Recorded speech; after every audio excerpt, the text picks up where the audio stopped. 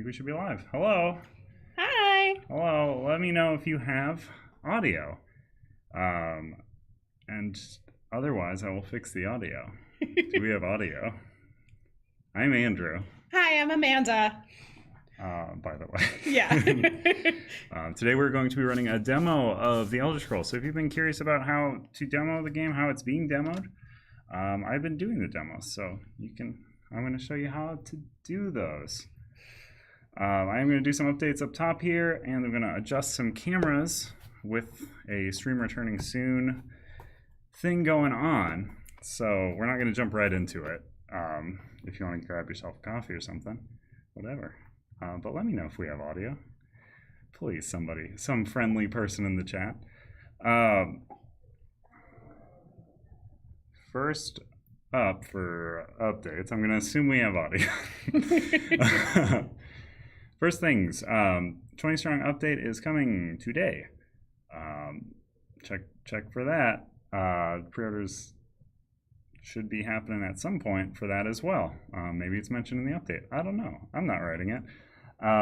Audio is good. There is audio, a bunch of audio. Wonderful. Thank you. Thank you so much. There is a significant delay, so no blame. Perfect. All right. So 20 Strong update coming today. Very good game. I like it. I demo that too. Maybe I'll do one of these. I want to do this series where I teach Amanda things because she doesn't play our games and she works here. It's weird, I know. We're going to be at Gen Con in booth 2129. Come by and say hi. Myself, Amanda, Chesney, Heather, Josh, Sometime the JC, Josses. and JW, or as you know him, Gilly. But yeah, we'll all be there. Also a bunch of booth help. So come by and say hi. Fantastic ambassadors on deck on our schedule who would love to show y'all some of the games, talk you through them, answer any questions that you might have. They are a fantastic resource at our conventions to talk to if any of the CTG staff is unavailable. They are just as knowledgeable, if not more knowledgeable, about our games at our conventions. Is there too much audio? Let me know if there's too much audio. I see that. It might be a joke. I do have a sense of humor, but I also don't want this to be blowing out your ears. Alongside Gen Con, 1 week later, and don't go out of your way to go to this because it is mainly for people bringing computers. Myself and Shannon will be teaching Elder Scrolls at QuakeCon. That is in Grapevine, Texas. So again, don't make the journey if you aren't going already, but come by and say hi if you're going to be at QuakeCon. That is going to be kind of the biggest, just open to public sort of thing that we have for this so far. So that is going to be this is going to be out. We're going to be demoing it to people who aren't just media people. Where can people find you? That's QuakeCon? Such a good question, Amanda. Okay, I'm so sorry. That's a good question to ask me next week on the live stream. Fantastic. But I believe there is a tabletop village at QuakeCon, but let me confirm that before next week, and I will know for sure. I'm sorry that I gave you future work. No, I'm sorry, future Andrew. I should probably know where to go for that too. In addition to that, these weekly live streams will likely not be happening the week of Gen Con and the week of QuakeCon because I will be in Indianapolis and I will be in Texas, and we've seen how remote live streams go. For me, it's not the best. So we'll probably just return in late August or early September with the Hoplo Victorum expansion campaign, Pandora's Box. Keep an eye out for it. September is when that's going to run. That's an expansion to Remastered and Victorum. Late pledges are open for this, Elder Scrolls, if you want to check it out, if you like what you see today. And then one thing, a program that we have put a lot of money into, very good in the community, is the Gamma Horizon Fellowship. Applications are open now if you are a publisher or a retailer. Those are the two spots you can apply in now. Check that out on their website. I will probably attach a link at some point to this. I meant to have it available, but we had some surprise guests here. Amy and Maggie from Thinker Themer were here, so I was hanging out with them until just before this. Like 2 minutes ago.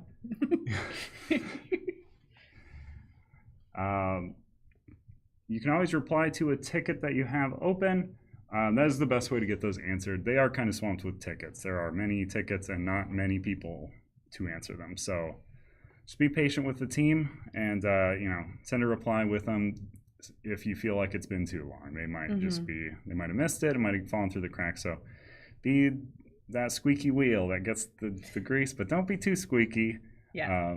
That's not helpful to anybody. The best way to follow up on a customer support ticket is to reply to that ticket, even if it has been marked as closed or resolved. If you go back into it and you type a message and you send it to us, it puts it back into the queue and we will be able to answer it and help you out. That's it. And regarding Riffle, as mentioned here, Riffle will not be at Gen Con. Gilly has mentioned it a few times as a possibility.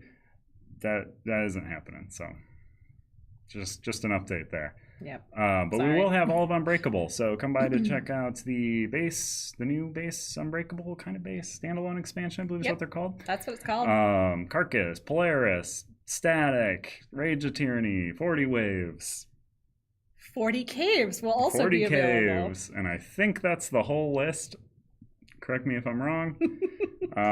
We will also have the Unbreakable adventure map as well. Yes, we'll have the modular playmats, the full big mat that's we have set up here, which you will see soon, the backside of, as we demo Elder Scrolls, which we'll do in just a moment.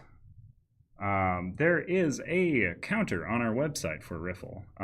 In regards to Riffle, just go to the Too Many Bones page on our website. There is a Riffle tracker. Every 500 solves of the Automaton of Shale Riddle, Riffle becomes available in the store for, I don't remember how long. Sometimes they'll make an appearance in holiday sales. I believe it's 48 hours. 48 hours. Yeah, I think we might make that longer. I don't know. I don't know. But yeah, just keep track of that tracker. I do a lot of announcing that it's available when it's available. So as long as you just have some, Riffle money set aside, you can be sure to just be alerted by me on the socials when it's available. Keep an eye out. But yeah, there's a tracker on the Too Many Bones page that says Riffle Tracker. Just click it and I'll show you how many solves. I believe we're at around 1,200 and we need to get 1,500 for them to come back. So for New Victorum, any details? Details will be coming out soon. I'm going to be recording a video with Logan next week to go over exactly what all of the modules are. That's going to be on the campaign page, but I can say that we are currently working on Quictorum, which is a shorter version of Victorum. Ooh, yeah. That sounds fun. It's all the Victorum you love in half the time, I believe. And maybe not all the Victorum you love because it's not 4X anymore, but I like Victorum in its current length, but I could see how it's a little long. I believe there's some new Scions going to make an appearance. A bunch of other stuff that I don't know if I'm supposed to talk about right now. So you'll have to come back and see. I'll come back. I'll come back and talk about it. But that's exciting. It's a reprint campaign, so no new full base game, but it will be kind of significant expansions for both games. We do want to make the Scions more present throughout your adventure, much like the Rage of Tyranny stuff makes your Tyrant more present throughout your adventure. So I know that's a thing. There are some stuff that Tautier and all those folks are going to get into to make your campaign harder. 20 Strong update is coming today. Not sure on that exact question, but check for an update today. Gilly is working on it right now. Up in his office, typing away. He literally is. Let me see here. Unbreakable should be in stock soon. We are, it's kind of in pre-order right now, so it is in stock. So you can pre-order it right now. But it will be in stock as soon as pre-orders have shipped and fulfillment is nearing completion or complete. So believe they're shooting for that soon, but right now you can pre-order it, and it should ship relatively soon, I believe. I'm going to actually have a talk to figure that out for sure today. And then as far as dice exclamation point, are we talking about 20 strong? Are we talking about dice? Because who knows about dice? I don't know. I know Salem draws art that would go on dice cards, and I know that we've joked about it being a thing at some point, so maybe it'll be some point in a day that we make jokes on. Who knows? Anything could happen. Anything could happen on that fool day. All right. Yeah, 20 strong update coming today. So just keep an eye out for that. I know Gilio's pecking away on his keyboard with that, trying to get you all the latest information. And as far as latest information, today we're going to be looking at Morrowind, a region that's new to me as well. So everything's new to me for this game. Join us in, I'll say 5 minutes time. I'm going to pop this onto a returning soon screen, and we will return soon after I have adjusted these top-down cameras so that you can see these components that Salem and I worked so hard to put together yesterday and Tuesday. But yeah, also if you have a question, put it in the chat while I'm away. I'll come back and I'll answer that question. It's fine. Whatever you want. All right. So we will be right back. Right back.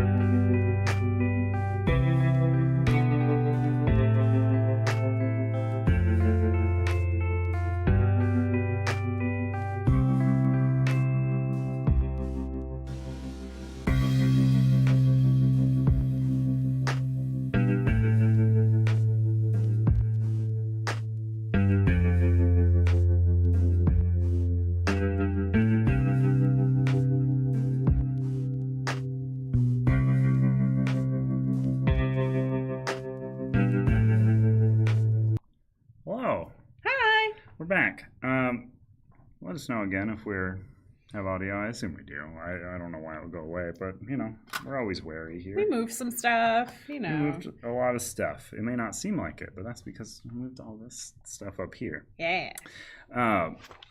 So today we're checking out Morrowind. The Morrowind map looks a bit different. It is a new region entirely. This map here you may be familiar with from the game Morrowind. As the name suggests. As the name suggests. So, yeah. So this is so what's new in Morrowind? So if you don't know in general, here I'll come back to my face because I'm going to be talking a lot and not pointing at the map. Hello. So if you don't know what our game is about, our game is, you know, called Betrayal: The Second Era. It is set in a time before most of the console Elder Scrolls games that you are aware of. Elder Scrolls Online is kind of the world it's set in here, which is thousands of years before. I believe it's thousands of years before. Quite a bit before. But the villain in our game is Dyslandra, who is a Bosmer who has convinced herself that magic should only be had by her because people use it to oppress and do bad things. So she wants to get rid of it entirely, except for her, because she's responsible. And we want to stop that.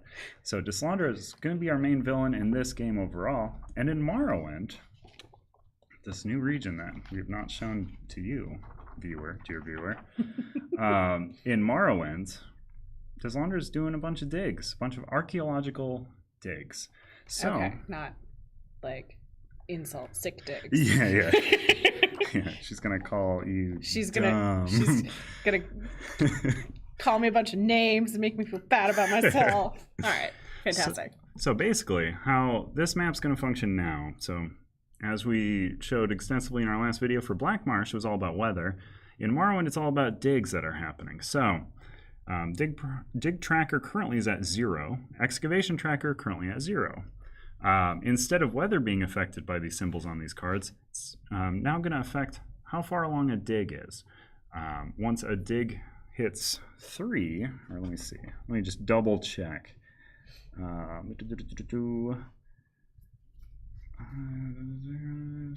If the dig would exceed 3, so a dig can be at 3. So, if a dig would exceed 3, we would advance the excavation tracker.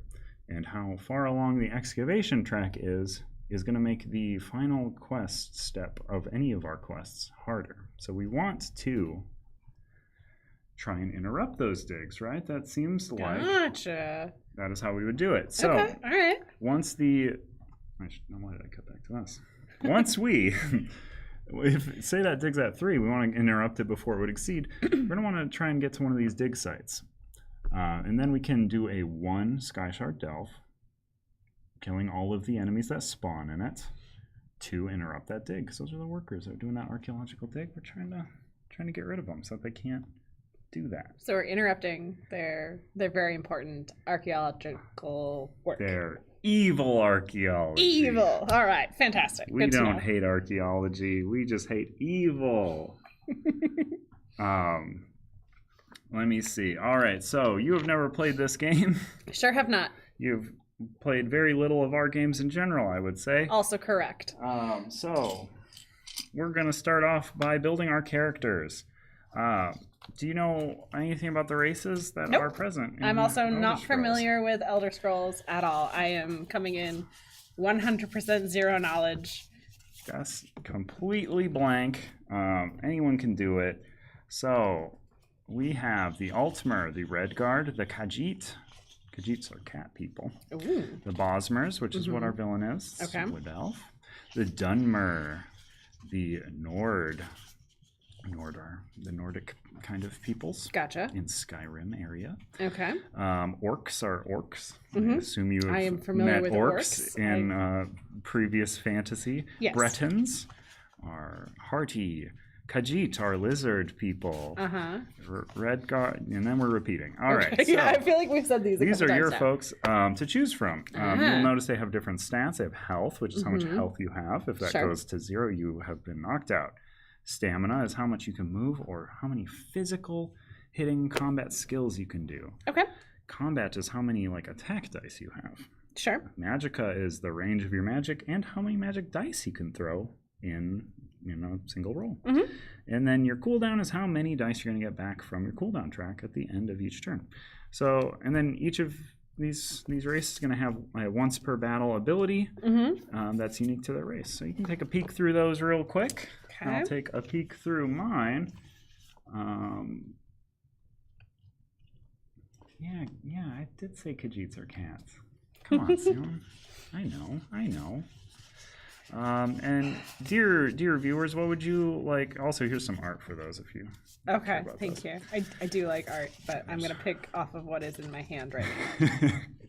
Also, dear viewer, if you want me to pick any specific race, we've got Redguard, Altmer, Nord, Dunmer, Bosmer, Breton, Orc, Khajiit, Argonian, Imperial. If any of those sound good to you, let me know. I'll play as whatever. I don't care. We'll try to build them around that too. Go Redguards or Orc? I mean, I'm going to go Orc, I think. Orc seems fun. Mm-hmm. So the Orcs have a health of 5, a stamina of 2, 1 combat dice, 2 magicka, 3 cooldown. Ooh. And they have the ability, once per battle, after the end of my turn, I can gain an over fatigue to take an immediate turn. Hachi machi. I think I'm gonna go with Redguard. Alright. The Redguard.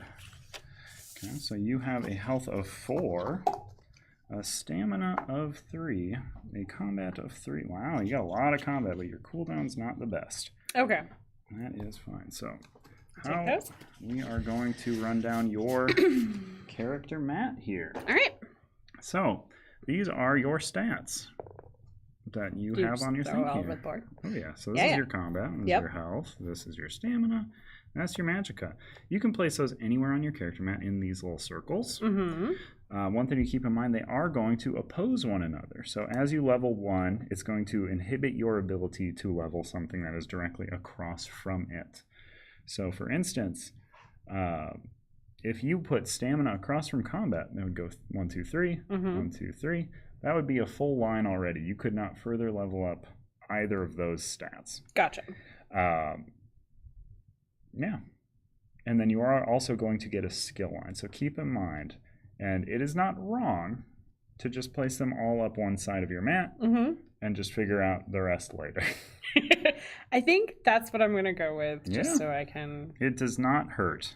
Does it matter which side? If I've got a 4 and a 5 on my health, it should just be... to your health. Gotcha. Yeah, so all right. You have a 4, I have a 5. I see. I did not know. 5 is my first time playing a 5 starter health. Oh. Yeah, I feel fancy. All right, and then you're going to populate those stats here. I'm going to pour a bunch of stuff out. Oh, also something to keep in mind here. This is no art here. There's no art here. So just there will be art there in the actual game, as you might have realized, but you know, art takes a long time to get approved, so we're not going to put it there until it's approved.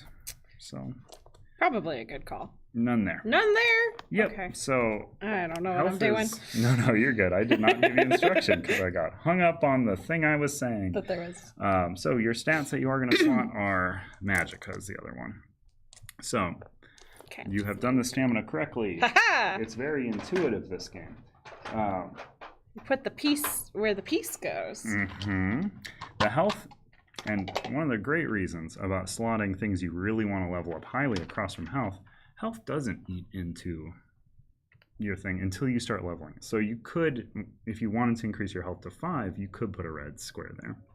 Okay. So right now you've got a lot of space there, but it's already at 4, and you don't have to track that. So these are your combat skill. So these are going next to the combat, because these are your attack dice. So you'd slot them right there. Like so. Yeah, so does it matter which symbol is up? Doesn't matter at all, because it's just when they're in your mat, you can roll them. Gotcha. When they're not, you can't. And then you have a cooldown of 1. So you're going to pop this there. And these are not the final designs. I was going to say, that looks like, that's a very familiar looking component. Yeah. These mats in general are the original mats that we had printed for our prototypes. Yep. They're all going to have numbers. Yeah, that's sort of what we're doing here. Okay, so that's your cooldown. That's how many dice you're going to get back at the end of the turn. In a turn, if you wanted to roll 3 attack, you have 3 stamina, you could roll 3 combat. Cool, you did that. These move to your cooldown, right? And then you would get 1 back at the end of the turn. These would move down. That's how cooldown works. Okay. And I'll explain more and more of the math Yes. as we go here. This is your experience. So any excess experience that you have, right now this is 0. These will be numbered, but you can interpret 1 through 3 on those. You can store up to 3 experience if you don't want to spend it right away. These are your attack forms. I'll get into those a bit in a moment. And then this down here is your tenacity, which I'll get into right now because we're going to get you a class. All right. So you have so very many to choose from. Let me see if these are all unique. They appear to be. So I'll run through them real quick. There's an archer. There's an archer. Acrobat, very agile. Sure. The knight, they are knightly. They like side quests. The scout, I believe they carry things good. No. After they swap locate. No, they're good at moving around. Okay. There's the bard. They like doing songs and stuff. You know bards. I've met a few. There's a healer. They like to heal. All right, as the name suggests. There's a spell sword. They like to do spells and hitting things. There's a sorcerer who likes to do magic. There's a dragon knight who, dragon and knightly. There's a templar. There's a warden. The pilgrim is the one who likes to carry stuff, I believe. They're good in towns. The nightblade. I don't exactly know the nightblade super well. The necromancer. Their name explains their thing. Right. Burglar. They like to burgle. An arcanist likes to do arcane things. The ranger likes to, be a ranger. Like that guy from the Lord of the Rings, And then a rogue likes to be roguely. Do any of those strike your fancy? Just from a blind... the one that had the coolest name was the Nightblade, but I don't know if the Nightblade. That's something we want to let me take a peek real quick. Dive into. Delve. So, innate, when you remove an untargetable status from your adventure, heal 1 HP. So, might not be the best for yours because your Red Guard is good at hitting. And again, I think every build works. I have demoed this with people focusing on making the worst build possible, and it worked quite well. So you can be whatever you would like.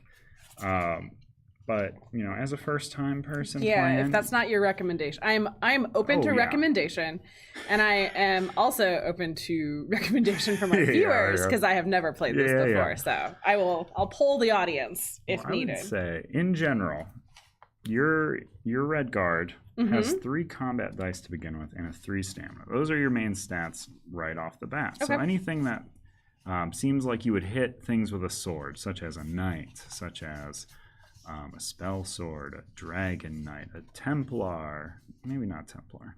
Templars do healing rituals and stuff. All right, let's go with dragon knight then. Yeah, dragon knight's great. If they're good at hitting stuff, I like hitting stuff. Oh yeah, and realize you're cool with later. Class abilities need some adjustments.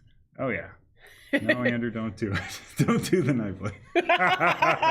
All right, we won't do the Nightblade. No Nightblade. Yeah, and viewers, hit me up with you think what I should choose. I'm going to walk Amanda through this while, you let me know what I should do.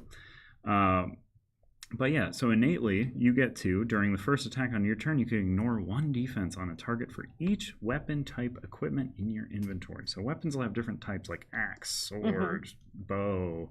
For each different type you get to ignore 1 defense. That's pretty good, and that's just a first attack on each turn. So you could do that multiple times. Okay. And then for each of these, so basically, I mentioned your tenacity. So this is going to sit over here next to your tenacity.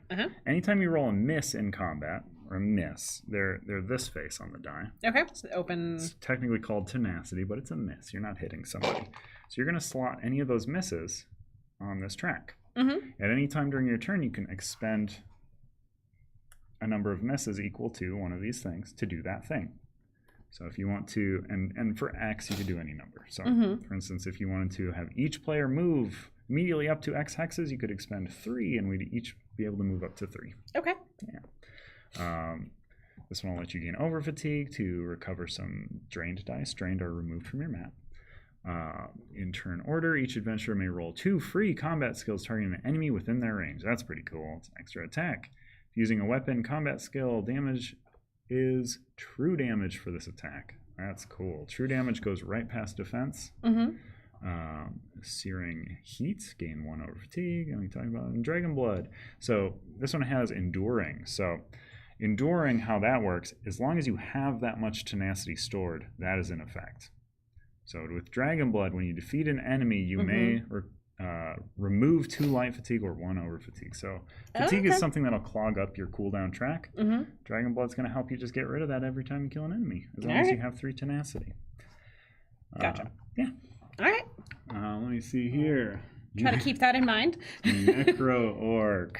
Yeah, let's do it. I haven't played Necromancer yet. Let's give it a shot.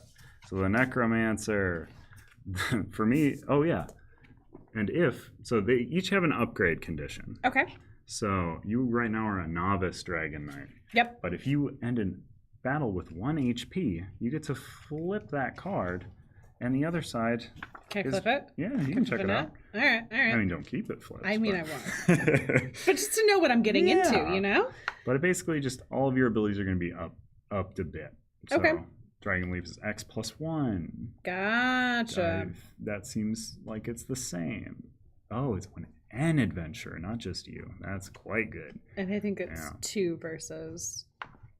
No, it's 2 light or 1 over. Right. Yeah. But I'm saying on the other side. Oh no, it's the same. Okay. No, anyway, it just affects the party now. It gets better. Quite good. And then my condition.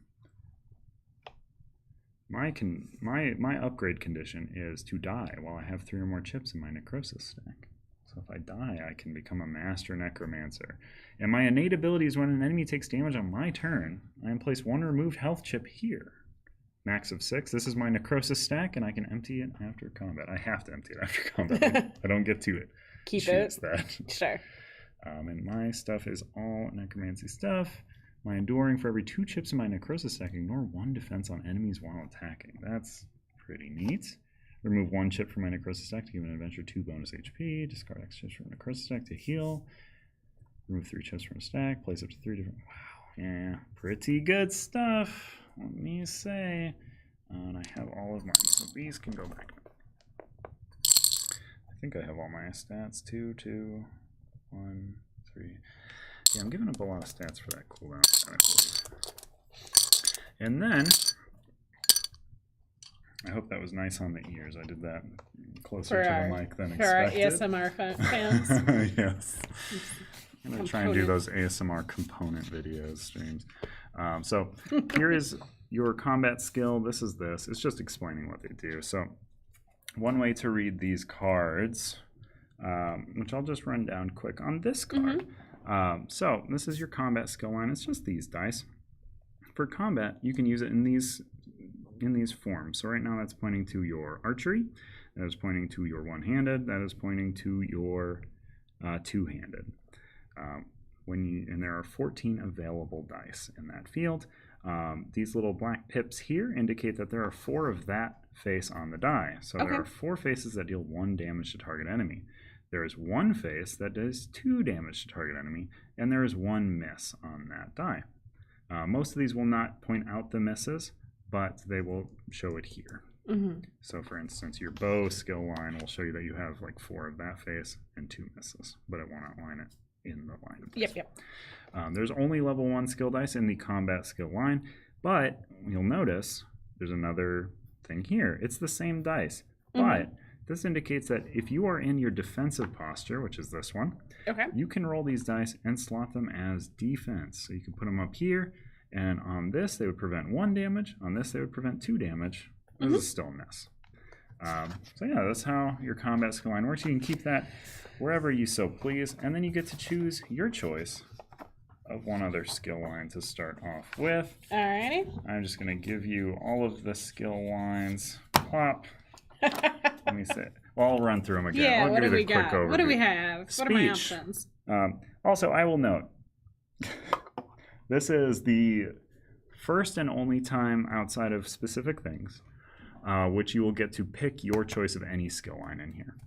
When we go to towns, we'll randomly draw from a bag, and you can train skill lines from there. Right now, you're going to get to choose your one skill line that you have for sure. Speech is talking. You can talk people out of fighting you, stuff like that. I would always suggest that you start with a skill line that will deal damage to things, because this game is combat focused. Right.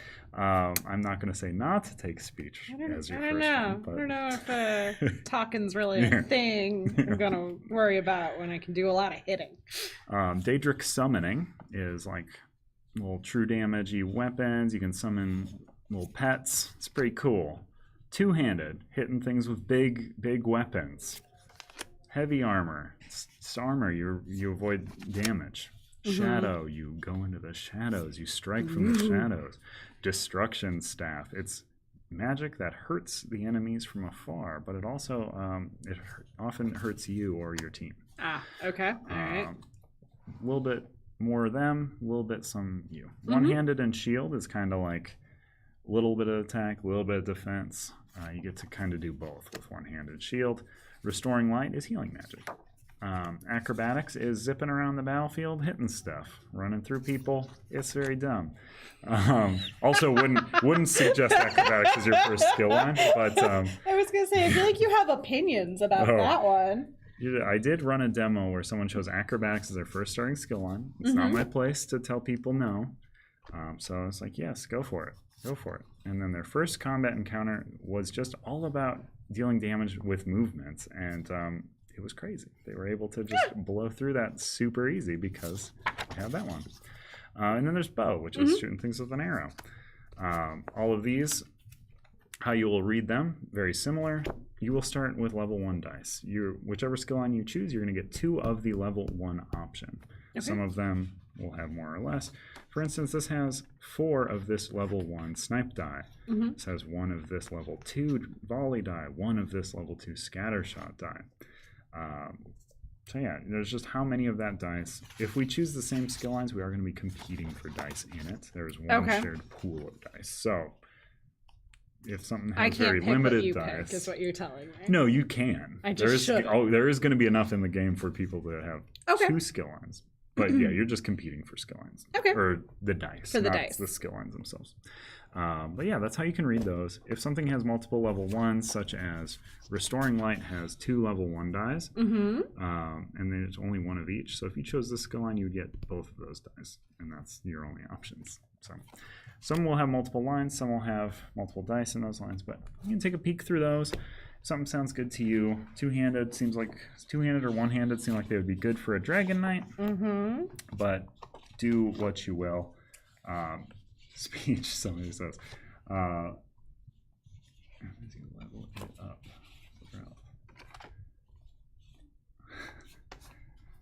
Hello from Brazil. Hello. Oh, hey. This is a good playmat. You can pick it up at Gen Con. You can pick it up, pre-order it on the website. It's a good one. This is the reverse side. The other side has all of the... it's the same art, but it has the... way to set up Unbreakable on it has or too many buttons. A placement guide. Placement guide. But it also has this generic side. What should I choose for my skill line, folks? Let me know. Looks like I've got a suggestion for Destruction Staff and Speech, but let's get a definitive I've asked the question. Tell me what I should do with the mindset that I'm an orc who's a necromancer who wants to make enemies take damage on my turn. That's the thing I like to do. I know speech was a joke, but... Say what is orcs? What does orc speech? Orc speech necromancer? Are they fantastic orators? Orators? Orcators? Orcarators. So you get these 2 skills, and you will also get a little circle that you chose one-handed, yes? Yes, I did. So for those who can't see what's directly in front of me at home, I chose the one-handed and shield. Yep. I feel that's a safe. I have chosen your level 1 dice for you because there's only 1. Fantastic. Thank there you. are 7 of it, though. So that is, this being one of the fields that I think we could both go into if we wanted. Okay. Pretty safely. I mean, we I don't can know. all go into whatever we want. I think they want to send you into speech Yeah. just to see what happens there. But I don't know. What's our... No, I see, like, Daedric summoning. Daedric does sound fun. Daedric is cool, so I'm not going to oppose it. But you can pop this in wherever, right? So anywhere in these remaining 4 circles, these are going to go next to it. So keep in mind, if you put it like here or here, you would only be able to level it up by 1, or get 1 more die on that line. So if you want to get a lot of dice in one-handed, if you want to get kind of a bit, you can always untrain things to make more space on your map, but you won't get experience for doing it. It's kind of like lost experience. Okay, I think I'm gonna put it up here. Just that feels yeah, like a bunch of room. Like I have a lot of room to move. Cool. All right. So there are your 2. And now, how leveling works, you might wonder. Also, just in general, when you have experience. I'll explain it a little more in depth when you get experience. But so basically, if you want to level up any of the things from this side of the map, the cost is going to be the white numbers. So it costs 1 experience to get 1 health. It would cost you 2 experience to get another stamina. Okay. If you're leveling from this side of the map, it's the black numbers. So all right. Just keep that in mind. That makes sense. Just keep that in mind. And if you wanted to say you want that shield charge, that's great. You can buy it because you own a level 1 die. You just need a die from the previous level to buy one of the next level. Okay. So if you had a level 2 die, you could then buy a level 3, and you could have your choice of any of the level 3 dice. There are multiples. And then there's another side too. So just keep in mind. Just keep in mind when we have experience. There's a lot to keep in mind. There is a lot to keep. It is a big game. I think it rolls once you're going, but it's an upfront cost, as most games are. I am going to choose Daedric Summoning. All right. And I get 2 level 1 dice to choose from. I am going to choose the Wonderful Blade of Woe. Because I like the old Blade of Woe. Whoa. And I'm going to put them right there. I'm going to take that skill line, even though I put it right back here, because I'm a dummy. Let's see. You got the level 4 summoning die remaining a defeated enemy, and then use the Necro ability to remain. It's a lot of things you're telling me to do, Salem. Also, forgive me. This demo is going to be clunkier and slower than normal because I'm also running and managing this stream. So, be patient with me. Patience is appreciated. Yeah. Can I help? That's good. Just take that bag now. Fantastic. So I'm going to pop that in here. So then I have a lot of space to level this up because if I level my Daedric Summoning dice, I'm going to start getting pets. And, we love pets. I know. It's exciting.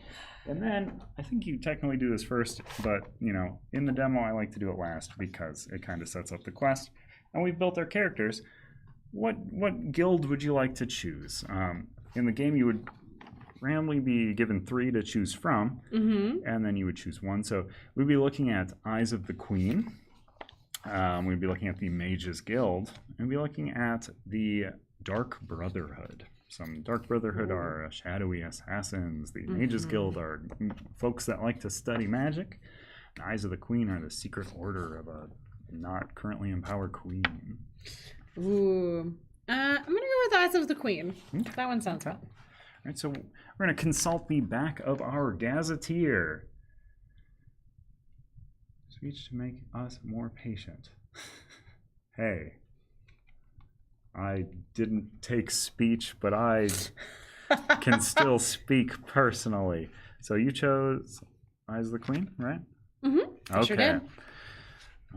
All right. So you're contacted by a different Eyes emissary than usual, a stocky high elf with beady eyes. He explains that Razumdar, the Eyes section chief, has entrusted you with a top secret assignment, fabricating a violent plot at Devon's Watch. Devon's Watch? I don't know. A valuable city in the Ebonheart Pact, which is currently under siege from the Daggerfall Covenant. This form of espionage is a bit more direct than the kind Raz usually authorizes, says the elf, who identifies himself only as Kelkamemnon. Kelkamemon? I feel like Salem right now. I can't say this word. That's a lot of letters. That's a lot of M's. Kelkamamam. That is why mission security is paramount. We must be secure. Success will damage the Pact and the Covenant and do much to further Her Majesty's interests in the region. He lays out a map of the region. You'll have operational discretion, he says. First, you must make sure the backstory of this tragedy is believable. We're going to be starting in Vivek City. So I have never looked at this map once in my life until today. So it's a race to find Vivek City? Which... No, yeah, we're starting there. Okay. Our quest objective, which we want to do by day 4. Also, just in general, something to keep in mind with Elder Scrolls for you, Amanda, who has not played it before. Correct. It plays out over 3 sessions. The main baddie in the game is Deslandra, and the third play session would involve fighting her in some form. Okay. Right now, we're just kind of figuring out that she's involved in everything is what our first quests are usually about. Okay. We have chosen Morrowind as our region. Normally you would choose a region, but I wanted to showcase a new region, so we have chosen Morrowind. That's fine. We have chosen the Eyes of the Queen, and that dictates what our quest is. So overview of our quest is we want to engage in strategic rolling and a clash option before hunting an enemy in a delve. Completed digs apply escalating ongoing effects in the delve. Again, I have not run any of this as a demo, so also have patience with me. So our quest objective is to travel to Kraganmore or Salin Mora and choose one of the following options. And that's recommended by day 4. So Kraganmore and Salin Mora. Kraganmore is right there. Kraganmore's right there. And Salin Mora. Aha! I win the I Spy. Not Salin Lessa. Oh. Salin Mora. Those are our dig sites to keep in mind if the dig counter starts getting big. Okay. And when we get to either of those locations, we are going to either sow false intel, which we would each roll. Each adventurer may roll as many dice as they want from their map and any combination from the speech, shadow, illusion, and alteration skill lines, placing all rolled results in their cooldown and not triggering the result. If each adventurer rolls at least 3 non-tenacity results, they are successful. Adventurers may spend 1 tenacity to reroll a die. So we kind of want some speech, shadow, and I don't think we have illusion or alteration to choose from. Correct me if I'm wrong, Salem. I did not see them. Or we can travel there and plant false evidence. We would perform lockpicks equal to number of adventurers on the top item of the legendary deck. 2 attempts per lockpick. Each lockpick must be performed by a different adventurer. If you fail this step on your first try, you do not fail the quest, but you must note it in your adventure log. You must select the other choice on your subsequent attempts. Once you have completed this step, advance to completion all NPC ships that are currently on the map. Interesting. Okay, so we are trying to get to one of those cities, and we're going to try and either sow false intel, in which we would need to have speech or shadow dice. Well, good thing you have speech. I sure took speech. That's the thing I did. You sure did not. I'm so sorry. Or we can plant false evidence, which is just involve lockpicks. So I don't think we're particularly great at either of those, so that's good. Good and great. That bodes well for us. Doing good. So let's see here. Believe, and these are our character chips. Let me give you some red cards to choose from who are way at the back, I believe. These are your 2 you can choose from. They both have different sides, too. Here's my orc options. And I can give you a kitty cat or something if you prefer. And games are what you make them, as Salem has contested many times. So here's just this guy. This guy looks, this gal, I believe, looks very dumb. So let's go with her. All right, and I'm going with this. That fella. This friend. All right, perfect.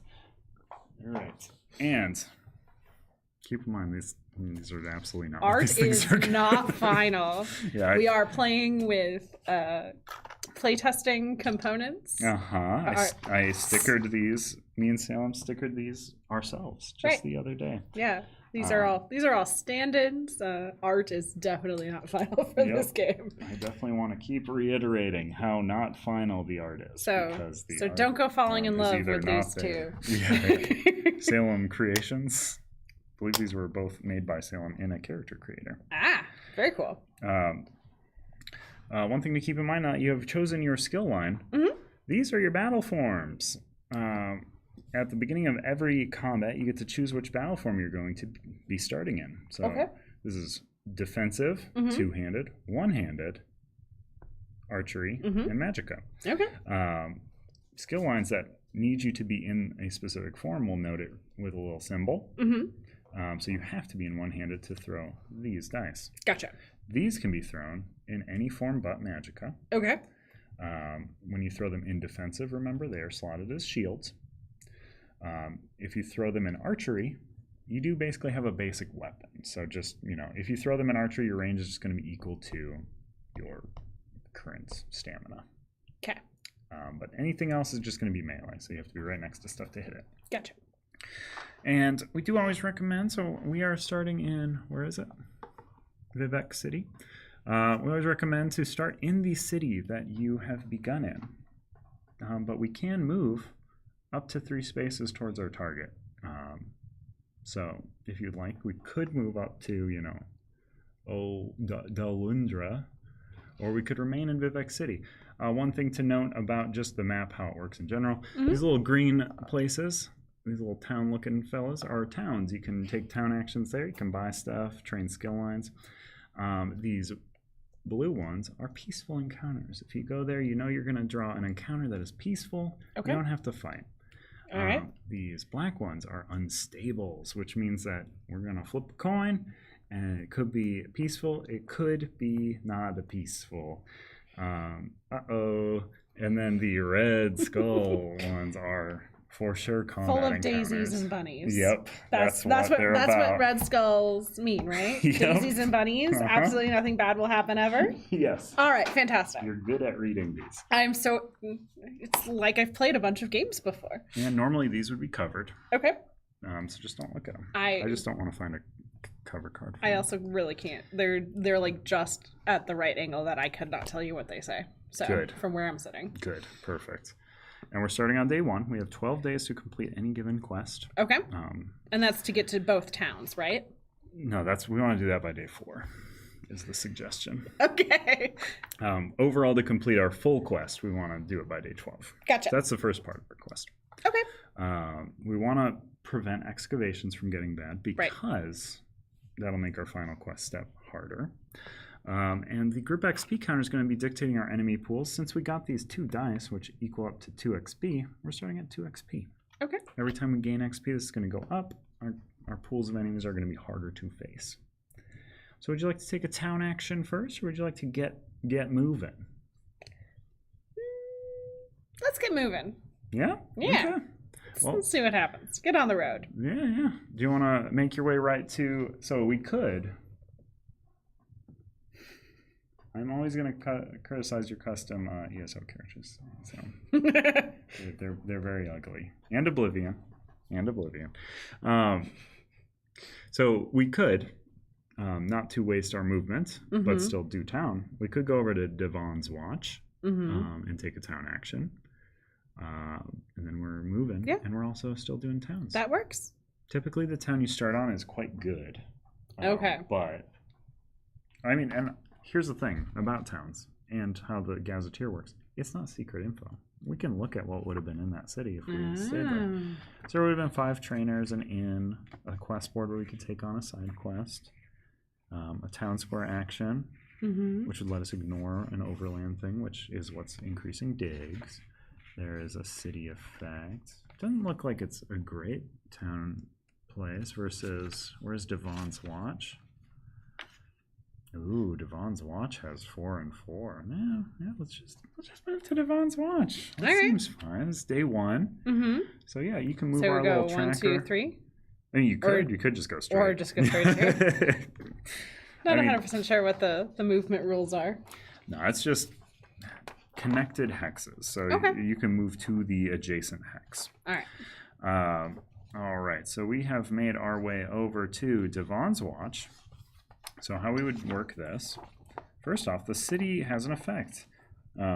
Under siege, if this is the party's first visit to Devon's Watch this session, immediately trigger the town square effect. Uh-oh. This does not take up its own action. Oh. You trickster, Salem. You. Okay, so we have to trigger the town square, which is called Army of the Dead. Woo! Cool. Let me see. Where's that little starting hex piece? I think I'm missing a starting hex. Or is it? I've got a whole pile of... It's the little 2 and 3. 2 and 3? Kind of missing Uh-oh. a key piece. That's fine. We'll just play around it, and I will humbly ask Salem, who seems to be watching the stream, to run a starting location hex Please. in whenever they have a moment. But it should be here. Okay. And it's just 2 or 3. You can choose. Hey! Oh, that's incredibly useless. Hey! There it is. Thank you. Lovely production assistant. Okay, so there we go. Let's see. I might have a closer up on this, right? Let's see. Yeah, there we go. Should have done that for the map, too. Okay, so Army of the Dead. Initiate a clash. Place a random level 1 enemy on each starred hex. So those are these 4. These are companions controlled by the party. Gain 1 common for each of these companions who survive. All enemies gain the skill Ethereal. What is Ethereal? Reduce each instance of damage dealt to this unit by adventurers not in Magicka by 3. Ooh. They're ghosts. They can't be hit good by swords. All right. So I'm gonna. This one seems like it might be a little more on me than you. All right. So draw 4 folks from that orange bag, I believe. And these bags are not the actual bags. I don't think they're even visible, but they are here. Mm-hmm. Level 1s. So yeah, we're gonna flip them to our level 1 side. Again, I'm gonna note, not the final art. As you will see, many skeletons. All right, we've got a companion mud crab. Endless skeletons, as it were. This is certainly the night that the skeletons came to life. There is our companion mud crab. All right. There actually is a skeleton that we get to be friends with. Nice. All right, and there's a Bosmer bandit who's also our friend. This is a ragtag team here. Yeah. We're not drawing. These are just our friends. That's okay. All right. Yeah. But we have to like keep them kind of alive. We get rewards for how many are left alive. They're going to give us presents if we keep them alive. I do like presents. So we have them, and then we are going to spawn enemies. Okay. How that works, we're going to take the current XP counter, which is at 2, times the number of us, which is also 2. We're going to have 4 1-point enemies. All right. We're going to draw 4 more folks from that orange bag. And those are going to spawn 1, 2, 3, 4. All right. So, here they are. We got a red guard bandit. We've got a scrib.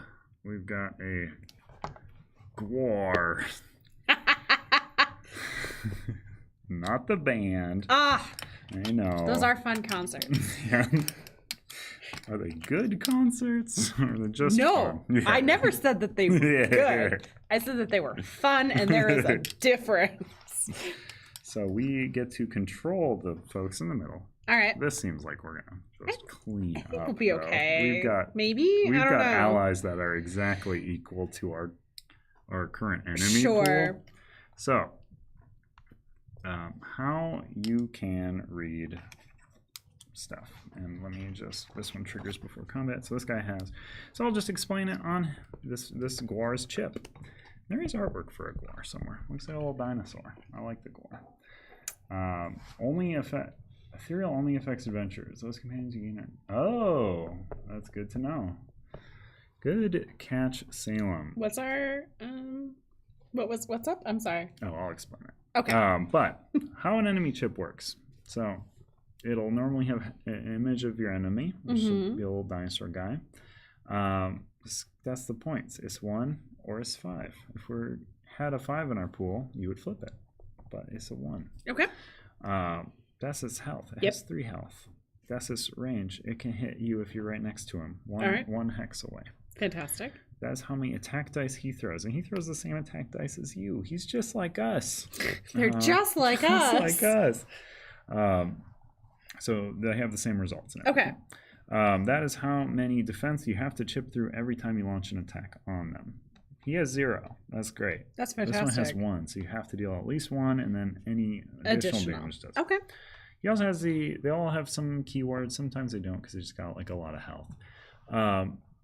This guy's got Colossal. What Colossal does when this unit enters play, so he's got 3 normally, but we're going to also increase his HP by X, where X is the highest number of trained combat skills on a single adventure. So these are combat skills. You have many more than I do. So he will get 3 additional healths. Uh-oh. So make up for that. Okay. And he's also ethereal, so it's not great. How all of these work. There's many keywords, and I will keep track of them more than you. Thank you. Steal. Every time he attacks you, he's going to roll a 6-sided die. If he rolls equal to or higher than your current HP, he'll make you discard an item. I don't have any items. I don't care. He can't steal from me. I'm poor. Retreat. I actually don't know what retreat does. Is retreat new? At the end of this unit's turn, if no units lost HP, it adds an untargetable status die to itself. That's good. Because he's our ally. So he can, it's probably never going to happen in this fight. Stalwart means it can only take up to 1 damage a turn. This is a great ally to have. He's very hard to hurt. Dodge. Is that Dodge. as the Reduce name damage suggests? dealt to this unit by the number of rolled skills that did not deal damage. Okay. So if you rolled 3 combat skills against that fella and you rolled a miss and 2 hits, that miss would not only just be the 1 miss, it would also cancel out one of your hits.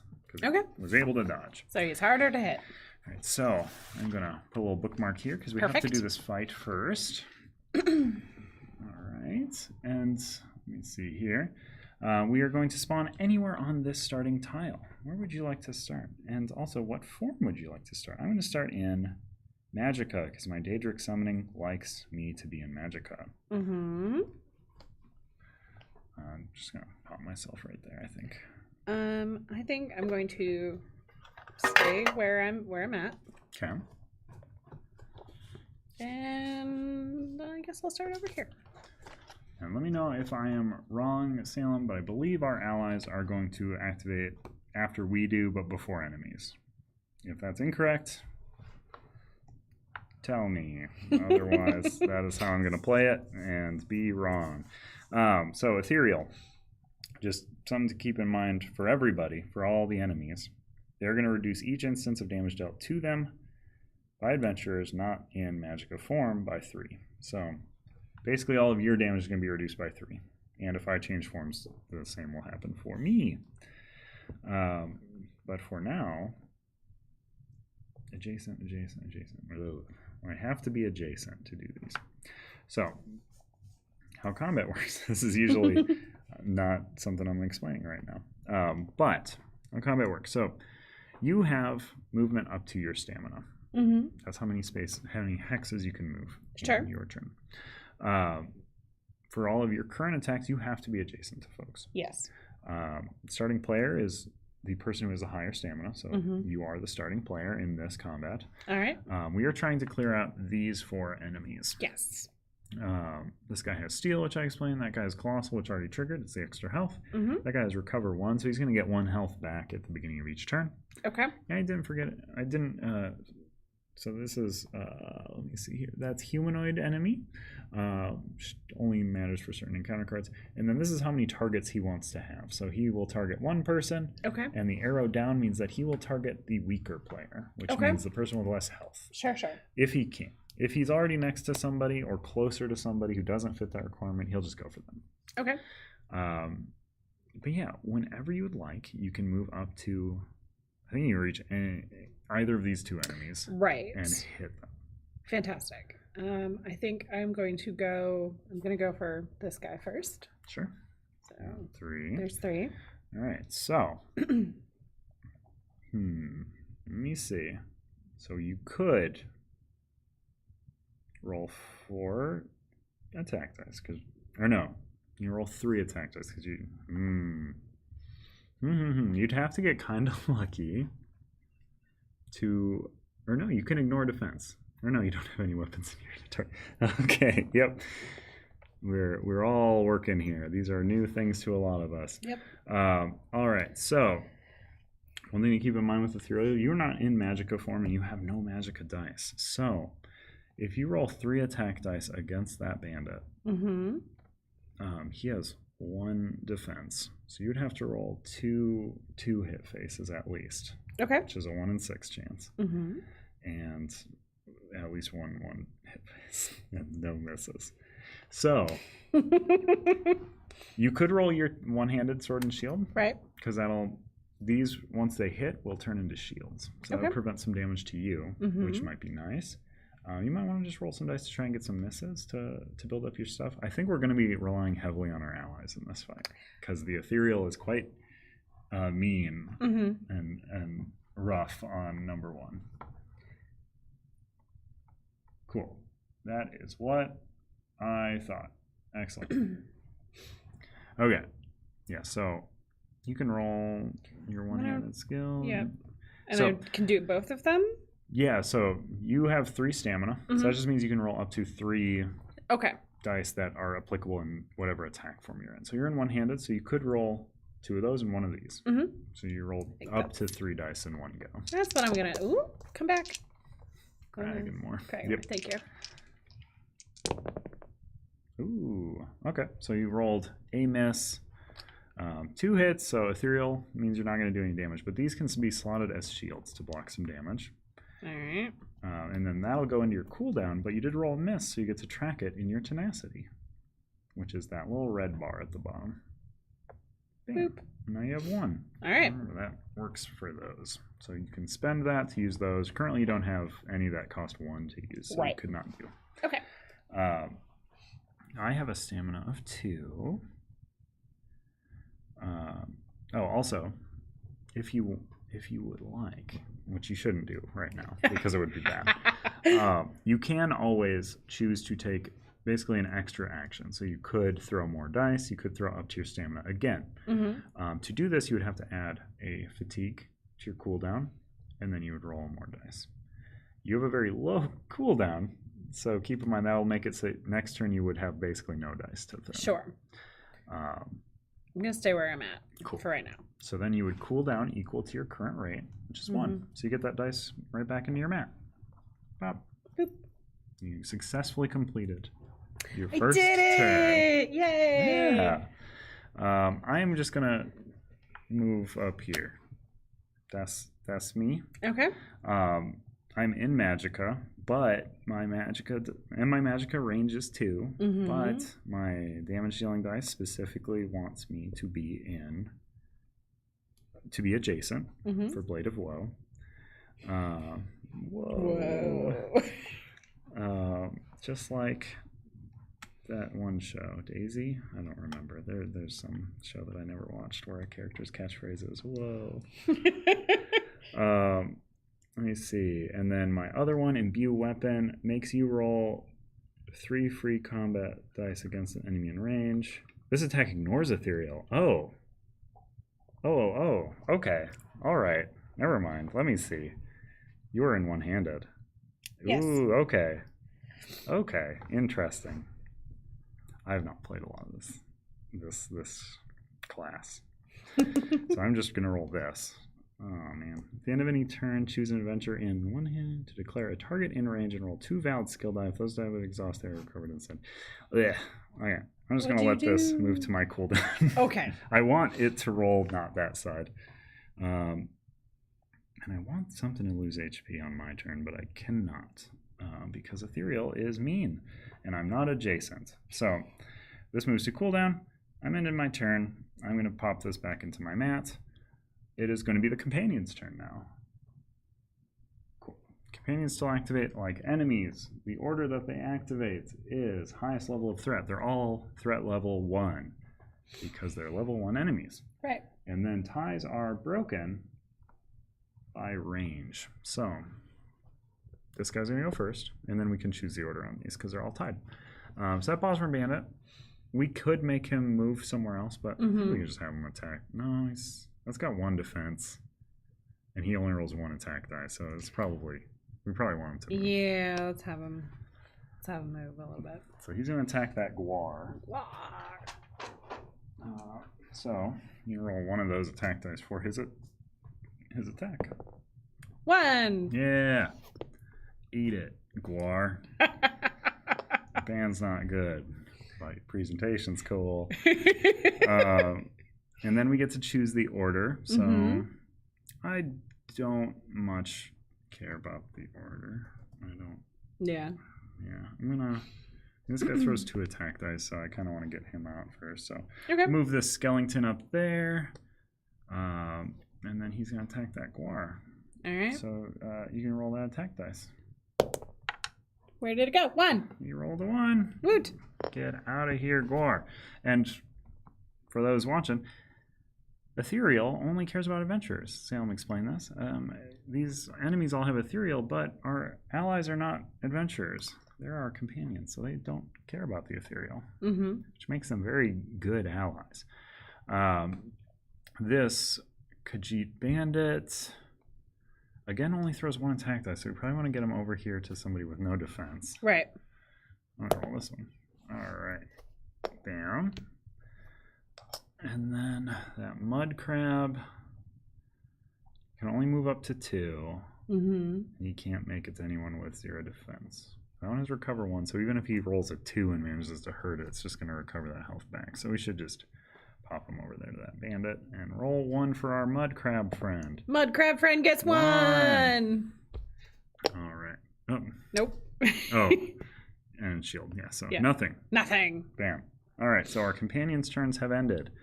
Now the enemies are going to activate. So again, it's threat level. They're all 1s. Yep. And then range. They're all 1s, so we get to choose. This core actually wants to hit 2 enemies, which he can do because he's next to 2 enemies. Sure. Uh-oh. Maybe we shouldn't have put them both there. So that Guar rolls 2 attack dice. He's going to apply the hits to both of them. Oof. Ooh. Oh, no. So, he rolled no misses. So our Bosmer Bandit friend is just dead. Oh, I'm sorry. But our Skellington has 2 shields, so he only takes 1. Okay. All right. Okay. Guar doing some work. Ruh-roh. Let me see here. That fellow's gonna. Oh, there's a dead stack until the end of the fight. Okay. So the Guar has activated. The Scrib. It's gonna go for the closest enemy, which is 1 hex away. He's gonna roll 2 attack dice. Oh no! Just don't roll a 3 again. I didn't. I only did 2. He's got 2 shield. It's perfect. Oh, good. Okay. Nord Bandit wants to hit 2. I don't think he will adjust himself to hit those 2. Let me see. Okay, yeah, so just roll 1 for this Nord Bandit against this Khajiit Bandit. 1! Okay, our Khajiit lost 1, but, still standing. And then that Red Guard Bandit is going to hit the weakest in range. So it's going to try to hit that Mud Crab. It rolls 1. It probably won't deal damage. Yeah, it's got 1 shield. Woo! Our Mud Crab is standing strong. All right, so then it's back to us. Okay. Oh, and we're on to round 2. We should have a round counter. Bam. Round 2. All right, so you are up, and our enemies are, as such, I will mark them, because we currently have allies in the fight. I'm going to mark that one. And there is the Scrib as well. These are the enemies. Perfect. Now I can... Now you can mind it a bit bit better. Okay. Remember, Ethereal is still the thing for these enemies. So we're wanting to roll. Honestly, you might want to just try and roll misses. Like you might just be rolling dice to try and miss. Okay. So to do that, I would want these 3. Yep. Right. Yeah, they've got a 1 miss hit face. We'll see what happens. If you, yeah. 3 hits. Okay. So no, they go into your tray. You're into your cooldown. Gotcha. And then at the end of your turn, you would get 1 back. Woo! Yeah, this is, and did you want to move? You can move before or after your attack. So you could move away, you could remain there. I think maybe I will move closer to that scrib to try and take it out. Yeah, I mean, if you can make your way up to that guar too, it has 0 defense. So okay, so that was 1, 2, so 3. I'm closer. Same with this bandit. Mm-hmm. Which means I am going to pop up here. You only target 1, yes. Because then I can actually. Oh no. And that's the end of my turn. So that Here, should go I'm back there. gonna say you should actually move here. Okay. If that's fine with you. Fine with me. Because then I can target you with this die, and I can target my enemy with this die. And I hope I roll the right face that I want. I was say, I hope you miss. I did. Okay, so I missed against the enemy that's next to me, but and I got a miss. But I can make you do a thing. All right. So I'm going to use that right away because it's very important. So at the end of any turn, which is the end of this turn, choose an adventure in one-handed, two-handed. Oh, this technically would move to my active slots. And then I'm ending my turn. I believe the cooldown would happen before I get to move this to my cooldown. Tell me if that sequencing is wrong, Sam, but I'm pretty sure it's intended that I don't get to cool that right back down. So at the end of any turn, I'm choosing you because you're in range. You're in one-handed. So you get to roll 3 free combat dice against an enemy in range. These dice ignore ethereal. Okay. So if you roll hits, you can actually hit something. So you should roll these 3 free against an enemy in range, which is that scrib. Yeah. Let's see what happens.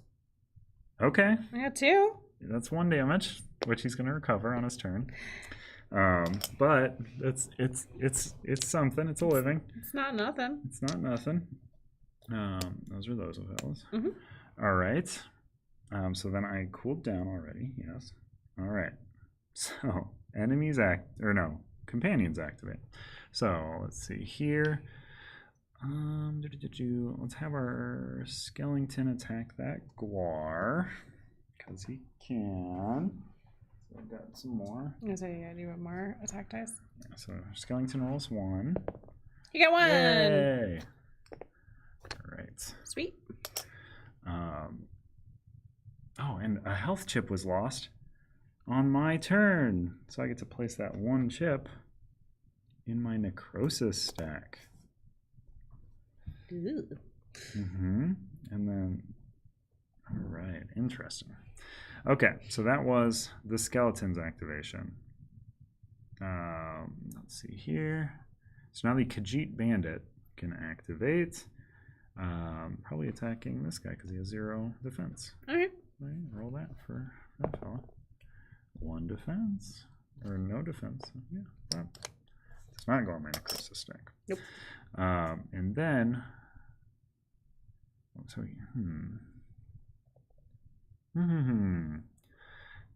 yeah. I mean, technically, our crab could attack and then try to move towards this fella, so that in the future, or no, he could move 2 and then attack this fella. So we could move our crab 1, 2. Let's do it. Because then he can attack the 0 defense fella and actually possibly do some damage. All right. 1 last roll for the crab. Roll for the crab. Yeah. 1. All right. Oh, so close. So close. It's a long, drawn-out one. All right, so and then we're on to round... Or no, we're not. We're skipping enemies if we do that. Right. All right, so enemies activate. Threat or range, all equal. So I'll just have this bandit activate first because he's going to attack me for 1. Oh, man. Really? Oof. Oofa doofa. Yikes. One side on that die that doesn't. Once per battle after the end of your turn game. Okay. No, I don't want to do that right now. All right. And then that was that fella. Nord Bandit wants to hit 2 people, which he can currently. So he's going to roll these 2. He has rolled 2. He's going to do 2 to our Khajiit Bandit, and he's not going to. He's going to do 1. 1 to.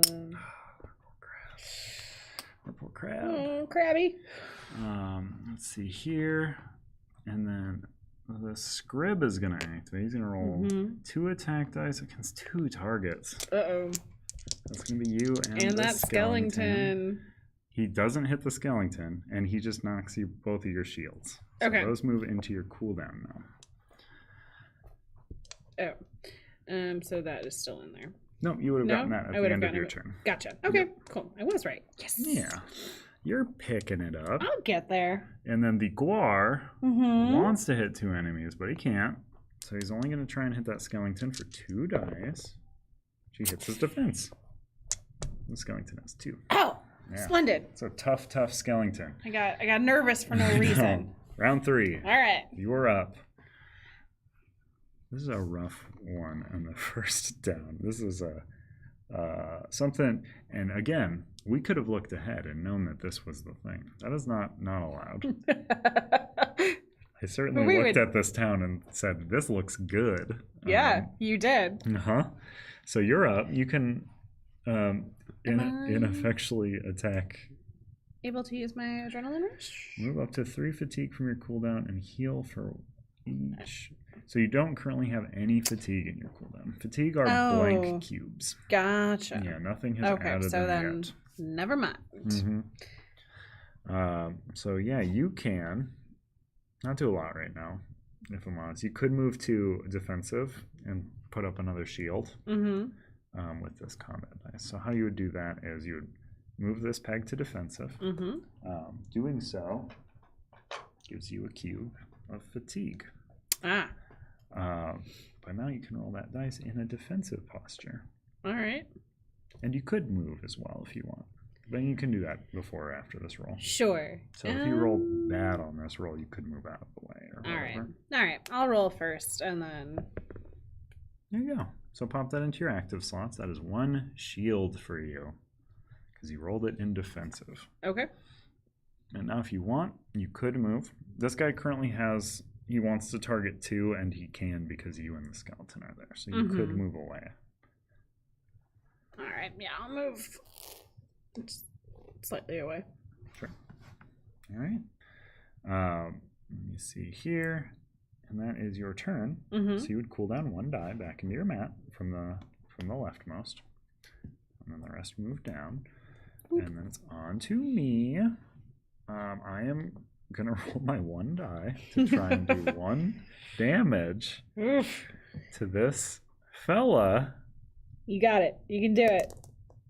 Hey, okay, what does that do? 2 damage. Nice. And it's true damage, so it does not... Oh, also I'm in magic form, so it doesn't care about ethereal. I will get 1 of those into my necrosis stack. That'll move down to my cooldown. And at the end of my turn, I'm going to recover my dash. And then do I move? No, I think I'm fine. Do I want to use any of my abilities? Remove 1 chip from my stack to give an adventure 2 bonus. Nah. Stack to heal. Nah. Remove 3 chips. Place up to 3 different stats. Nah, I don't have that. All right. Oh, and now I have enduring. For every 2 chips in my necrosis stack, I get to ignore a defense on enemies while attacking. That's cool. But that was my turn. I cooled down. So now we're on to our allies. Our friendly Khajiit Bandit can attack. Oh, this Nord Bandit for 1. There you go. Oh, for 2. 2, and I knocked over my own chip stack. And you killed the Nord Bandit. Yay! The Bandit is dead. Woot! That is an enemy. All right. All right. Okay. That's cool. And then, so that was the Khajiit Bandit's activation. The Mud Crab can now go. He should probably move. He can go bop bop.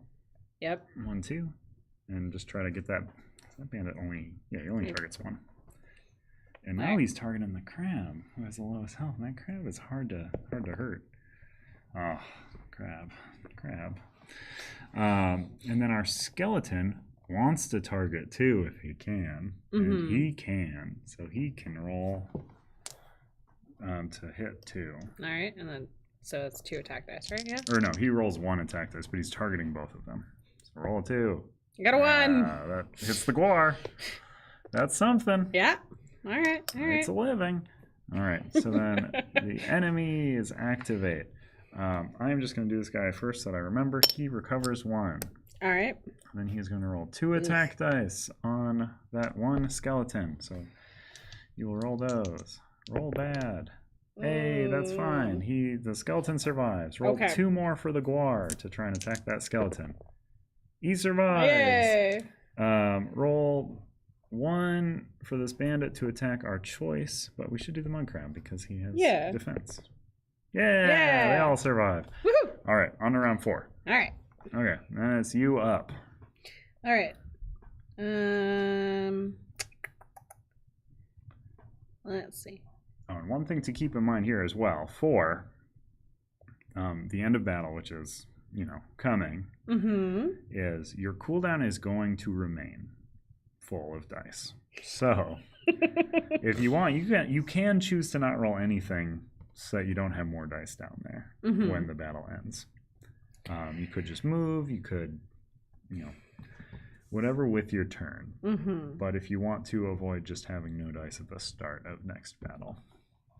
But you could also always visit an inn to deal with that too. All right. I mean, I do want to try to pick away at that guar. Yeah, you could 1, 2, 3, and then you could switch to archery.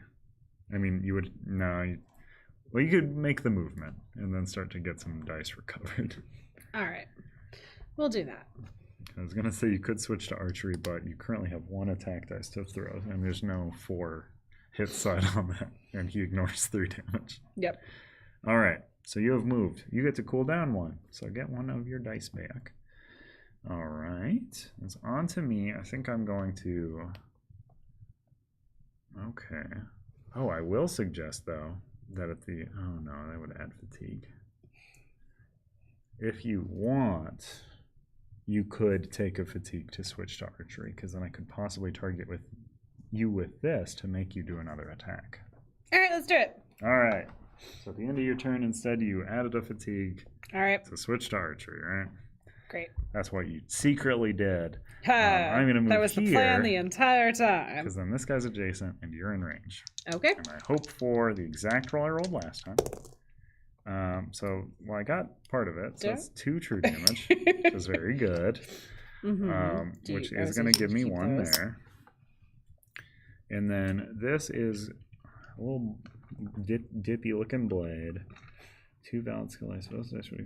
At the end of any turn, choose an adventure to declare a target in range and roll 2 valid skill dice. So you don't have any valid skill dice. So I'm going to just let that go into the cooldown again. Okay. So I'm going to try it out next turn. And then I'm going to cool down. Move those back to my mat. And then it's our allies' turns. And hopefully they can get the job done for us. I sure hope so. So, I can't just blast anything. No. Okay. So you can roll for our, roll for our skeleton, because he can target 2 things. And he's going to target both of these. All right, come on, skeleton. Hey! Oh, so he actually hits for 1 there. And he kills the guar. Nice. The guar is dead. Well done, skeleton. That's an enemy. Yep. All right. Granted, that guy's going to get his health back, but, So roll that same lucky die for our Khajiit bandit to attack the red guard bandit. Hits the defense. And mud crab. Come on, mud crab. Take it home, mud crab. Rats. All right, so enemies activate. Red guard bandit wants to hit the weakest, which can be the mud crab. So he's going to roll 1 attack dice against our mud crab. Hey, defense. And then our other guy's going to throw 2 dice against that guar. Skeleton. Scrib's going to throw 2 dice against the skeleton. Ooh. Skeleton. Sorry, skeleton. You did so well for so long, Poor my spooky, friend. scary skeleton. Okay. Well, I'm sorry. round 5. It's been a Here we knockdown are. drag out. All right, so we've got this red guard bandit left with 1 health. Uh-huh. He has 1 defense. Currently, if you rolled all of these, you could possibly do 4 if you were really lucky, and he resists 3 and has a defensive 1. So you probably just want to let some cooldown dice come back. And desperately hope that our friends can take care of it. Looking at you, mud crab. Or no, this guy's left too as an enemy. Same thing though. Yeah. Same exact thing. Okay, so you can move if you would like. You could cool down a die. I'm just gonna cool down a die. Okay. All right. It's on to me. I'm gonna move here so that I can try to get this guy with my true damage die. Okay. Because that seems to be doing good. Yeah, that side is just on all of the sides. So it's 2 true damage to this fella who should have gained a health back, and I forgot. So he is at 1. Yep. I'm going to get 1 from that. This rolled a miss, so I get to slot that here. Let me see. Oh, never mind. Or no, it's true damage. Doesn't matter. Doesn't matter. All right, so that was that. Necro stack. Oh man, I also, if that thing kills me, it's not that bad because I have 3 chips here. If I die, I can flip my guy. That'll be great.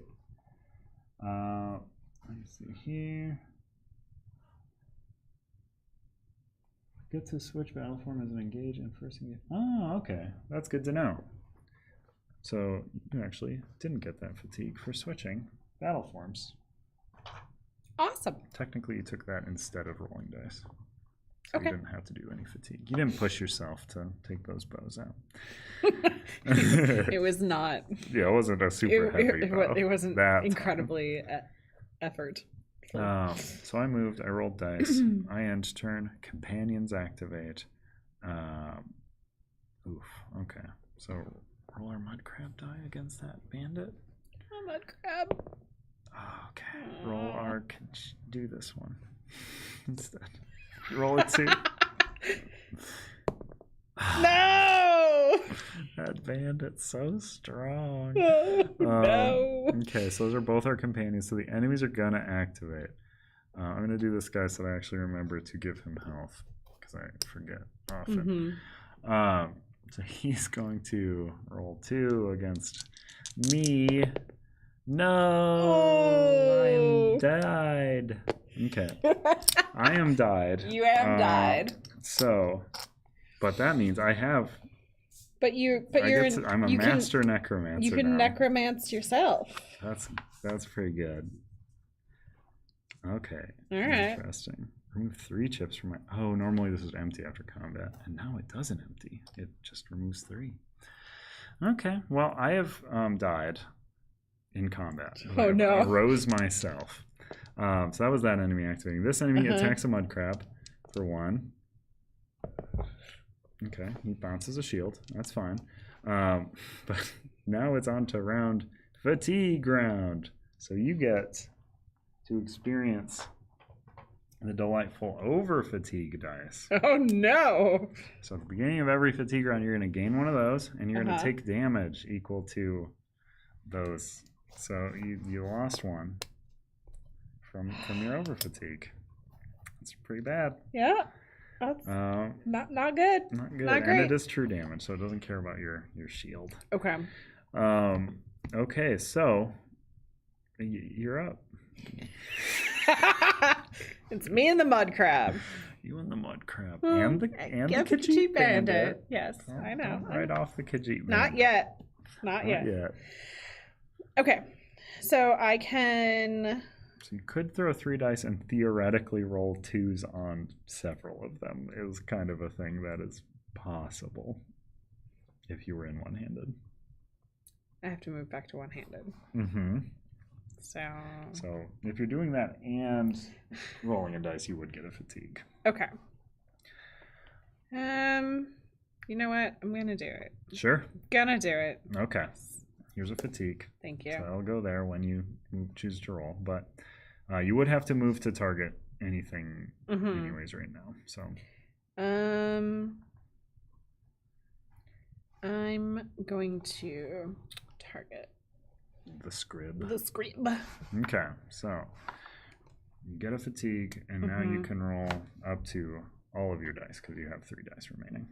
So roll several 2s. It's very bad odds, but something. oh, you did roll a 2. I got a 2. You didn't get a second 2. That's what you needed. You know what? I'm gonna take the ignores up to 3, but you did roll a miss, so you get to store your miss. So pop that into your meter there. Let me see. Oh, and you could, once for battle, do this. Remove up to 3 fatigue and heal. So something to keep in mind. Oh. You might want to save it until... I'm going to hold on. Yeah. Well, aren't we we're in the final round, though, right?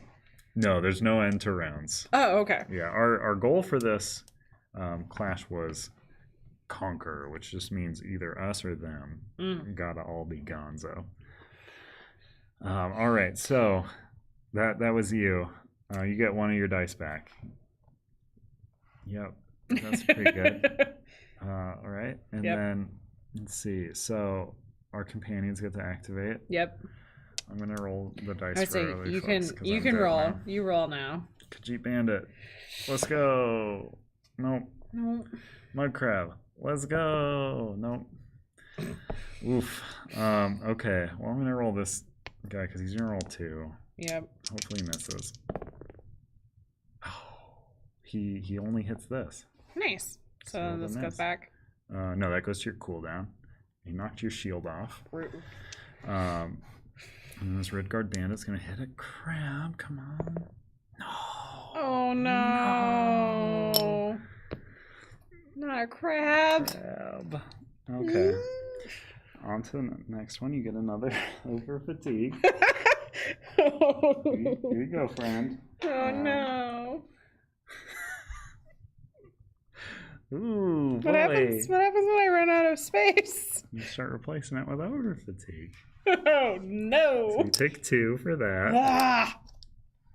Oh, I'm also going to just remove 3 of my necro stack because that's something I have to do anyways at the end of combat. All right. So yeah, you should use your ability. I was going to say, I'm going to use my ability, which is once per battle, remove up to 3 fatigue from your cooldown and heal 1 for each fatigue removed. Cool. So those are the white ones. So I can only take those. Yeah, the other ones are over. And you would heal for 2. All right. So I mean, you're still going to die from over fatigue next round. So I think we don't have it. Also, this guy would have regained 1 health at the beginning of this turn. This guy's mean. Yeah. I mean, I guess it's because he has ethereal. Yeah, because... All right. I mean, let's carry it out. You can take your turn. I don't think it's wise to Sam, give us she can remove either. Oh. Okay. Yeah, you could here. Never mind. What's up? You can remove these. Cool. There you go. Heck yes. I'm just trying to play it how just write it down. And you would have gotten it does not oh yeah, light thing over. Yeah. You're smart. I get it. All right, so you could remove both. Okay. So you remove those instead of that second white one. Right. You got 1 extra health back because you removed 3. Fantastic. So you will not die at the beginning of next turn. You've got this. This time. I will not die this time. And, I mean, you can do what you like. You can move up to 3. You certainly can't deal damage to anything right now. Right. But yeah, you know, I'm gonna go hide behind our friends mostly, so I can't get hit again. Yeah. Feels like a chicken move, but where were you? I was right here. You could move further behind, because then this guy right now is going to move up here and hit 2 targets. Ah, fantastic. Yeah, there you go. All right, super now chicken you're move. hiding behind our friend. Now I'm actually hiding. Okay, and then you cool down 1. So I can take this fatigue out of here then, right? Yep, now you can. Sweet. And then just remember, this has been used for the combat. There will be an indicator in the final product. Okay, good to know. Good to know. All right, so Khajiit Bandit. Come on, Khajiit Bandit. Come on. Or no, let's do Mud Crab first. Mud crab, mud Is that- crab, mud crab. Khajiit Bandit. Come on, guys. What are we doing here? All right, this fella comes in. He's going to roll 2. Oh, no. Khajiit Bandit's dead. Our friend, the Khajiit No. Bandit, has died. Oh, no. It's just me and the crab. And the crab and this other bandit. Okay, he doesn't kill the crab. Okay. No reason, Salem, but what happens with a full party wipe? I have not seen it, I don't think. In the very first. Okay, I think we just we wake up in the town inn. But, so it was just a terrible, terrible dream at that point. No, someone knocked us out and someone carried us to a town to revivify us. Good Samaritan has helped us. I see. But you're up. You get an over fatigue, so you get one of those fellas. You lose it a life.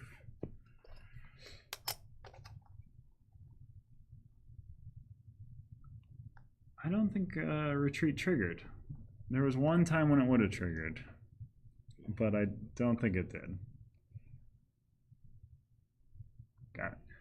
All right, so you're up. I don't think you got it.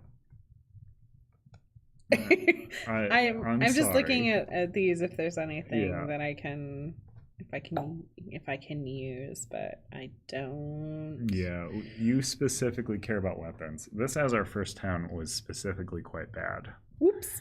But that's fine. You know, if we're playing for real, we would have looked ahead. We're playing for funsies, right? Yeah, this is just it's just a game. Just a game. Games are what you want them to be. All right, so yeah, you can. I don't know, move around. So I can move. I can run away. Yeah, you should try to. Probably run. You should try to not be. If you go here, this guy's gonna target the weakest, so he's gonna target this crab. If you stay here, he's gonna target you both. So you just don't. No, I don't. The crab. Sorry, crab. All right, crab's turn. You got this, crab. You just gotta roll it too. Crab. Oh, man, crab, what are you doing? Okay, bandit. Nope. This. I think this is a very unwinning. Okay, crab has finally died. He lasted so long. And then it's on to your turn. You get an over fatigue. It's gonna put you down to 1. And then we got it. We got it. All right, that's for the people who think the game's too easy from what they see. Very hard sometimes. Crab of Doom. The crab did try. The crab did its best. Oh my gosh! Like it was a good effort. Bless that crab. Put these back in the orange bag. Okay. So we have been knocked out. That's unfortunate. We didn't save this town from the ghosts that were assailing it. Oh no. That's fine. We get to continue our town action. So I think we should probably go to the inn. That's probably a wise choice. Yeah. One of my town actions is the inn, which is the Fish Stink Tavern. So you get to rejoice in the wonderful fish stink. Fish stink, good old fish stink. So town action, I am recovering up to full health, clearing my cooldown. That's what an inn does. Okay. It's pretty good. We should both do that. All right. Can I have some health chips? Yes. I guess I could take them from over here. Yeah. All right, you have your pile. I'll take mine. Yeah, let me get back to the more matte. Is this the bigger? Yeah. So, all right. Here is us. This is us. So. I can take this off of there now, right? Yes. Fantastic. That is the once per battle. But everything that's in my cooldown still stays there, or do I get all those things Nope, back if you now? took the inaction, then you get the cooldown back. So, I was going to explain it, but Salem tricked me with this combat. In every town, you get to take 2 actions.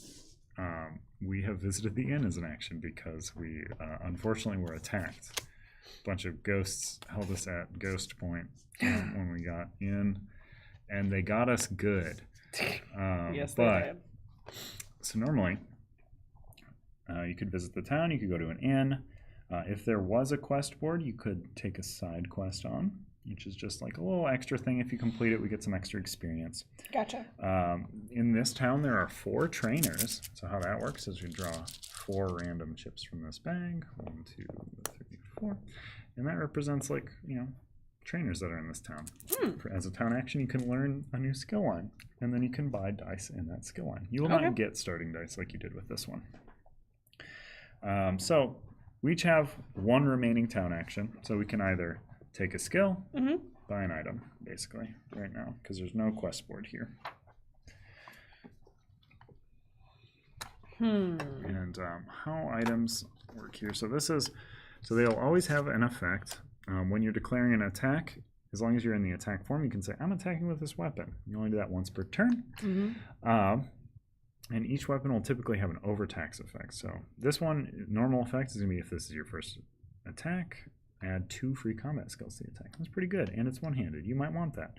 Overtax This is a really sweet name. The Galatite sword. Yep. It's a tight sword. Not right. And you can overtax it, which just means you're pushing that weapon to its limit. You're going to discard the weapon after you use it if you overtax it. So you get that extra effect in addition to what's above, but you break it by doing it that way. This is also weapon sword, and your thing cares about weapon types. So this is a sword. So that would start your weapon type. Look. This one's when you discard a weapon due to overtax, discard weapon sling instead. It gives you an extra overtax out of a weapon. The next time you would upgrade a stat, discard this. Stat costs 1 fewer XP to upgrade. That's interesting. Basically an XP that you're buying and holding on to. The Robes of the Wilder. Trigger any one of your 1-cost class abilities 3 times. You should certainly not do that because you don't have any 1 tenacity abilities. So don't do that. Aww. But And, you said the name with like such majesty. I might, maybe. I could give a bunch of bonus HP or recover a bunch, but I would have to use a stack, and it seems bad for me too. Trigger any adventurer's race ability. So that would let you overtax the once per battle too. And it would do any adventure, but you would use it to do that. Gotcha. Potions can be rebrewed later on, so you would use it and then just keep it around as... But these up here are a one-time use? Clothing is just... So this would give you like an extra ability. This would discard itself to use its ability. This would also discard itself to use its ability. But yeah, anything that discards, it's going to be used when you use it. Things that say consume, you can just rebrew them later because you know the recipe. And then these things are just, they care about weapon forms. If they don't have that, again, I will mention, as I will every time we come across a big pile of no art, there will be art on these. There isn't yet. Art takes a long time to get approved. Additionally, two-handed is quite good for you, probably, as a big weapon holder guy. Archery probably wouldn't be bad. I don't know. Galatite sword seems pretty good as a choice for you. I think that's the one I'm going for. Otherwise, I think that one's going to be more useful. Yeah. And then this one says, draw 2 legendaries per adventure. For each drawn, either give to an adventure or discard it to heal for 2 HP. That's interesting. I was going to take a skill line, but I might take that. That seems pretty good. Yeah, so do you want the sword? Yes, please. There you go. Thank you. I'm going to take the Artifact Hunter's Band. And you can have up to 4 items battle ready, basically. Okay. So, and then you can additionally keep 4 more that are in a pack. And you can switch those out outside of combat. But all these are just discarded to the bottom of the decks, I believe. They might go into a separate discard pile. And then we have completed our day 1. That was just one day? Yeah, normally it's much faster. A town with a fight in it is, especially a long, drawn-out fight. Also, these go. We didn't take advantage of any of the trainers in this beautiful, illustrious town. But then we would consult the top of the Peacefuls deck if we did not do a Peaceful or a Combat to see what symbol we got. There is no symbol on here, so no digging happened. That's good at That's least. good. Yeah.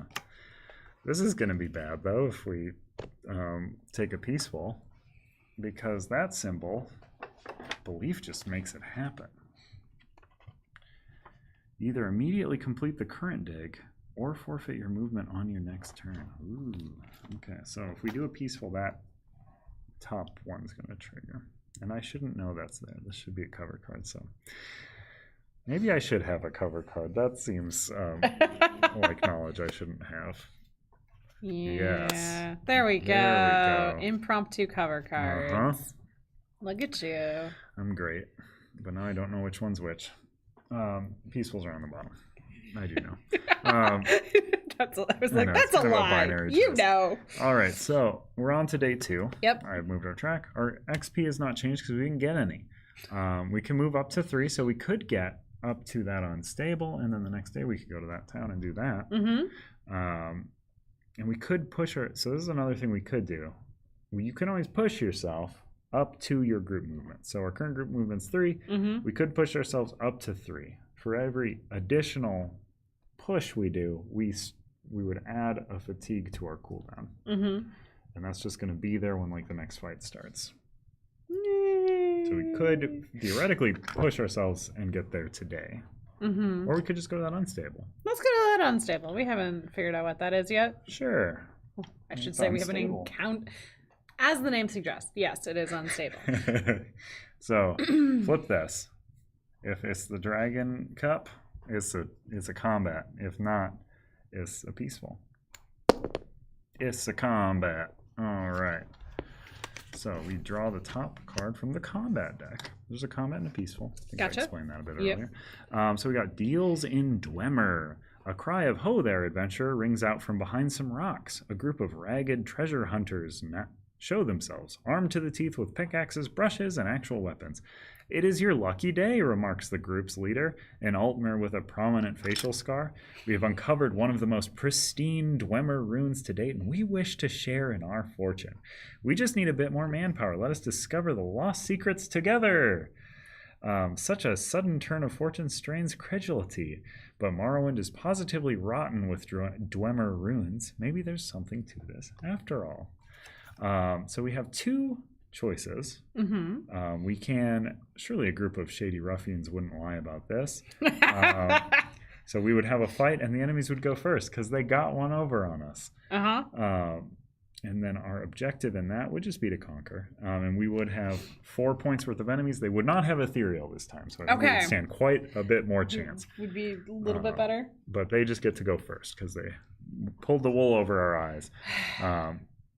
Otherwise, we would have call the treasure hunters out as the swindlers that they are. We would not populate item chips on the board, and we would only get 2 experience. We would get 3 experience if we choose the harder option. Experience is good. We want more. Right. Of it. And there's also going to be items to try and get All right, if we do that. let's fight them. Okay. Let's fight them. See what happens. All right.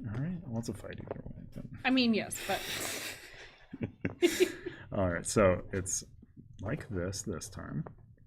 oh, okay. We start on the other side. Yep, you always consult the image to get your things there. And we're going to have 1 relic, which are those purple chips. Uh-huh. And then 3, or not relics. I'm going to call them all by their wrong names because this game's been in development. This is 1 legendary and 3 common. If you go on top of them, you can initiate a lockpick. It does not interrupt your movement or your turn. Okay. And you can try to get an item. I'll explain it if we do it. And then we're going to draw 4 1-point enemies from the bag. It's the orange bag, right? It is the orange bag. And it's the side that has a 1. Hopefully this one goes a bit better, but I think it will. So what do we get? We have another Guar. Okay, so he's going to have, again, 6 health. We have a Bosmer Bandit. All right. We have a Skeleton. Ooh. And the art on the other side is really cool, but we have an Altmer Bandit. You drew almost I think maybe I drew almost all of the exact same enemies. I mixed it up. Thank you very much. I All right. purposefully did the little mixy. Oh, maybe you didn't. Yeah, this thing's got 3 range, and that thing's got 4. Yeah. And they get to go before us. Oof. Don't be hating on my... Okay. All right, so we spawn ourselves in. Okay. Well, I'm just going to be here. Fantastic. So I want to get in range. Yeah, I'll go right next to you, too. Did you get 4 HP? Okay, Yes. Good. All right. So we are up. You are up first. Or no, the enemies are up first. I lied. I was like, wait a second. That's the thing. That's part of the thing. So they go in by threat. They all have the same. Then they go by range. So this 4, it wants to be within 4 hexes. 1, 2, 3, 4. So he's going to move 2. And then 1, 2, 3, 4. Or 1, 2, 3, 4. Okay, and he wants to hit the weaker one. So he is going to attack you with 1 attack dice for 2 damage. Ooh. Ouch. All right, and then this 3 range fella. 1, 2, 3. 1, 2, 3. Okay, he can't hit you. Perfect. That's good. And then the skeleton. Bop bop. Gwar. Bop bop. Yeah, sure. Oh, it works. And then it's our turn. Okay, you're up. All right. And I can only... I just want to clarify. I can only use this, like... Is it once per round or once per battle? Once per round. Once per round. Okay. If you overtax it, you'll have to discard it. But you can use it. If this is your first attack this turn. So basically just don't use it as a weapon on your second attack, because that would be not smart. But you can move up to 3 as well. And you could try to get up to that person with 4 range, because they have 4 range. You would put yourself in range of the Gwar, which throws 2 attack dice. But you would be rolling these dice that have shields. So right. All right. Theoretically, this is fine. Just move in there. Okay. And then... Yeah. Let's see what happens. Okay.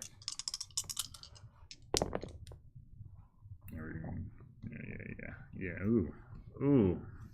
Yeah, he's dead. You did 4? Ooh, no misses? Nope. Yeah, that Altmer bandit is Altmer dead it. So you get to slot those shields as shields. Perfect. And then that fella's Gonzo, and then it's me. It's my go. Let me see here. I can move 2. That guy's going to be in range. You're in one-handed, though. All right. So I think I'm going to... Oof. Let's hit 2 if he can. Move here. Oh, he would stop there. Okay. Pop up. Move there. Maybe not. I can't get in range of anybody. No. I'm just gonna start making my way over here. I'm gonna try and make you attack somebody though. To make you do my Fantastic. bidding. Yeah, alright. So this goes active. At end of any turn, choose an adventurer in one-handed. That's me. That's you. Roll 3 free combat dice against applicable target. So, do that guy. That's the only applicable target for that. You deaded him. Woo! Yeah. Or no, he dodges, so he prevents based on misses. So he takes 2. Almost deaded him. Still not bad. Not bad. And then I get 1 chip because somebody lost health on my turn. All right. Okay, that is our turns. This should be my exhaust because I moved it there. Correct me if I'm wrong, Salem. I believe this is at end of turn. I use it and then it goes into here. I would not cool it back down. I would like to. So if I'm wrong, feel free to let me know. But I think that's how it would work. But enemies are going to go now. So threat range, blah, blah, blah. So Bosmer Bandit's going to go. I'm going to roll 1 attack dice against both of us. Woof. So that's both of your shields. So move those into cooldown. And I will just take 2. Yikes. And then the scaling. Oh no. Oh. Well, let's do this fella first. Skeleton's gonna come up. He's gonna roll 1 attack dice against both of us. For 1. Ouch. Okay. Row.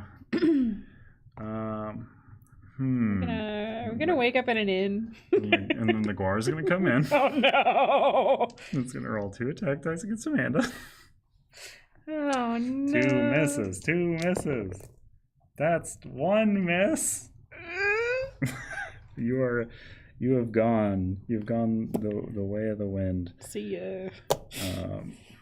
I didn't get to use my fun new sword. Here, let me do this. This is what I would have done. All right. So I'm not.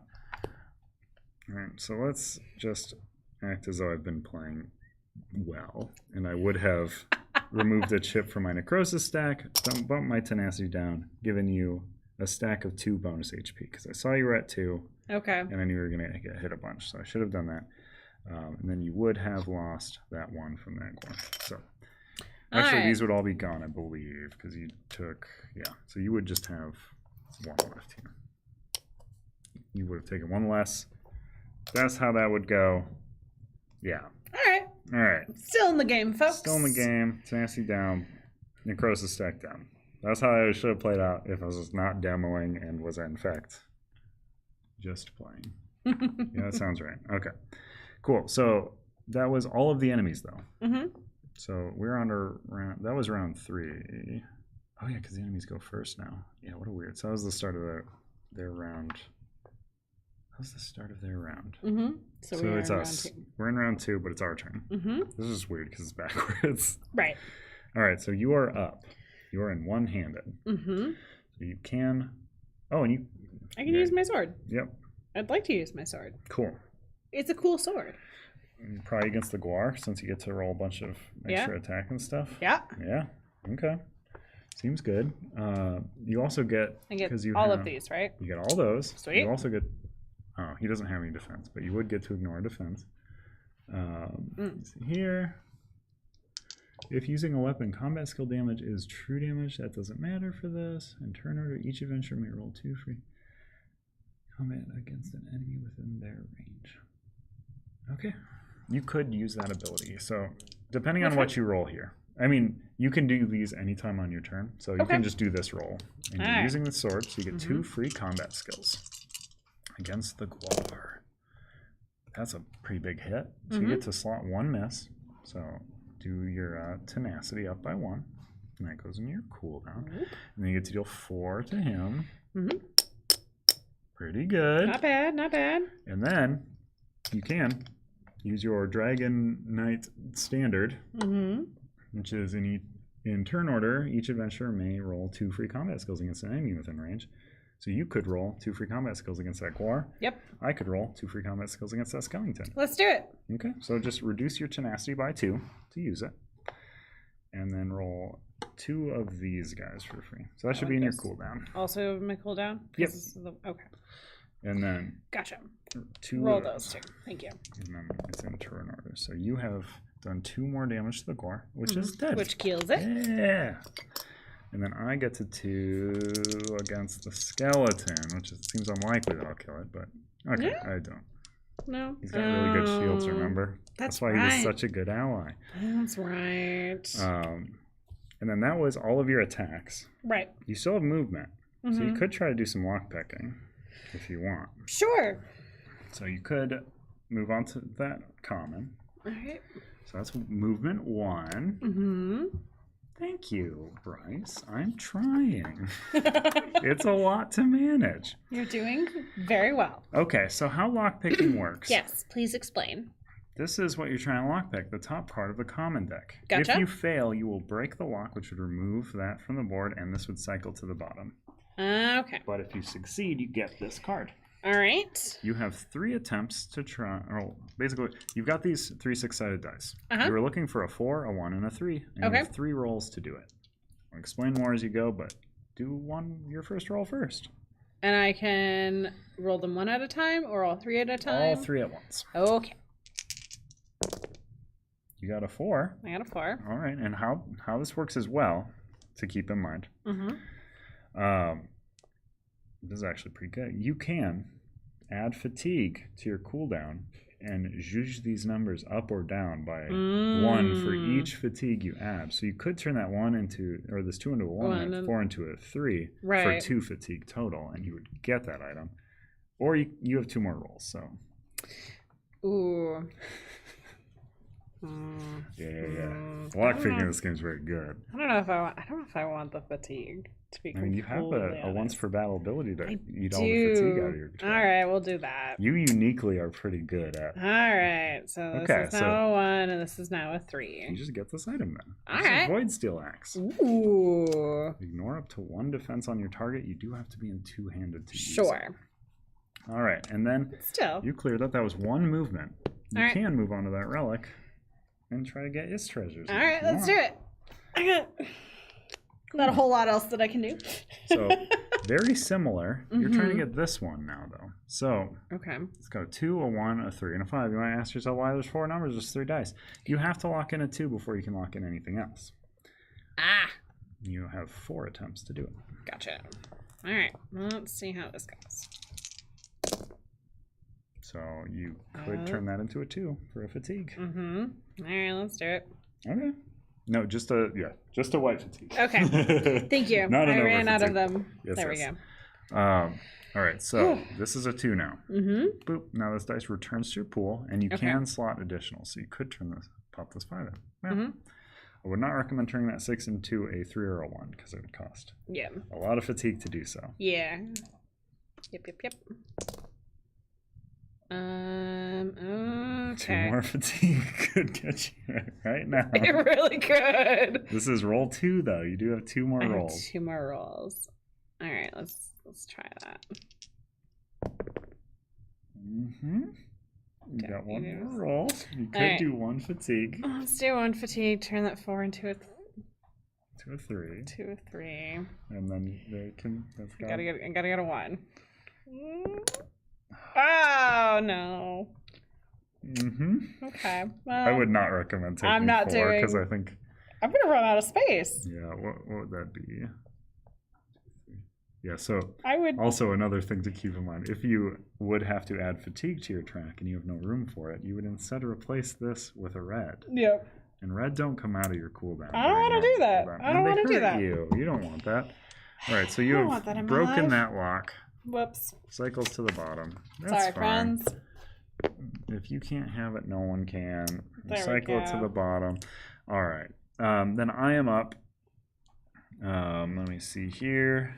Oh, you can also use your once per battle if you wanted to drain some fatigue and gain health. Yeah, I will do that. Cool. To get 3. You should do that before your turn ends, because if you died in between now and the next turn, it would be bad. Because I might die. It's you and the skeletons. Me and the skeletons. Let's see. I might be able to clean it up here. I might. I am going to do movement, just so because I know I want to. Do I? Yeah. I don't really change anything. I'm just going to throw this. Try and hit an adjacent enemy. Oh, targeting the skeleton, of course. But yeah, 2 true damage. Nice. So he is dead, so I will get 1. And a necrosis stack. And should I bother to kill that guy? He could roll a 2-side on a die. Should be quite bad. So yeah, I'm going to take a fatigue to switch over my forms. This moves to my cooldown. I get a fatigue. And I'm going to roll this 1 attack die against that Bosmer bandit. And I deal 1. Yeah, he's dead. And we do it. Woot! And how this would play out if there were more of us, we would just cycle through the remaining people's turns so they could try and go around the mat and get any remaining treasures. My necrosis stack is going to empty. Also everyone still gets to do a cooldown, which is why the round completes as well. All right. Perfect. So I so we have finished a fight. It was great. We get 3 XP, so track that over here. And then other recovery actions. You get to take a die of your choice out of your cooldown track, and you get to gain 1 HP back. You are at full. In fact, you I'm over. have been healed, which can't happen. You cannot go above your max. But I will get 1 HP back. And then I will remove this 1 die of my choice from my cooldown. Gotcha. I get to remove another one, but just one of your choice. So if you had an over fatigue in there, that would probably be something you'd want to take out. Right now, that's your best die to take out. So that would be the one. Yep. All right. And then so we have 3 XP. We did our recovery. Now we can spend our experience. Our experience can be spent on dice, like I mentioned. So if you wanted to buy more of these, you technically have 2 here. So it would cost 2 to buy more dice. But you could buy level 2 dice. I only have 2 dice here, 2 for another combat dice. Going to up your stats, 2 there, 2 there. If you want to upgrade your cooldown, you could pay 2, and now you'd be recovering 2 dice. I'm gonna do that. Yeah, that seems like the much smarter. So this goes then back to 1, or down to 1. Down to 1. Yeah, that's 0.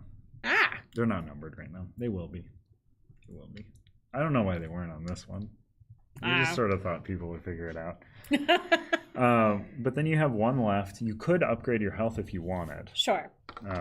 If you wanted to spend that extra one, or you can bank it. Whatever you want to do. Let's upgrade our health. That remains at 4, but I'm trying. I'm trying so hard. I think I know what I'm doing, and you're doing great. Often you're doing wrong. Great. So you're at 4. You pop. You've spent 1. So now at 0. Okay. And you do immediately get that HP. Yay. Wow. Just like if you untrained that, you would immediately lose that HP. These are going to go back to the bag. Also for future upgrades, these cost however much your cooldown would become. So this would cost 3 to buy, 4, 5, 6. Okay. I'm going to buy more Daedric summoning dice because it's a cool skill line and want more of it. So Mage Light lets me change a different skill line of this, a different skill dice to whatever side I want when I roll it. It's pretty good. I'm going to buy one of those because it's my level 2 dice, which would then open up my level 3 dice if I would like them, which I probably do because that's where the pets live. We're getting pets? Almost. Yeah, because that costs 2 XP to buy that dice. Okay. But soon. Soon. Fantastic. Soon. I could very stupidly untrain one of these and then buy 1 for 1 and then buy 1 for 2. No, let's be smart about it. It's not smart to do that. Let's be smart about it. Oh, and I will use my last one to buy 1 more combat skill level because that seems smart to me because now I have more damage I can do. Woo. We've used up all of our experience. Okay. The symbol here is, I believe, 1. Let me just double check. Increase the dig counter by 1. So dig counter by 1. Perfect. Cycling to the bottom. And we did gain 3 XP, so our group XP counter goes up by 3. So we're up to 5. Next time our enemy pool is going to be 5 times 2. You're looking at 10 points. Ooh. Which is a single 10-point enemy. So it might be better than a bunch of little guys. Sure. And that's you our can't day. kind of like glom onto you then. Exactly. And we can just pop into that town and do the thing if we want. This one right here? Mm-hmm. Boop. We popped in. We're in. So stopping by. Can remove that bead. And I think we can honestly remove both beads. Let me go back to our face cam. Hello everybody. We're on a face cam. Hi, we're back. We're here now. Yeah. Not there. Have gotten to the map. So we're on to the next quest step. We've reached one of the towns in our Eyes of the Queen. Right. So we traveled to Kraganmore? Sailor Moona? Salin Mora. So we can either choose to sow false intel, which we shouldn't do because we don't have any dice that would work for it. Okay. If each adventure rolls at least 3 yeah, we don't want that. So, and we can't do it because it's bad. So we are going to try and plant false evidence. So we're going to perform lockpicks equal to the number of adventurers. So we're going to do 2 lockpicks. Okay. And we're each going to do them. We must, one of us cannot do both. We each have to do our own. Okay. Those are going to be equal to the top 2 items off the legendary deck. Bop, bop. So we're looking at a 5, 3, 4, 6 and a 4, 3, 1, 2. And we only get 2 attempts. If we fail this step, we don't fail the quest, but we have to note it, and then we have to do the other choice at the other town, I believe. So no pressure. So we should very much push ourselves to do this. All right. I can start, and both look pretty. Well, thank you. It's a good shirt. The mushroom to frog ratio is quite high. I believe I'm in the right camera, right? Does this seem? No, there's a closer one. Boop. There we are.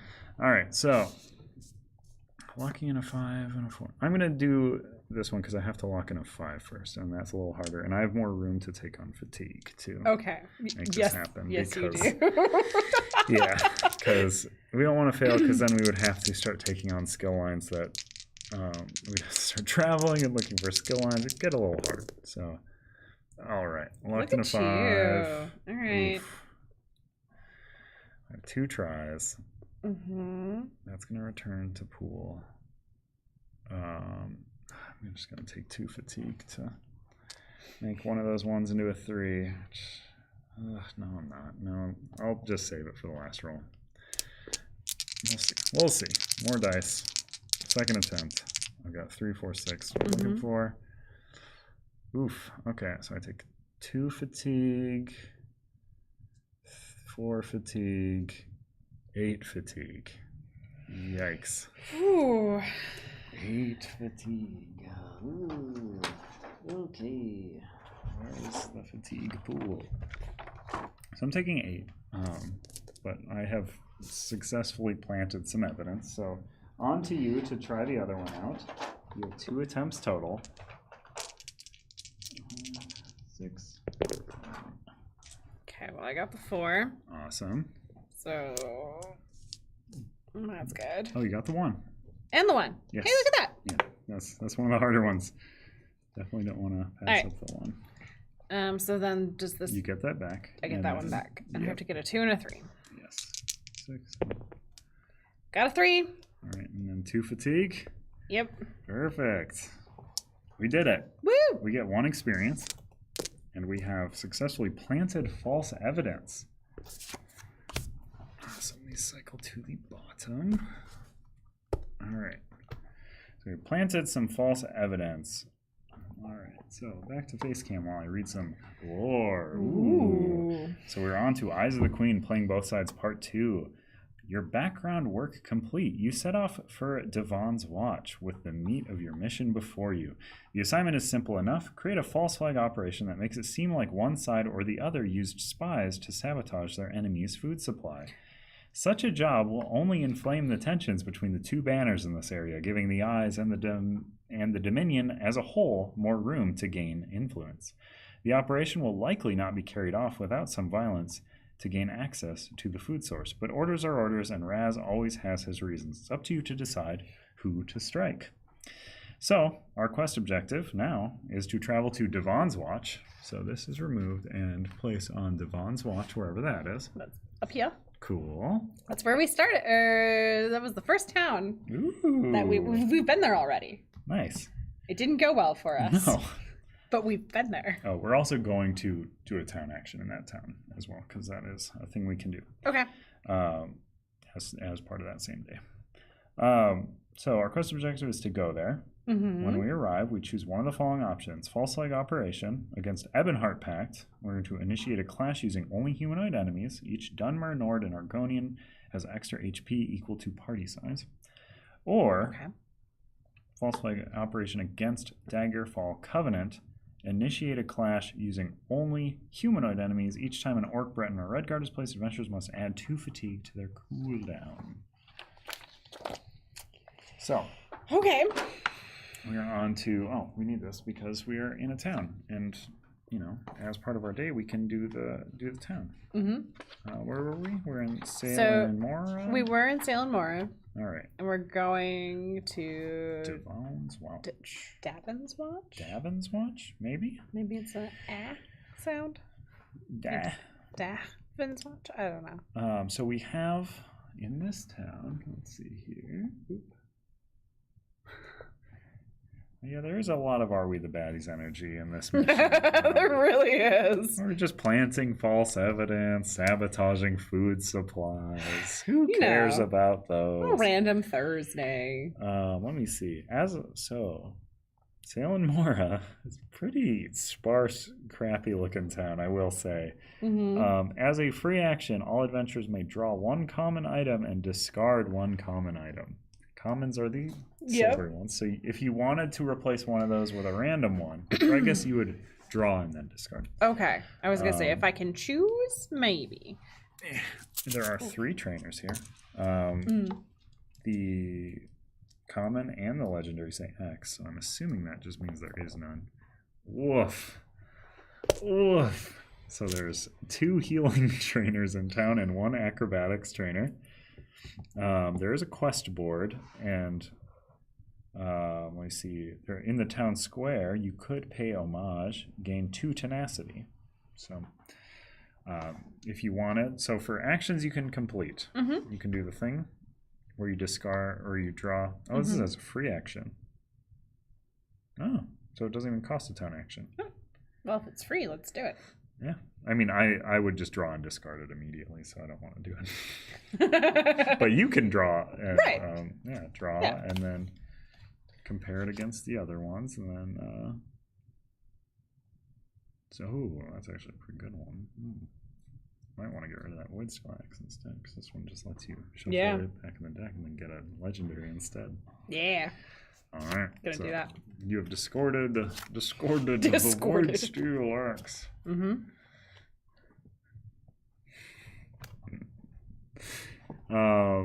Let me see here. Hey, I know things about ESO lore. I don't. I know stuff about Elder Scrolls lore a bit. But yes. Well, that's better than me, because I know nothing. Yeah. I mean, that's good. That's good. You're the best to teach. Yes. Druidic Knucklebones, you can use that as a free town action. So you would just shuffle it and get a legendary instead of a common. Do you just want to do that? Yeah, let's do that. All right. So you get that one. And then this goes... But who's this one? I don't know. You get the Thalmor Gavel. It's another one-handed weapon. Place a counter here. When you attack using this weapon, remove all counters and add... Ooh. All right. That's pretty cool. So every time you get hit, eventually you get to deal out some damage of your own. Sweet. All right. And then 3 trainers, quest board, tenacity stuff. Bookmark. There's no inn, so we can't visit an inn, which would make sense because I just took on a bunch of fatigue. Let's see. So basically, trainers, side quests, or gaining tenacity. You have 2 actions. I will probably take on healing just because, Good to have. Necromancer who heals folks. That makes some sense. So that's a training. And then I might do I'll probably do a side quest. I'll explain how those work. And then you get 2 actions. So I think I will up my tenacity. All right. So up to 2. And then you can either take on a skill line or do a side quest. In side quests, how they work, you're going to draw the top 2 of the side quest deck. You're going to read them through, and then you're going to choose one that you like and keep it. And then if we complete it, you get stuff. We got Ratio, which is somebody asked us to gather rat tails. And we got Dice. Here, while occupying any peaceful area, the party may initiate the following encounter instead of drawing an encounter for that day. Peacefuls. We could get to a peaceful. So for that one, we would each set a stack of 10 HP in front of us, roll a d6, removing the number of HP chips equal to the amount they roll. They may roll as many times as they would like. Once they choose or are forced to stop rolling, if no more chips are in their stack, collect the listed reward. 0 chips. Each member they roll these, remove the number of HP chips, roll as many times as they like. Once they choose or are forced to stop rolling, sorry, in their stack, collect the list reward. Okay, keep this quest until the end of the session as it may be initiated multiple times. You cannot initiate it twice on the same landmark in a single session. Discard and complete this quest at the end of the current session. Interesting. 1 to 2 chips. Okay. So this one is a reference to a joke made in the 20 Strong video. I'm aware. And then this one is a rat ratio joke. This one, I think I'm going to take dice. Okay. Because we can use it several times if we go to a peaceful. All right. Instead of drawing an encounter for that day. Interesting. Okay. Yeah, we have dice as a side quest. Okay. Oh, and I will say, a traveling group of gamblers invite you to participate in their games at local villages. Ooh. I think I have one. Do I have one more action? You do have one more action. All right. I'm going to. I'm going to take this acrobat. Okay. So you get this feels like that would be useful. Acrobatics card. And then I get this Restoring Light card. Neat. All right, put that one back.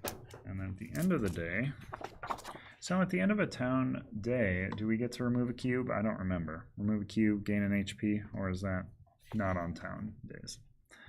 Let me know. That was our day 3, though. So I'm pretty sure we can spend XP, though. So I have 1 XP because we got 1 for the mission. And I am going to purchase Grand Healing with it. Because then we'll have some healing. We'll have some longevity. Some healthy stuff.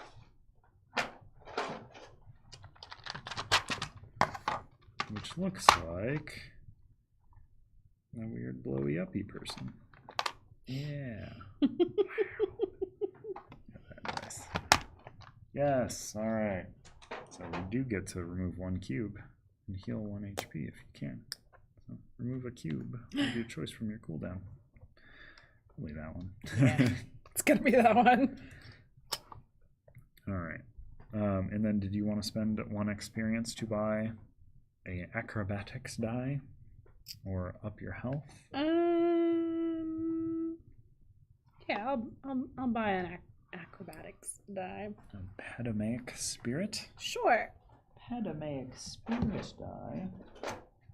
It's right down here. This little running guy. That one cares about your cooldown, so it's good that your cooldown's bad. Because then it's going to give you a bunch of free movement. If you ever get the chance to buy heavy armor, it's quite good with a bad cooldown. Because the dice reduce damage dealt to you as long as they're in your cooldown. Okay.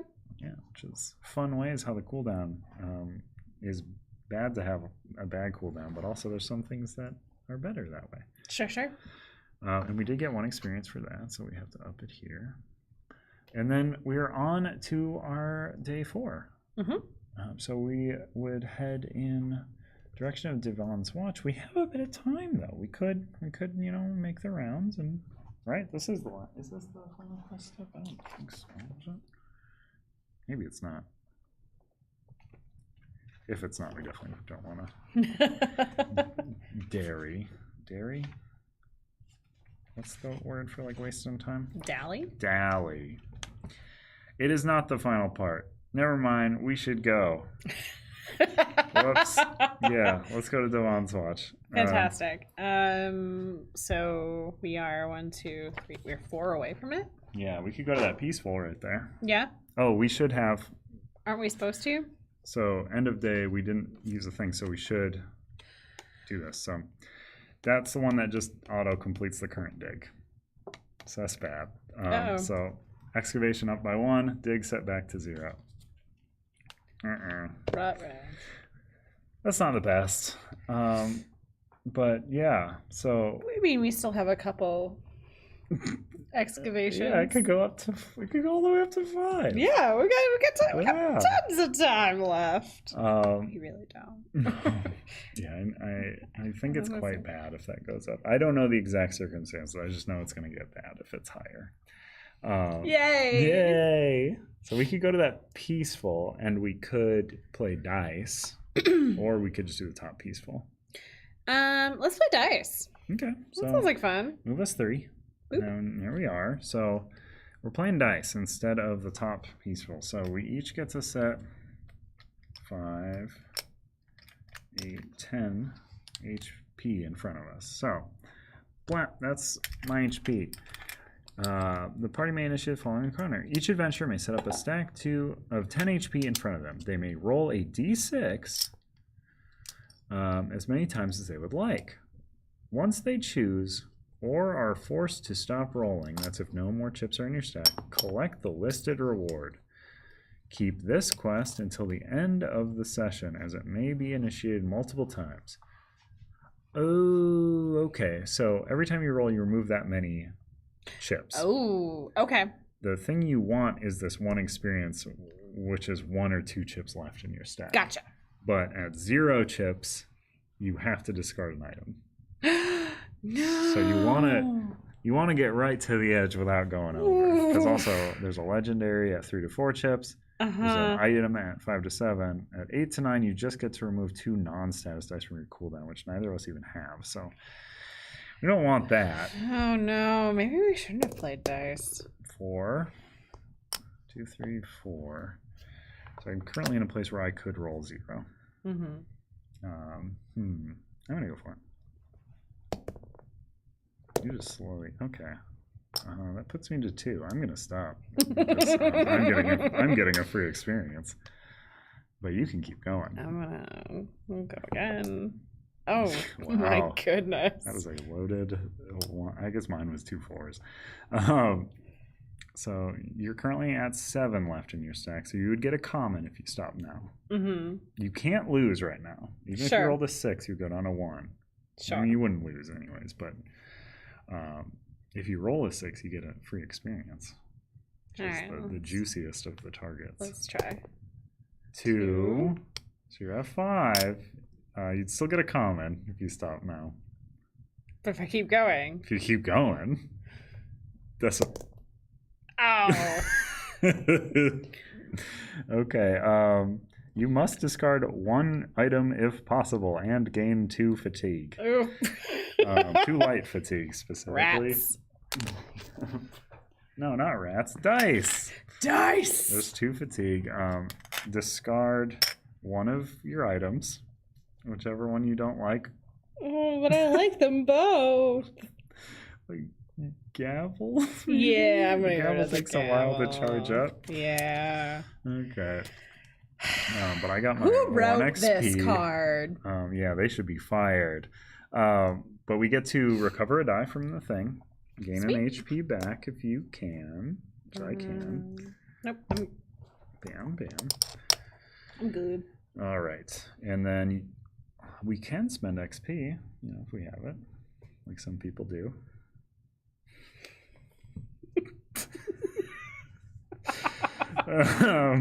I'm going to spend my HP to buy a regeneration die.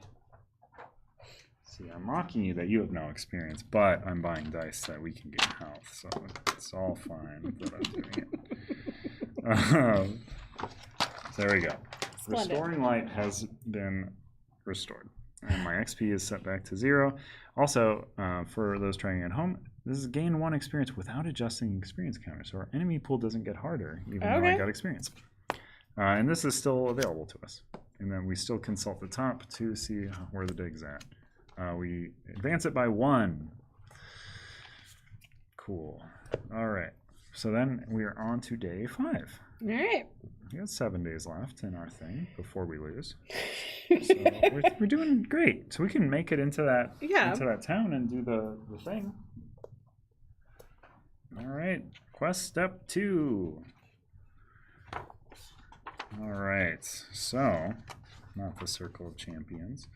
All right. Let me read a bit more lore here. What do we got? Never mind, no more lore. Yeah, your background work complete. We set off for Devon's Watch. So we have to choose to either do a false flag operation against the Ebonheart Pact or the Daggerfall Covenant. The Ebonheart Pact appears to be made of Dunmer, Nord, and Argonians. The Daggerfall Covenant appears to be mostly Orcs, Bretons, and Redguards. So you have. Do I have any advantage being a Redmar? No. It's pretty much whichever one we choose to go against. Let's see. If we chose to go against the Ebonheart Pact, for each of those types I mentioned, they would each have extra 2 HP because of their party size.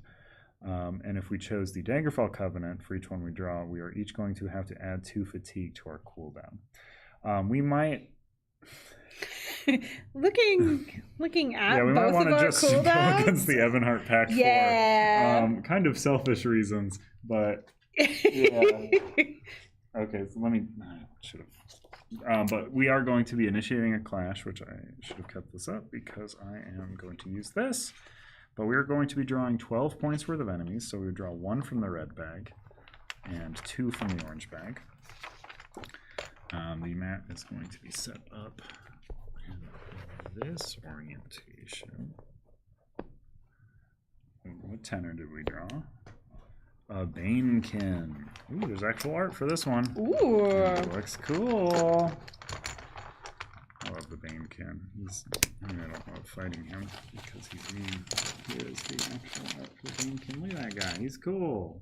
Ah.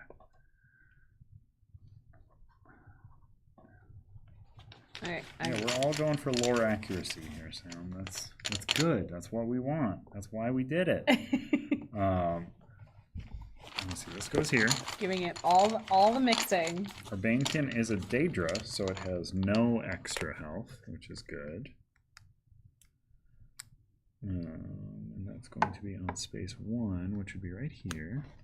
What else do we got? We got a Scrib. The Scrib again. And he's going to be there. And he is a Scrib, which is a beast. So, I'm doing this bad. Let's put this 10 back. We have to do humanoid enemies. Oh. Yep. That's right.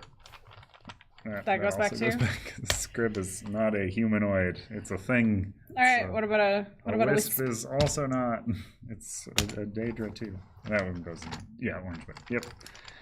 All right. For real this time. We're looking for the little skull on him. No. Nope. Not the little horny skull. Still a skull. Yeah, they're all kind of skulls. But... I think that's it. Yeah. All right. Okay, so we got... No, the other side's a beast. You're looking at the 10 sides. There we go. An orc wizard. All right, I love that. Sweet. And he is Dunmer Nord Argonian. Haha! You don't get any extra health, you dummy. Oh boy, he is rough though. Okay, I got a Imperial Bandit. Okay, that's a humanoid. We can use that one, right? Yep. No extra HP. We're drawing hot. A Khajiit Bandit. Okay. Also no extra HP. Heck yeah. This was the correct choice. We're in the right. Has nothing to do with the fatigue that we have in our cooldowns at all. No selfish reasons. Yeah, we are we're destabilizing the government of people based on our cooldown track currently. It's quite good. Okay, so those are our enemy pool. So this is a 10-pointer. Mm-hmm. First big boy you've seen. He's got more abilities. He has a range of 9, which I believe is every space on the board.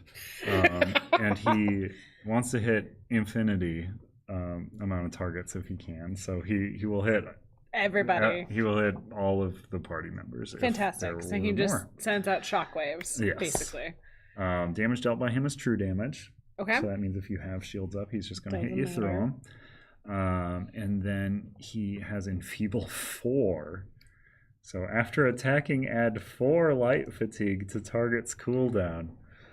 Ooh, we should try to kill him immediately. Like right away. I'm going to go right here because then I can get up adjacent on him and do my cool sword.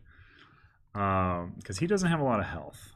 That's the thing about him, is he has a lot of nasty effects, but he does only roll 1 attack dice and has 4 health. That guy has native, and in Morrowind, the native skill is quite mean. Fumes.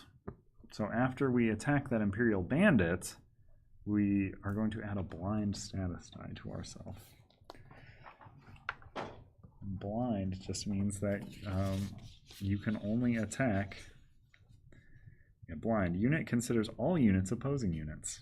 If this unit attacks, it can only attack the strongest adjacent unit. So we just don't want to be near each other when one of us goes blind. Because we'll start thinking they're a bad guy. Yeah, it's probably for the best. There's one relic that bandit's hiding. That bandit has retreat, which I believe we had on the last unit, which was just if no units lost HP, it's going to have untargetable. But I don't think that's going to happen much. I think a lot of HP loss is going to happen. I imagine. You are first in the order, though, because you have 3 stamina, and we go before enemies normally, not like the last time. Right, not like the last time. Okay.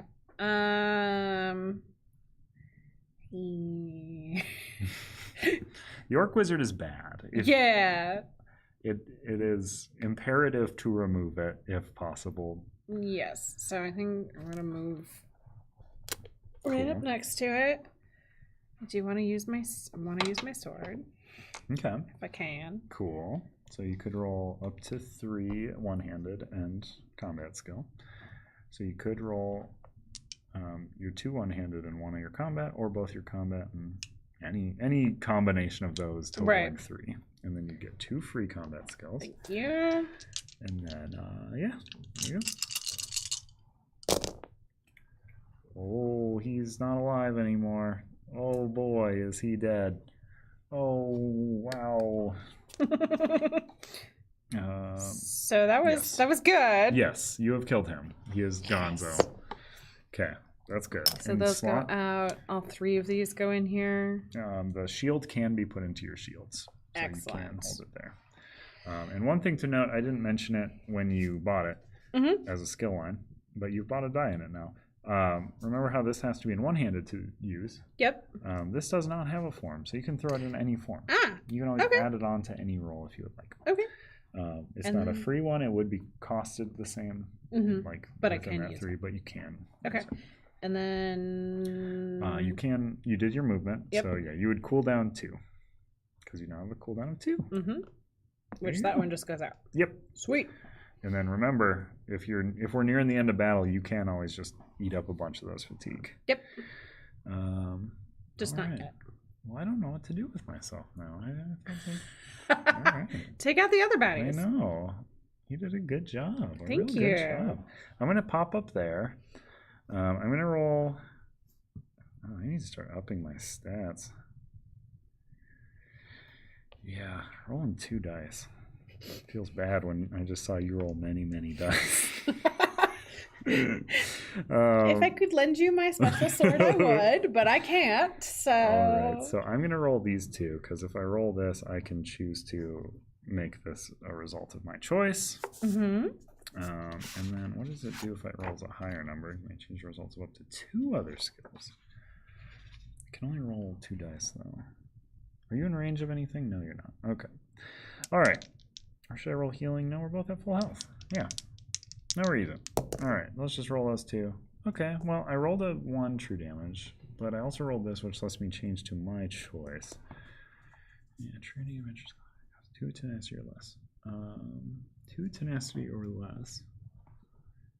Targeting an enemy within the range. Your corrupt to be drained. Okay. Any adventures class really cost 2 or less. I think all of mine care about my necrosis stack. Yeah. No, I'm just gonna use it to change my 1 side into my 2 side. So Okay. I will deal 2 true damage to this fella. So Nice. he doesn't care about that 1 shield he's got. And then he is going to blind me because he is so stinky. He's got fumes. And the Morrowind units that have native are fuming mad at me. So now I don't have eyes anymore. Oh, It's no. ironic that I'm blind because we're the eyes of the queen. Who sees when the eyes of the queen are blind, Amanda? I mean, I still have mine, so I think I'm okay. Okay. I will get a HP for my necrosis stack, and I'm going to blap 3 fatigue out. And that was my move and my attack and all my stuff. So you're good to go. Or no, it's the enemies. Yeah, was it don't the enemies get to go? We just go back and forth until the end. Until we just get to pick off the enemies. Yeah. I mean, I like that. I don't think it's very strong. It does. I don't know that it would make me. It would be a very dynamic game. No.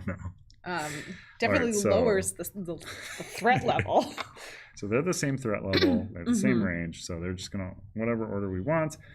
Bandit's gonna go first. 1. Yowza. And then this fella's gonna move up to you. Yep. Let me just double check the retreat to make sure at the end of this unit's turn. Okay, I was thinking at the end of the round if no units lost HP. Okay, so he's gonna attack you. If you don't lose health, he's gonna become untargetable. Gotcha. Which you probably won't because you have a shield, so he might be untargetable. Yep. So he knocks your shield off. But didn't damage you. Yeah, I was definitely playing this wrong before. Whoops. But he's untargetable now, so you cannot. I can't hit him. Target him. If you have if some of your dice do things to adjacent units or blah blah blah. Okay. So for instance, deal 1 true damage to an adjacent enemy that could target him or not target. It could hit him. I think all of your things, deal 1 damage to your target. So you can't hit him, so you might want to focus on the bandit. So we're on round 2. And also stay out of your way. Yeah. All right. But yeah, you are up. Okay, so I'm gonna move up here. And I'm gonna just roll all 3 of the dice that I have available. Oh no. Goodbye, Salem. You're fine. I can manage it. Salem's gotta go. Salem's gotta go. Womp womp.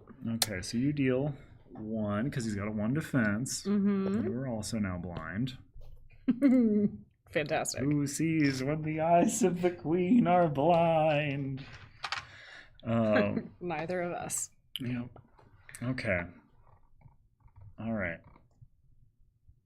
So how do we read specifically? Units, consider all units opposing units. Okay.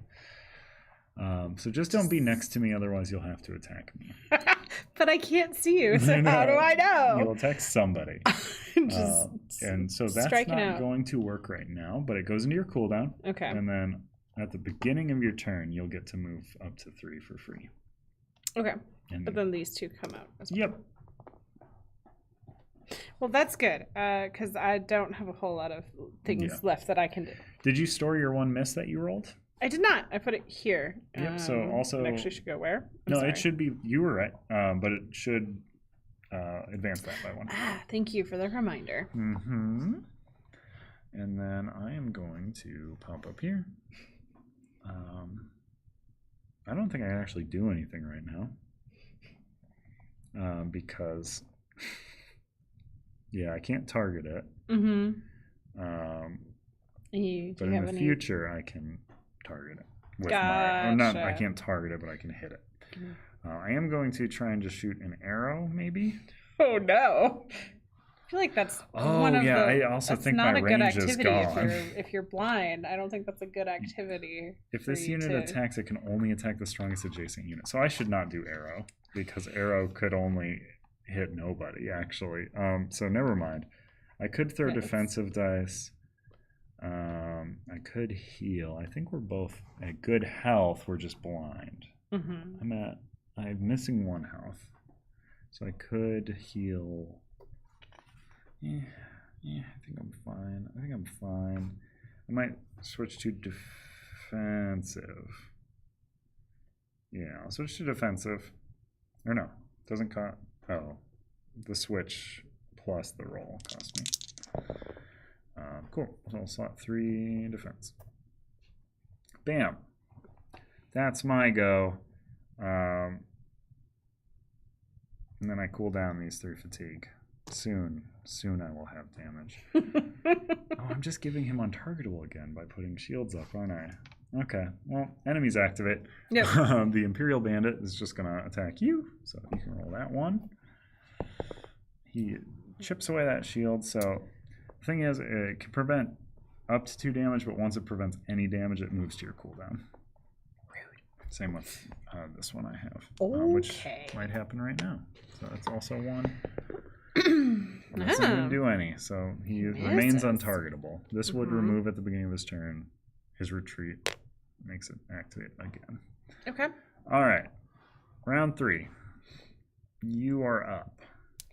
I can move 3, and I think that's the only thing that I can do. You could move up to that relic. And then end up on it. I mean, you could. That is, yeah. No. Huh. Yeah, because that's at the beginning of your turn, so you would have to make that choice before you could attack. Yeah. But I also have nothing to attack with. Oh, yeah, you should just do that then. Never mind. I have nothing to attack with. Yeah, your mat's pretty sparse, and it will look that way again next turn. She's real empty. She's real empty. All right. So, 1, 2. Those 3. are free 3, and then you get more movement as well. So all right. That's one of your actual movement for the turn. Okay. You have that I die, have the other lockpick and it's die. a relic. So you're looking for a 5 first, and then you're looking for a 2, 3, 1. Well, I got All a right, 5 got the lock. and a 1. All right, so you get the 5 back. That's locked in. 2 or 3. 2. 2 more rolls. Oh. Wow, that was intentional. You don't need to re-roll it. You got Razak's Opus. Razak? Razak. Just blind lock Yeah, picking. blind lock picking. When a lockpick attempt is made, you may choose to set a single die to a face of your choice and place 1 damage here once there is 5. Oh, that's your pet spider who helps you with lockpicking. Do you see he's your pet spider? Oh, Yeah, that's very cute. cute. That's sweet. Yeah. All right, we'll probably use that one. Oh, also, you should have ignored 1 damage. Also, you should have rolled 2 free combat skills, so this guy's certainly dead. Thank you. Uh-huh. No, that's good. It's good. And then it's my turn. I don't really... I think I just cool down, honestly. What are you gonna do? Because I can heal. Also, I moved. Do I get to cool down? Yeah. Oh, yeah. Sweet. You. All right. No more fatigue for you. You're no longer tired. For now. All right. I'm always tired. I know. I have a disorder. A sleepy disorder. Sounds much cuter than it is. You are at full health. This would be kind of a wasted die. Remove existence, remove 1 stat, heal them for 1 HP.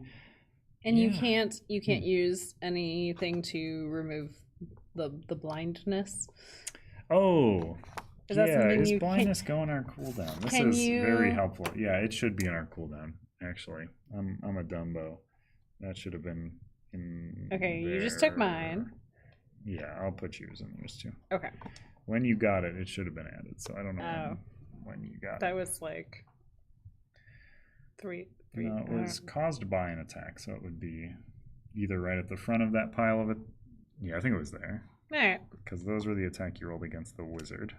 Mm-hmm. Those were the attack you rolled against. Yeah. Okay. I think that's right. Thereabouts. So I should roll this die actually then. There you go.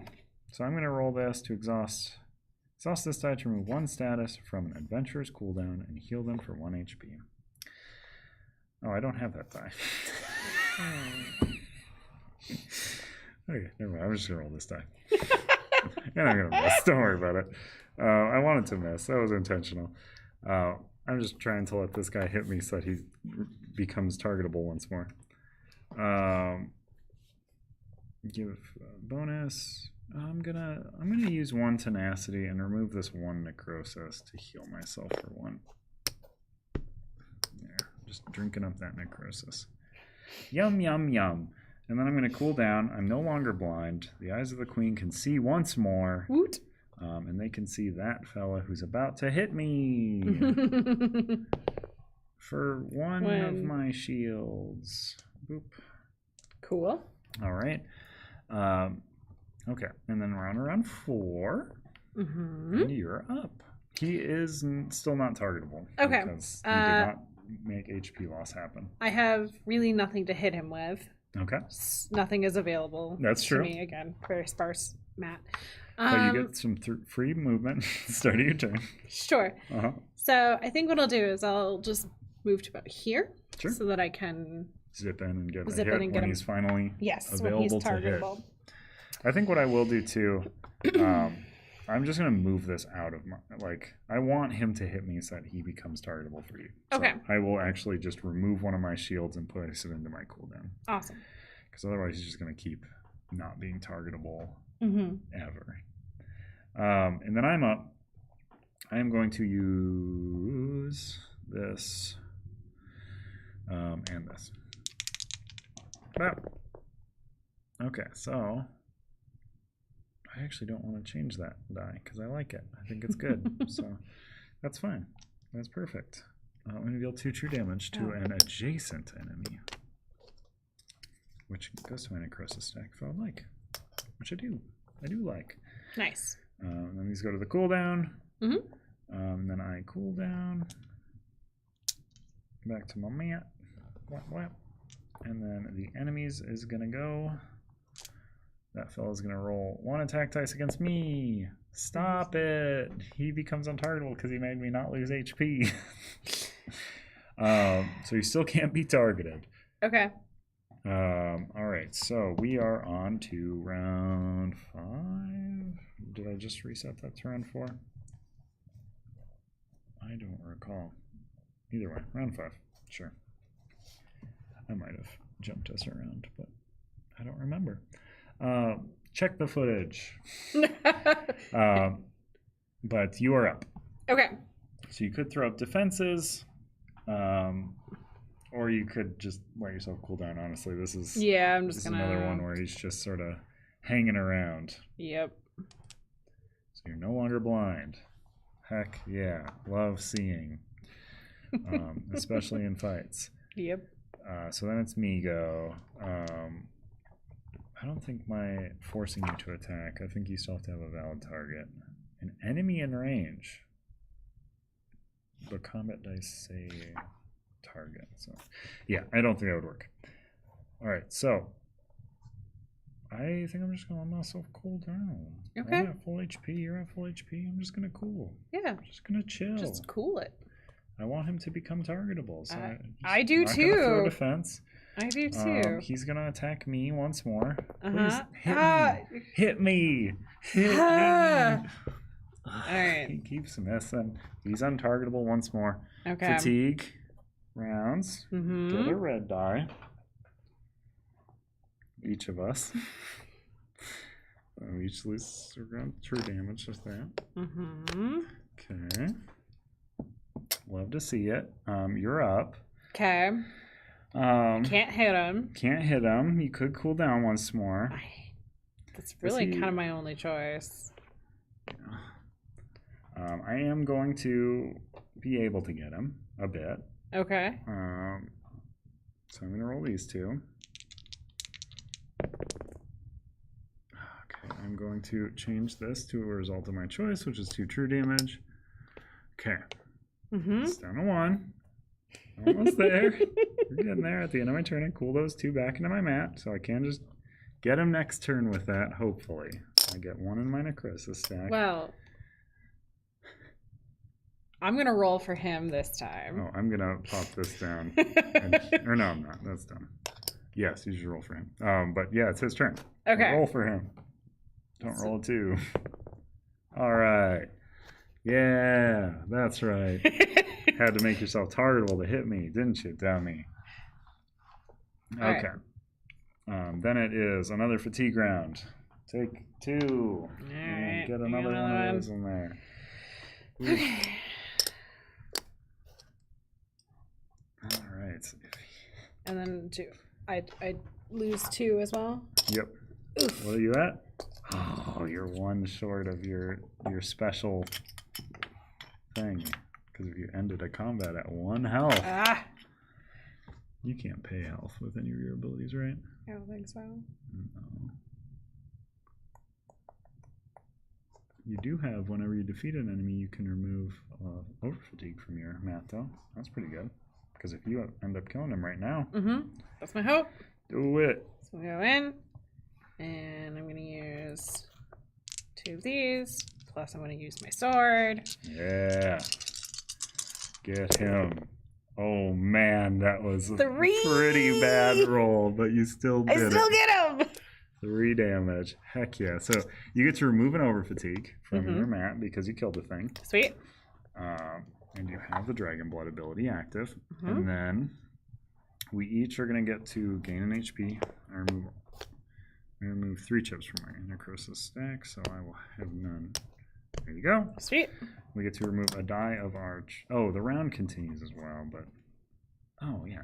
So then I would also get to... Yeah, you would have cooled down as well. And that comes out too?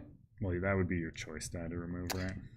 Normally, the over fatigues won't cool, so you would have cooled this next one out. At the end of the combat, you get to remove one of your choice, so you would have removed the other over fatigue. Sweet. So that's you out of combat. Okay. I'm going to finish my round off here. Yeah. So I would roll some healing dice to heal myself. Up to 5. What is this? Other dice. Select an adventure in range and then roll 4 free combat skills. Heal that adventure equal to the damage rolled. Okay. I'm going to roll this. Alright, so I get to roll 4. See how much I heal for. Ooh, 4. Not bad. All the way back up to my full 5. Nice. Yes. Because then I would move to cooldown. I would cool it down. And then I get to remove an over fatigue. Because I get to remove a die of my choice. I do still have 1 over fatigue, which I do hate very much. But we have done it. We have felled these beasts. I believe we get 2 experience, but let me see. That was a quest step. So let us see. We have successfully done something with the food. Yeah, we get 2 experience each. Wow. Put that there. You can think about what you would like to spend that on whenever.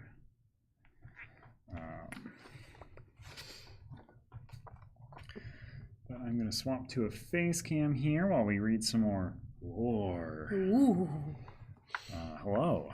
Face is back. Hello. Yes, we do still have faces. Eyes of the Queen. Playing both sides, part 3. You've done your grim work well, but the next day, as you're cooling your heels in a nearby safe house, Razumdar bursts in. You scramble to your feet.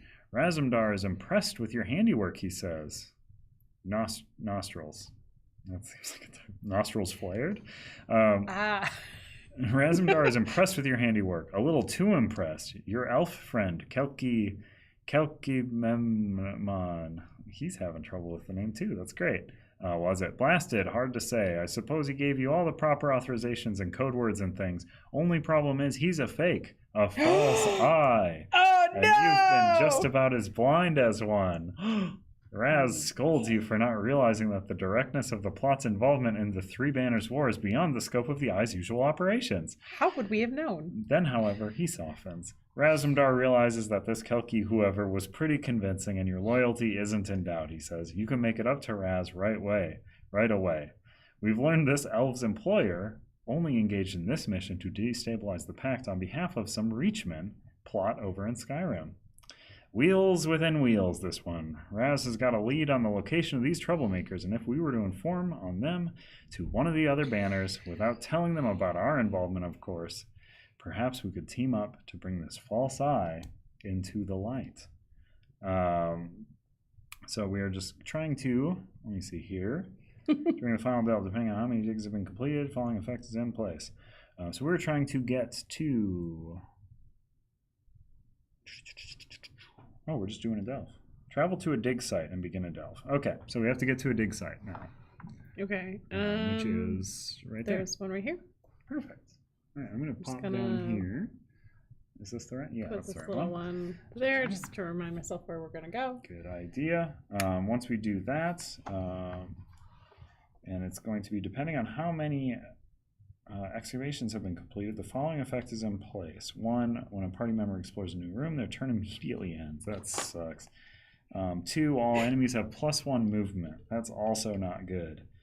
3, flip all placed level 1 enemies to their level 5 side. We absolutely don't want that to happen. 4 plus, when a party member explores a new room, their turn ends and they take 1 damage. Ugh. Okay, so we want to get to the dig site before more excavations are done. Okay. If possible. But also, we have a town action to do in this town for the rest of our day, which was Davin's Watch, which was the one where we did the fight. Yes. Yeah.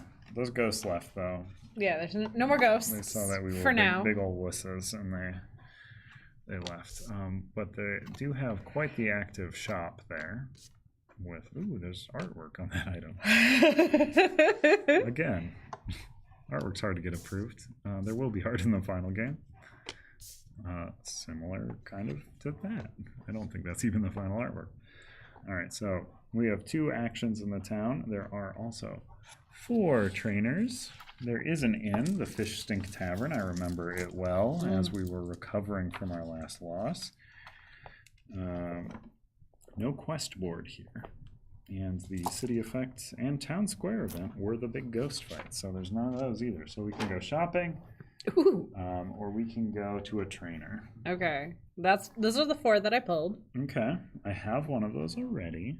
Wait, yes, you do. Yes, and that one only has not a lot of dice at level 1 left, so you might not want that one. I don't think I do. Let me see here.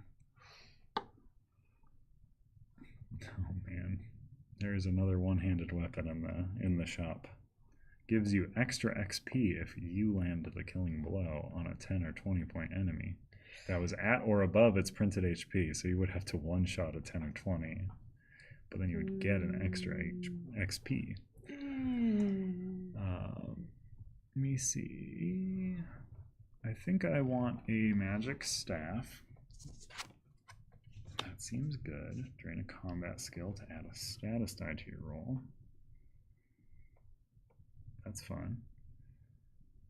And then I think... do I want to take speech? That's funny. Just a weird orc who's good at talking to folks. No, because I think I gotta start buying new dice. I want to buy dice from these lines.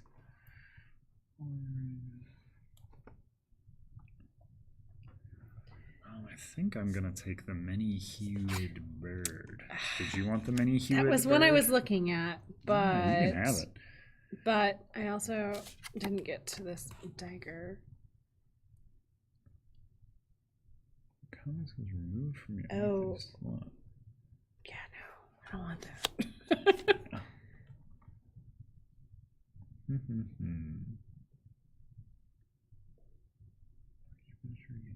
I might get maybe the melon salad.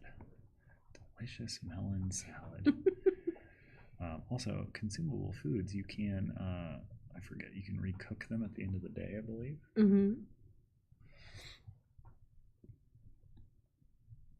Let me see, I think... Here, I will take the bird if you do not want the bird. Because I have things to put over fatigue into my track and no way to remove it. Alright, well, why don't you take the bird and I will take the golden gauntlets. Okay. The Many-hued bird feather. Or it's not a bird, it's just a feather. Okay, and you get one more action because I got 2 things. You could train, or you could do that, or you could go to the inn if you want. I'm gonna take this. Yeah, 2-handed's pretty good. I'm gonna get 2-hand. 2-handed dice do some of the most damage in the game. Yeah, because they hit real hard. I have a feeling we might need it. Yeah. I've been holding on to this Artifact Hunter's Band for a very long time. I don't know if I should. I was just keeping it for a very dire moment if we needed the HP. But we also just get 2 legendaries from it. Okay. How's that? Yeah, let's go back under there. We gained 2 XP, so you can spend that XP. The day counter is advancing. So I am gonna buy the pet die. The die that lets me summon a pet. This little raptor. Cute. Or this little tree. Little tree. All right, all right. I'm gonna buy that for 2 experience. Nice. And you have 2 experience as well. Oh. So those are still there. Yeah, from that big fight we did. Mm-hmm. Can I up my cooldown? That would cost 3 experience. Just kidding. You can save up for it. Yeah, I'll save up for it. Okay. Hang on to it for now. All right. So we're on to the next day. Oh, we should consult this for how the weather's looking. 2 or not weather. The digs. The dig. 2 The more onto the dig. Uh-oh. That puts us at 3 digs. Uh-oh. Huh. So we could. I mean, if we want. So 1, 2, 3, 4. We could take a fatigue each to hoof it and just pop into that final delve. Mm-hmm. We could stop at the peaceful right before it. What is Silent Mire? We could push ourselves past and into a town. Let me see. There's no inn there. Never mind. What about Mournhold? Is there a town there? Or an inn there? There is. The Flaming Nyx.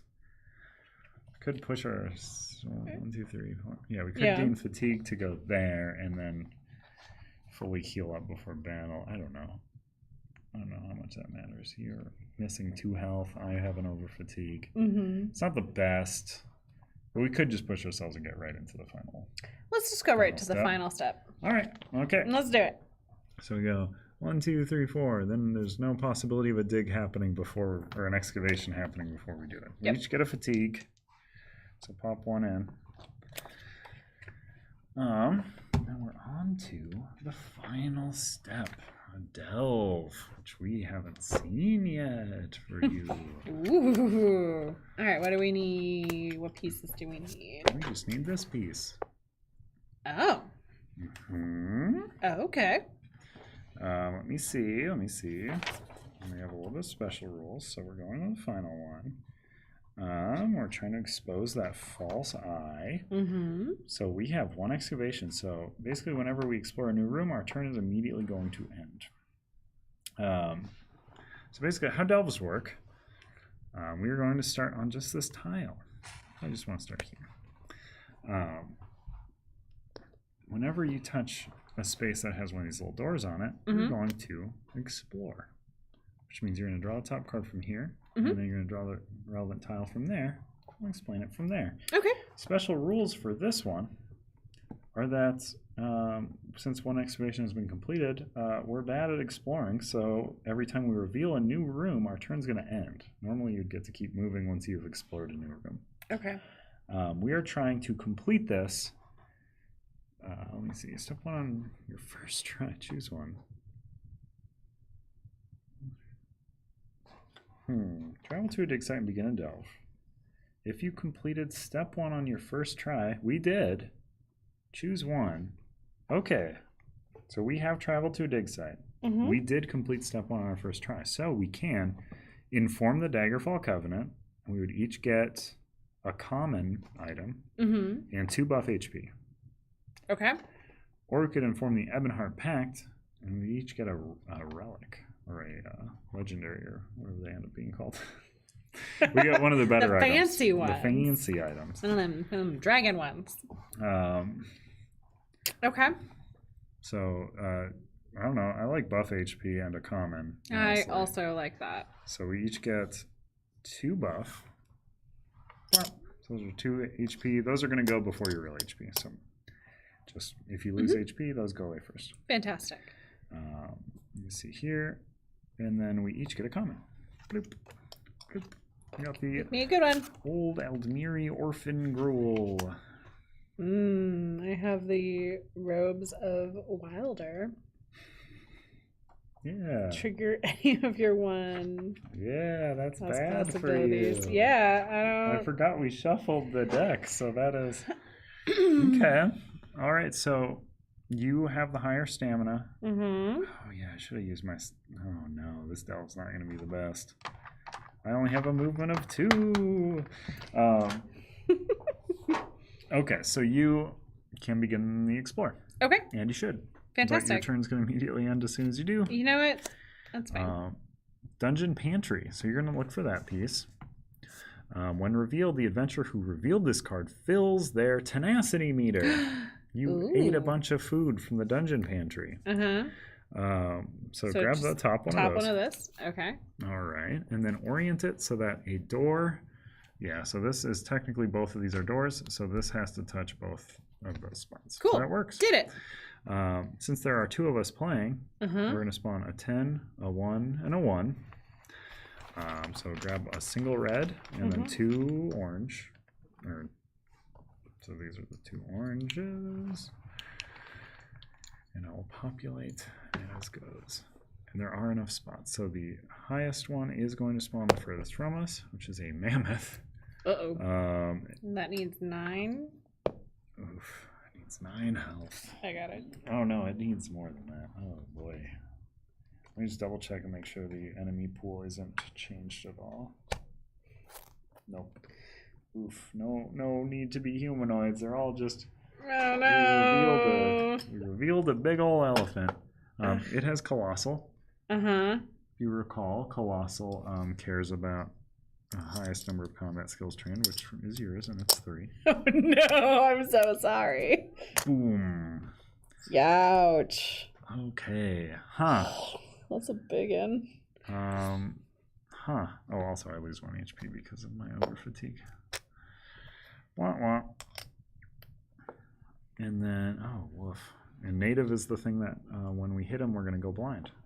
Oh, and then we got the Guar back, which also has Colossal, so it's also going to gain 3 HP. Boop. But there is a treasure chest. We're going to spawn 1 treasure chest. Also, don't forget about that guy. Oh, no. They're all so beefy. Ooh. Oh. Okay. Well. Oh, and then a trap door triggers here. So you have 1 attempt to roll 225. Am I able to? I'm not able to use my little spider on that one. You are. I am. Yep. Okay. When a lockpick attempt is made, you may choose to set a single and place 1 damage. Honestly, you do that 3 times. And just place 3 damage on your spider. Break 3 of its spider legs. Oh, poor so thing. You did the trapdoor good. It did. So no need to worry about that. You filled your tenacity, so your tenacity is full. So pop that all the way to the end. And then it is my go, because your turn was immediately ended. Which is not the best. For me, I'm going to move. Oh, no. I am just going to get slammed. What if? What if I use my Dragon Knight standard? In turn order, each adventurer may roll up to 2 free combat skill dice targeting any enemy within their range. That will be good, but your turn was immediately ended. I know it was. Yeah, so it'll be good next turn. Next time. I'm going to eat this gruel. After the end of your turn. Woof. Okay. Yeah, so I'm going to eat the gruel to remove all of these fatigue dice. Up to 3. So that's gone. So that's good, at least. On your target or yourself. Okay. All right.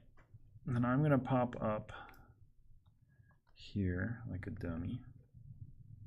Oh, yeah, I can lockpick. Sure. Yeah, why not? You have the lockpick dice. 5, 3, 4. 5 and a 3. Looking for a 4. Nice. Yeah, that's what I said. Those are the numbers I said. An ebon sword. That's incredibly useless to me. After applying damage, you may add 1 combat to my active slots if I was in defensive. Oh, as if you were in defensive. Okay. Interesting. That chip is gone. Oh, no. Oh, goodness me. Do you want to roll my pet? Oh, it's probably dumb to roll my pet, but, you know. So is the way. So I want to maximize amount of damage being dealt here. I'm going to try and have an explosive turn.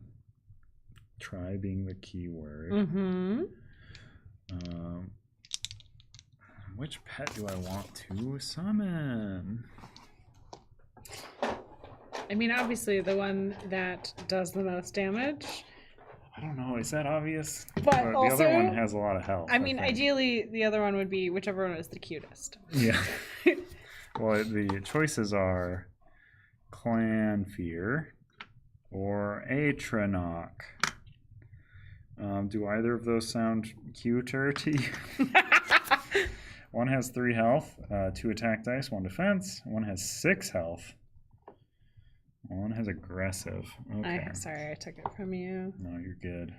Um. I mean, it's not like I get to out and out choose. So I think this one is going to be able to take the most hits. All right. So I'm going to. I have to roll at least a winning result on one of these. That's a winning result on neither of them. So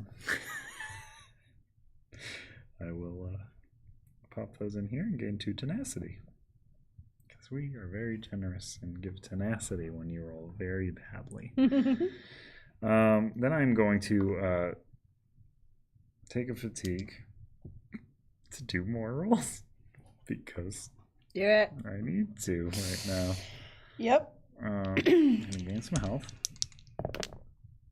Wow. I'm not gonna gain some health. I'm gonna actually move this to my cooldown meter and up my tenacity a bit more. I'm uniquely bad at rolling dice, I feel like is how does this read? The native ability. Let's see. After being attacked. No. So I'm not going to hit him. I'm going to hit him. For 1. 1 true damage. Oof. I might take another fatigue. Just to try and... Oh, and I get a necrosis chip. That's cool. That's something. Yeah, I'm gonna take another fatigue. Switch to one-handed. Oh, and I will have used. Oh man, drain a combat skill. No, never mind. I'm gonna switch to my one-handed. To use the ebon sword that I said was so bad. To roll 2 attack against the Gwar for 3. Okay. Not bad. Not bad. And I also can slot one of these into an active slot as defense as if I were in defensive stat. Nice. My cooldown's looking pretty rough. I get another necrosis stack chip though. And I am going to... What's my health? Not full. So I'm going to use 1 of these and discard 1 of these to gain 1 health. Well, there we go. All right. Now I can be the sponge. Because now they're all going to attack me. Right. So, Gwar. For 2, he's going to knock this shield off. Oh, I would have cooled down as well. That's important, probably. Quite important, actually. All right. That was the Guar. Yep. Mammoth. Those are my 2 buff HP. Okay. Red Guard Bandit. Why? Why? That's unreasonable. Take an immediate... woof. 1, 2. Okay. You got me. All right. Okay. And then it's on to round 2. And you're up. I'm up. Can I Mm-hmm. do 2 of these? Like if I chose... Yes, as long as you have the tenacity to use them. Okay. You can use any number, you just can't use the same one multiple times. Right. So I am going to for sure use my Dragon Knight standard. Okay. You might want to get yourself into range of a unit. Right. Okay. You jumped into the void. I did. You died. I'm gonna pick away at this one. All right. Okay, and what would you like to roll? You can roll up to 3, just as a thing. Mm-hmm. And you could put that movement die in there as well. I was gonna if you say I'm wanted gonna to. do movement, shield. Actually, no. Yes. Yeah. Do you want to do those 3? Okay. And then I'm also gonna use my sword, so that gives me Nice. those 2. And then those would happen after. Okay. But you do have 2 different weapon types in your possession, so you can ignore up to 2 armor. This guy has 1, so he's 0 armor against you. Fantastic. You're likely going to sweep him. Fantastic. So I'll roll this. Mm-hmm. That's a lot of misses. It really is. Wow.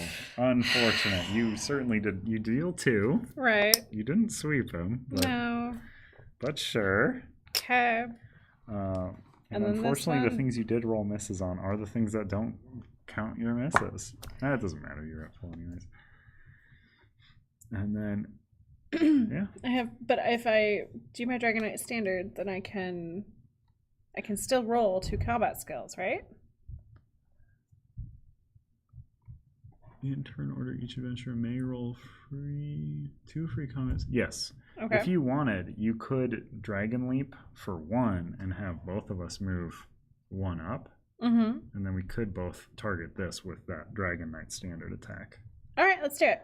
Cool. So use 1 for a Dragon Leap. And both go bop, bop. And then, and notice I'm also touching the next Explore piece. I don't have to initiate when it's touched. It's just like, it's a choice I can make. Mm-hmm. And then, yeah, you can use the Dragon Knight standard for two tenacity. So lower that by 2 more. Yep. Perfect. There's that. All right. And you are blinded Okay. because he has that ability. So just pop that into your cooldown. And then I'm going to roll against the same fella. But I also get to take those out. Yeah, at the end of your turn, yep. I'm going to 2 him as well. Blam. And I am also blinded. Heck yeah. Blind boys are back. Okay. And did you have any more stuff you want to do? I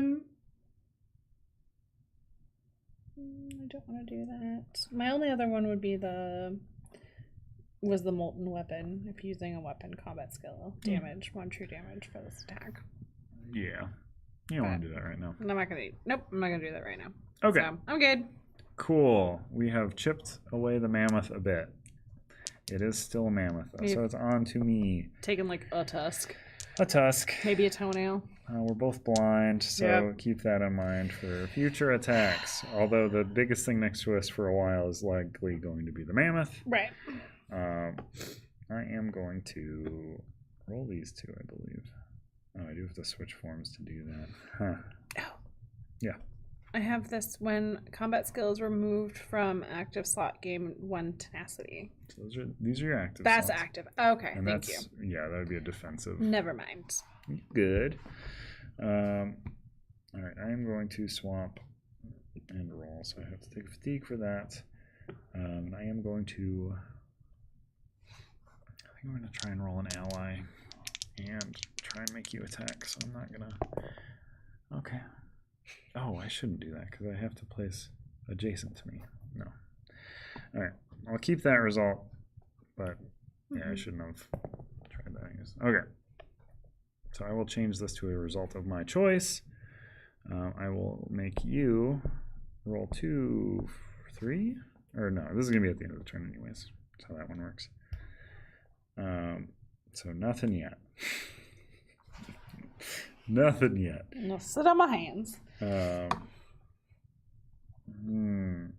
then nothing lost HP. Nothing lost HP.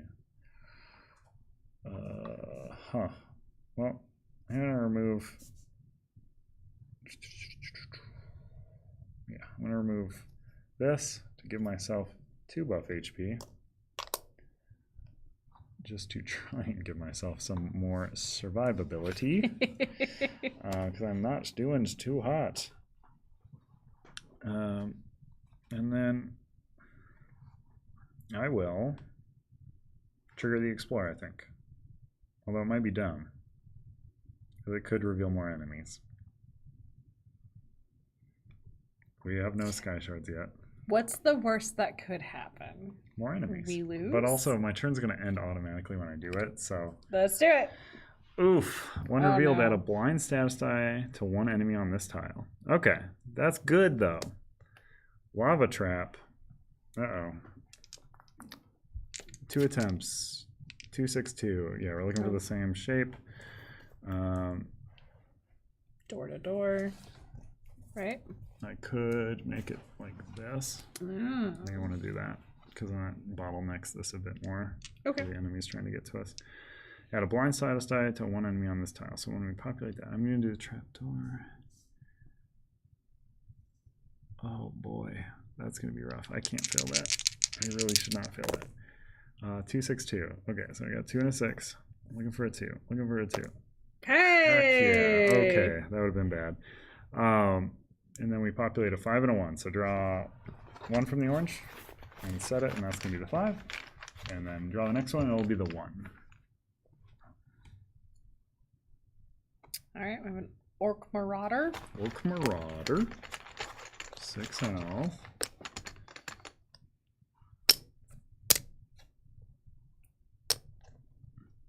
And a Cliff Racer. Technically. Cliff Racer. That's got 4 health. And then we get to place a blind die on a unit of our choice here. There is going to be an item as well.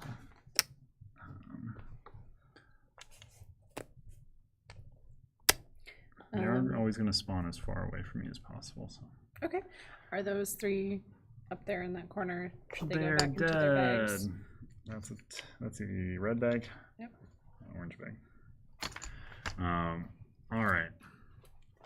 So my turn has technically ended, but we are blinding this fella. Which one are we blinding? Probably That the one? bigger guy. Yeah, that makes sense. Because then he's going to attack that Cliff Racer. Anyway, before the Cliff Racer, so hopefully he can kill it. Okay, so I'm ending turn. At end of turn, I trigger this. This is going to exhaust and choose an adventurer in one-handed. See you. Roll 3 free combat skills. On it. Against the, you have to do it against the highest health because of your blindness. You did 4. Not bad. Oof, he's down to 4. It's good. We're working through it. There. He gets exhausted. I cool down 3. Okay. We're doing it. Still blind, but so that was me and you. Enemies are gonna activate. Threat level, so the mammoth is gonna attack first, and he's going to attack both of us. because he's a jerk. Um, It's gonna be two. better. Yeah, 2. against both of us. I guess 1. 1. That's great. I have this. Oh yeah. Oh, I also do. I should ship that. All right. Okay, and then the threat level. So the 5. It's going to roll 2 attack dice against the Cliff Racer. That's Yes, 3. 3. Yes. Yeah. Sweet. Yeah, dude. Love it. Oh, technically something lost health at the end of my turn, but it was during my turn. Or I didn't deal it. No, it's when I deal damage to it. Oh, but this should have 1 from when you made me attack that guy. Okay. So blind guy went. So now it's just the 1s. So it's range. They all have the same range. So they'll trigger in what order we care about. So that's the Red Guard Bandit acting against you because you're the only target. Sweet. 1. And then the Guar is going to hit us both. Yeah, we're probably should. Okay, that's not bad. Oh, so it hits you for 1, hits my buff HP. And then the last enemy is going to pop up here. He's going to roll 2 attack against me. If he's lucky, he kills me. He's not lucky. We're on to round 3. You are unfortunately trapped right now. You cannot get around me. Yes. Yes. I realize that I cannot move. But I can still try and hit stuff. Yeah. Hit that stuff. Anything that rolls two attack dice and targets both of us is good to get rid of, which is the Guar or the Mammoth.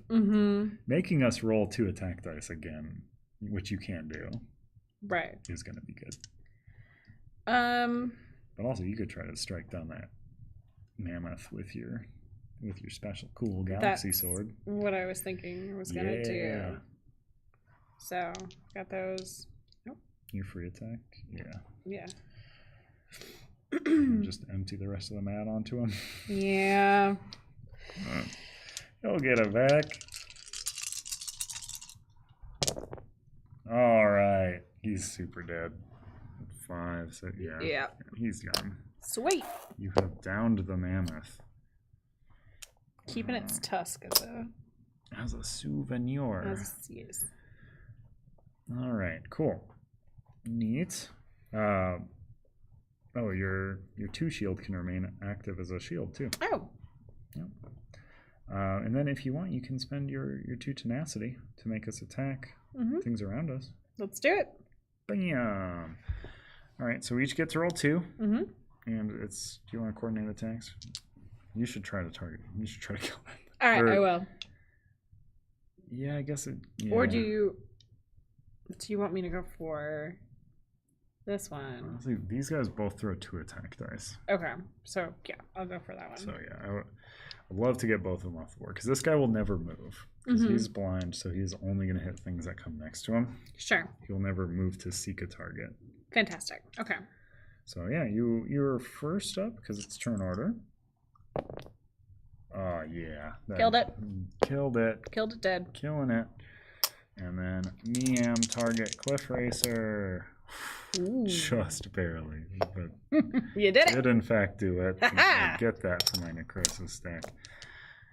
Alright. So that was your turn. And you did cool down. I already did that. Okay. I am going to try and heal both of us. Alright, please do. And then I think I'm going to also roll this other healing die. Just to try and ensure. Yeah.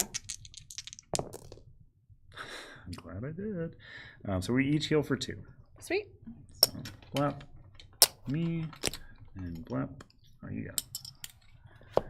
Yeah. Healing. All right. Excellent. So this is also tracked as a miss. Boop. And a boop. Oh, I have an interrupt now. I When a level 1 or 5 enemy is defeated, remove any number of chips from your necrosis stack and place it under them. They are now a companion for you. That's quite good. Okay. I might take fatigue, add more dice. Doesn't seem like a good move. Okay. I am just going to enter this new tile. 1, 2. Skirt around the blind fella. Mm-hmm. That was kind of annoying because he is next to both exits. So to explore, we have, and because of the delve making us end our turn there. Mm-hmm. We also have not found any sky shards yet, and we're going in round 3. It's pretty bad. Are we both at? I'm at 4. 3, you got 4. You have a max of 5. I'm gonna crack the artifact Hunter's Band. Okay. So I get to draw 2 legendaries, or 2 per adventurer. Ooh. Okay. That's not bad. For each of these, I either give to an adventurer or discard to heal an adventurer for 2. So, when populating a clash or single bell tile, draw twice as many of each enemy level needed. Choose which to apply. Remove all fatigue from your cooldown. Gain 1 over fatigue, place up to 2 status dice on your choice of non-target enemy. I'm going to take the Berserker's Medallion for sure. I'm going to discard Drada's Withering Edge to give you, or give myself 2 HP.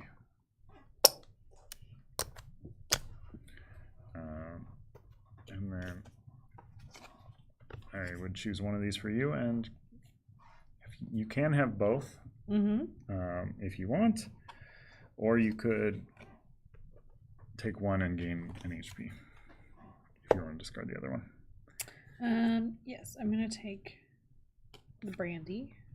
Nice. So I can remove all fatigue from my cooldown. That'd be Okay. good. And then I discard this one for more health. And HP. Yeah. Up to max, basically. Yep. And then that can, because of the card, that can become battle ready. So if you want to swap out one of your other items, because currently you can only have 4 items battle ready. Yes, Getting those correct. robes out of here. Yeah, burn them in a fire. Okay, so I've cracked that. I could take an extra turn if I wanted, but I think we extend on that. Yeah, I think I'm just gonna end. Gonna clear my blindness. Get my combat skills back. Yeah, I'm still blind. I keep forgetting that. Yeah, I don't. All right. Yeah, you still have movement too. All right. So enemies activate. This guy can't see, so he's not going to target anybody to move. This guy's going to roll 1 attack against you. Jeez, Ouch! I'm good when I roll for them. Well, stop Bad doing when I roll that. for me. All right. Let's kick this.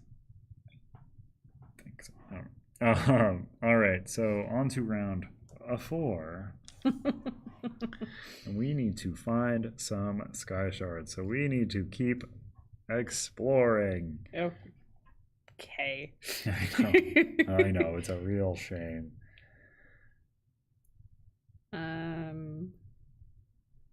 So you could try to stomp that guy before heading off. Yeah. You could probably I feel like kill I him. should. Okay. You gonna try and stomp the blind guy before you explore? Yep. Exploring will end your turn. Could add that other one-handed if you want. Which one? Sorry. You could add that guy. Oh. Yeah, probably should. All right, that's all of them. You can ignore up to 2 defense, and he has 2 defense. It's perfect. You dealt 5 to him, which I believe, it's all but 1 of his health. There you go. Not bad. Okay. You can slot that as a defense. That goes in that here. Okay. And then, do you want to explore? Or end your turn? Yeah, I'll go ahead and explore. All right, we got a Sky Shard tile, finally. All right, so that is going to pop in that. Like there? You could. And I 'Cause think that lets me move away from it. yeah. One thing to keep in mind with these are pieces of paper glued to neoprene, so they kind of warp. They're not too pretty, but they are You know the what? newest delve tiles. They, for sure, illustrate what's going on. They sure do. So draw 2 5s from the bag. This is our first Sky Shard, so we only add 2 HP to each of them. You said 2 5s? 2 5s. All right. We have an Altmer Marauder and an Argonian Marauder. Oof. Not excited. Nope. So this guy, they both have Divert as well, which you haven't. Oh my goodness. Why does that thing throw 3 attack dice? Oh no! That is absolutely not correct. What? It's quite bad. It also spawns a treasure. Oof.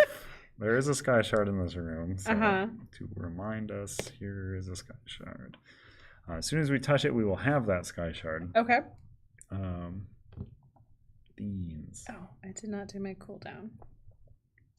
That's a good idea. I am no longer blind. Yay! For now. No. There's nothing that gives you blind here. For now. For now. Oh, man. This Alright. is quite not good. I think I need to try and summon a pet. I think I'm going to do another explore. Greedy. Alright. I'm going to pop over there. Roll these 2 dice. Let's do it. Oh, baby, that's a miss. Ooh, up to 5. But then, so I'm going to kill this fella. Okay. I get an HP from him. Mm-hmm. I'm going to use 5 tenacity as an interrupt. When a level 1 or 5 enemy is defeated, I can remove any number of chips from my necrosis stack. I'll say all 3. Mm-hmm. And resurrect this fella as my companion. Ooh. That's our All right. Marauder. All right. And then I'm going to explore. Because that'll end my turn. Right? Yeah. Yeah. That's what you said before. Yeah. I might just burn this too, just so that we can take a free turn.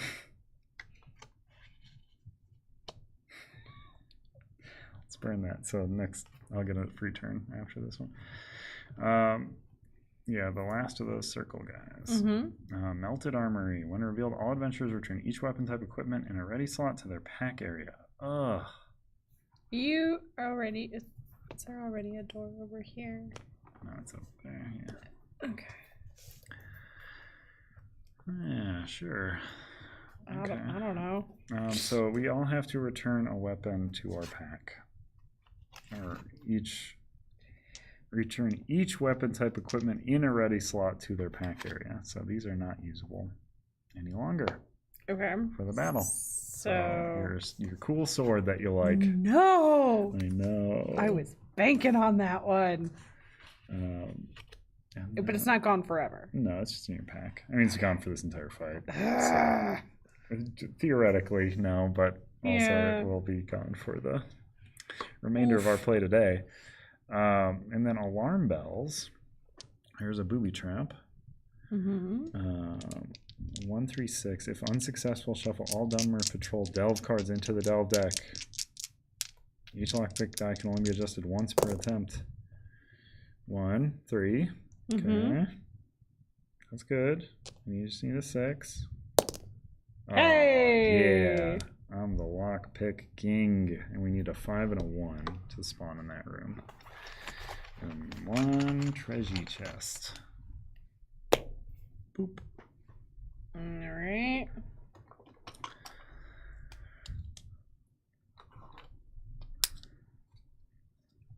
So this guy goes over here. Furthest spot, or furthest with a skull on it, spot away. That'll be 5. second furthest. Yikes. Yikes. I don't think I should be allowed to pick these anymore. Yeah. Oofa doofa. These are pretty bad.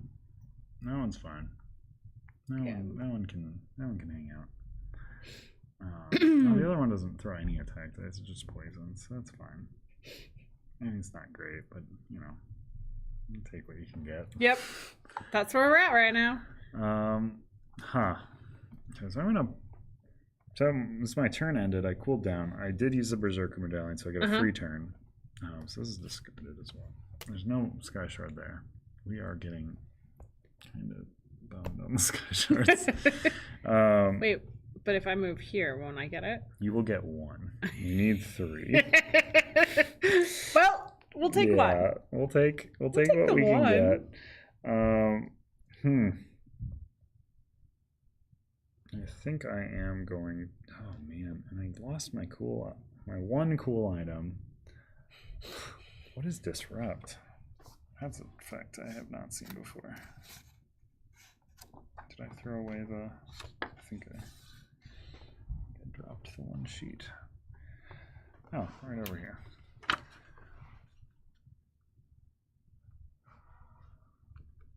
Oh yeah, this is definitely much easier to pick up than Bones. Like at a glance, I think overall it has a lot of complexity, but yeah, Bones is a different animal. It's a very hard to teach game. And this is quite easy. How do you feel about it so far? You feel autonomous at this point, like you're running your turns? Not really. No. But yes and no. Like I feel like I have a very basic okay, it's my turn, I can take these. I know what I can pick up for the most part. When it comes to actually using my skills and keeping track of how all of that works, I'm still a little fuzzy. But for the most part, there is definitely a lot to have in mind actively. Yes. But, so I moved for the turn. I can attack. I would have to switch forms to do so. But I can give you a free attack. Do it. This thing seems fake. That thing seems incorrect. Do you want me to draw a different one? It is foolish. That seems like a 10-pointer. I will. No. We have drawn it. Okay. Let me see here. Okay, so I'm gonna roll. I just want to not roll on my turn when I'm sitting next to 2 enemies. That seems silly. So roll 2 of these guys. All right. I did roll this, so I'm going to change this to a side of my choice, which is this side. It's the one that gives you a free attack. And I'll use it later. But not right now. And I didn't do any damage to an enemy, so I'm getting necrosis stack chips. I am going to explore. Because why not? Let's just keep pushing deeper and flopping. There we go. Oh no. When revealed, do not deploy enemies on this tile. Oh,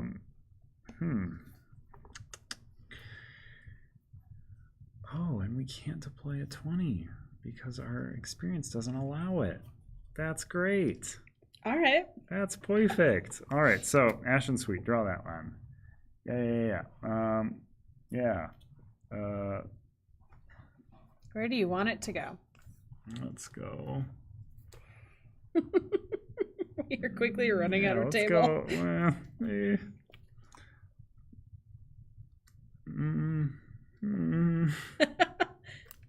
Yeah, that leaves 2 open pathways off of it.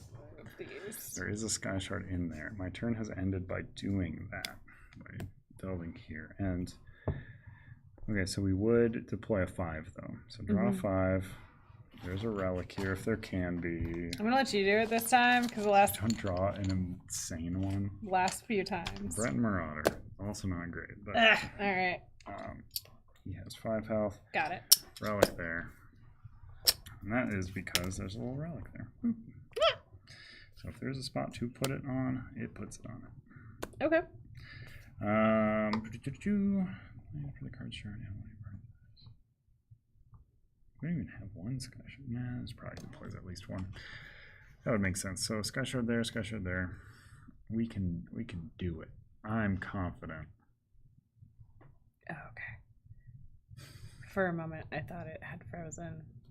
But we're good. Yeah. I think we're okay. We're good. We're good. Yeah. It's just, yeah, there's a delay. Yeah. Okay.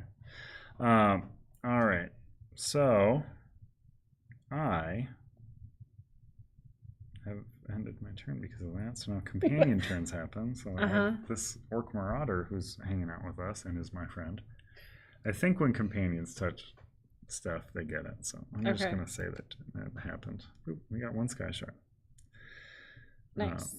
So I'm going to collect that card and put it here so that I remember that we have it.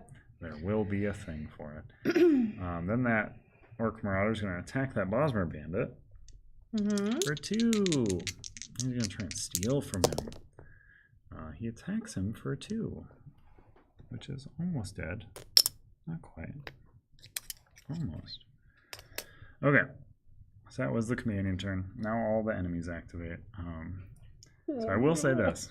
No, never mind. Everything activates. So in Delves, if there's a full tile between you and any enemies, they will not activate. Okay. So if you were not if I stay here, I'm okay because there's they'll come for you. Oh, they're coming. One for full me. tile between you. Ah. So if you were, say, here, neither of these sets would activate. But since you were here, every enemy on the board is going to activate because everything's at least in an adjacent tile. Yep. So 5. Fun times. Activate first. Okay.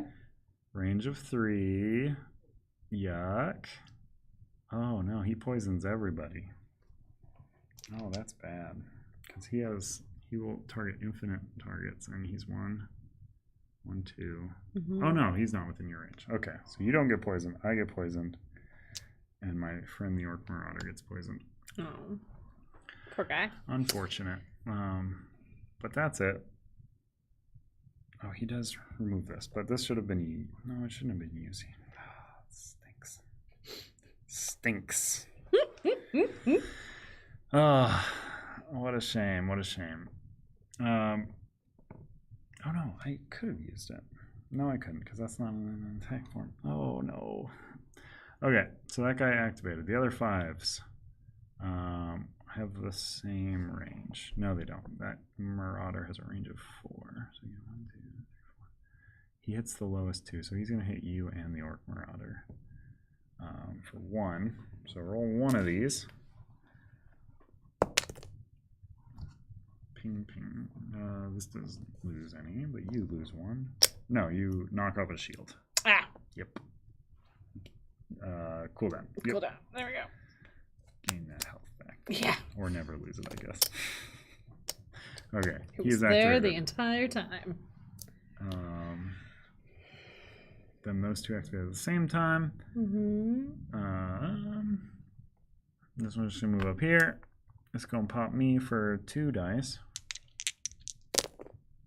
Hits me for 1 HP. Ow.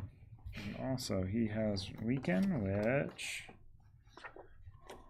loses 1 tenacity. I don't have any. Haha. That's right. You take the victories and you can get them. And right. Then this loser, this giant fool, I'll make him here so you have a beeline to an exit if you need it. We'll see. Also, you should just get out of that tile because then those will stop activating, and that will be wonderful. Because he is going to roll 3 attack dice, and he's going to enfeeble 1, so he's going to add 1 light fatigue to your cooldown regardless of result. Okay, it just knocks your shield off. That's 2. There you go. Ta-da! Okay. All the 5s. Now the 1s. Uh-huh. Bosmer Bandit wants to hit the 2 weakest, so he's going to attack me and the Orc Friend. He hits me for 1. My Orc Friend has shields. This skeleton is going to 1, 2. Oof. He pops in. He's going to attack you for 1. One of those dice. No, he's actually going to attack you for 2. Ooh, down to Ouch. 1. Down to 1. Okay. Hum. You honestly might. Here's a cute little hack you might be able to do. Force yourself to gain a bunch of fatigue by changing forms, and then use this ability to remove them and gain 3 HP. Because we're into round 5. Uh-huh. Let me see here. And you are up. We have 1 sky shard so far. So if you can, you could go 1. Mm-hmm. Oh no, you need to get out of that room.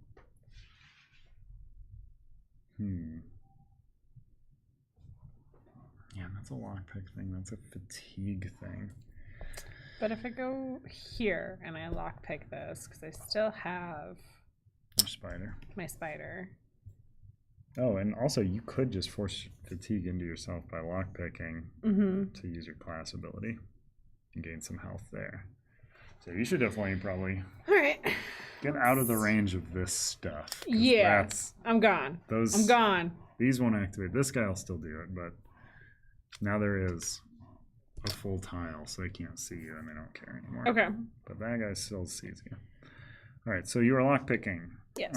You are doing the relic. Yes. 1 is the one you have to lock in, and then you're looking for 2, 3, 4. 1. Nice. 3. Nice. Get that 1 back. 2. 2. And you can take 1 fatigue to turn that 5 into a 4. Or I could roll again. You could roll again. Boo. Could take 1 fatigue to turn that 3 into a 4. Yep, I'm gonna do that. Bam. You got Aegis of Ash. While in defensive, you may roll combat skills from your mat when dealt damage, preventing damage equal to the damage rolled. Interesting. So this is just an enchantment on you. And as long as you're in defensive form, if someone attacks you, you can just roll these like in response. So you could throw up shields in response to being attacked. Okay. And that clears that. So that's your movement for the turn.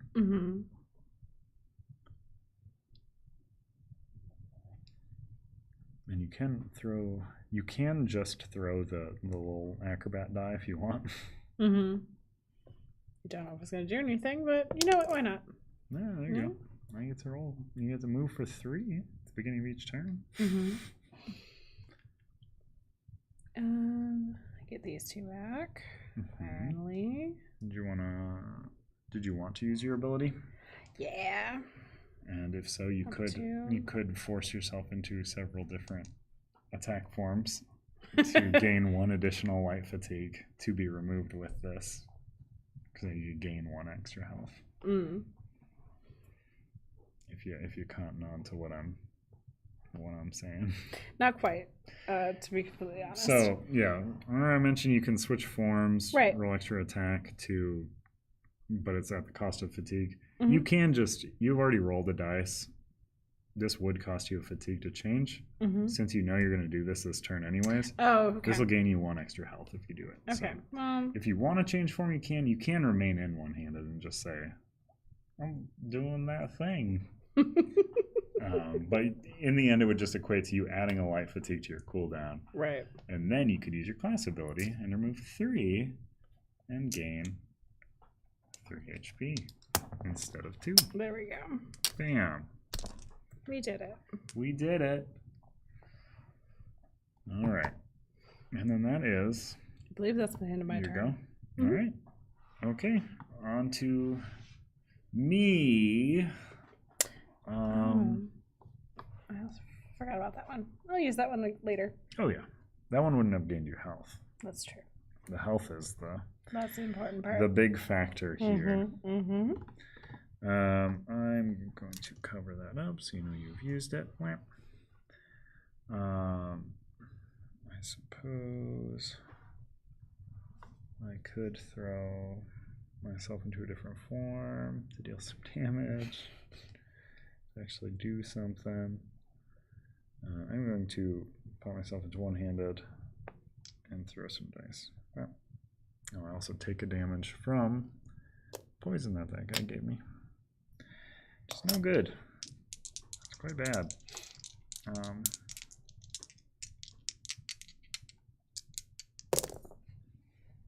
Alright. 3.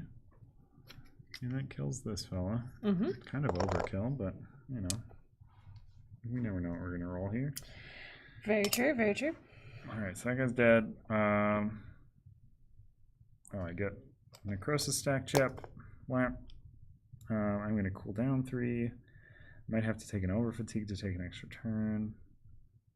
I think we're going to fail this one. I'm not feeling confident. Yeah, as you shouldn't. I mean, if we can get that one, that might be something. But I just don't even know if we can do that. That one, what? I'm sorry. This one? This one's Sky Oh, Shard. this guy. Sorry. Yeah. I was very close. Yeah. But then you made me move. Because otherwise these are going to annihilate me. I know. to... I know. I understand why you did it. Just pointing out. Yeah. We were very close. Why it happened. So my friend, this orc, hello this orc, my friend, he loses a health because of his poison. Ow. And then he is going to attack that marauder. Or he shouldn't move there because he's going to block you in. I'll have him attack that fella. Okay. He's going to roll 2 attack dice. He's going to hit him for 2 damage. He has a shield. And then his turn is ending. And then they're activating in range order. So that fiber is going to poison you now, as well as me. Got it. I have poison. That guy has poison. So we are still good. Then the other 5 activates, the one that blinds if you attack it, and weakens. So he's going to hit the 2 lowest health people next to him, which is you and I. Don't kill me. Hey, ooh. Just barely. And then I lose 1 too. Yup. Sweet. Oof. I mean, it's not, but like. Yeah. And then. Could have been worse. This guy activates. He's trying to get to the weakest. 4. Cool. So he's going to go towards this guy. Because that orc marauder's. Or no, I'm currently the weakest. Yeah. That's the same amount of space to get to me, though. Yeah, it is. All right. On to fatigue rounds. So we get the dreaded fatigue dice. The red ones. Why do I have 2? I just put 1 in there. I didn't know you had any over there. Yeah, they're all sitting right here. Right? Oh. I am dying at the start of my turn, so. Oh no! I don't think you have a way to. I was gonna say, is there that. any way I can help you? I don't. It's like, what can I do? From your cooldown. Yeah, nothing currently that you have on your mat. Oh. Believe you are. Nerds. Yeah. Yeah. I think, I'm dying from poison and fatigue. I'm so tired and poisoned. I'm so tired and sick. So tired and sick. Oh. Whoa. But you could clear the whole thing and win right now. That's a possibility, you know. It's not really, but. How do I do that? So you have 3 free movement right at the beginning of your turn. That's true. You could go 1, 2, 3, get the Sky Shard, and then move your 3 right back. Or no, no, that wouldn't work. It's 1 less movement than you would need, because 1, 2, 3, 4, 1, 2. Right? 1, 2, 3. That's your free movement. 1 to go there. 2, 3. Yeah, never mind. So you can't even get that Sky Shard. Hum. In my companion is my companion. So it will also go away when I die. Mm-hmm. So you won't even have that assist. Oh, no. Yeah. Yeah, it's unpleasant. Yeah, I should have... No, I would have died too. I should have taken my class ability, but that would have killed me as well. Yeah, I think we're goners. All right. Yeah, yeah. Okay. I mean, you can play your turn out. I want to see you play the turn out, yeah, fully as it goes. I don't know. Okay. You have Should 2 I- attack dice, I guess. So you have a lot to do. I can, because if I get the Sky Shard, it's not going to help us at this point, right? Yeah. And I can't. We would be 1 short. So you could theoretically, right? You could explore. Hope to reveal a tile that spawns multi-Sky Shards.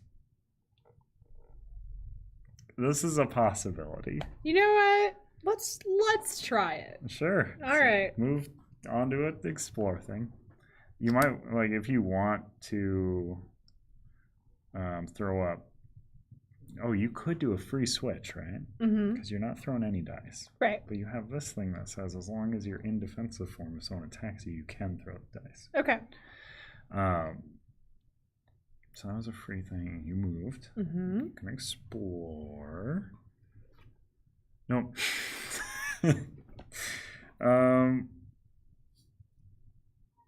Yeah, it's the little one. Mm-hmm.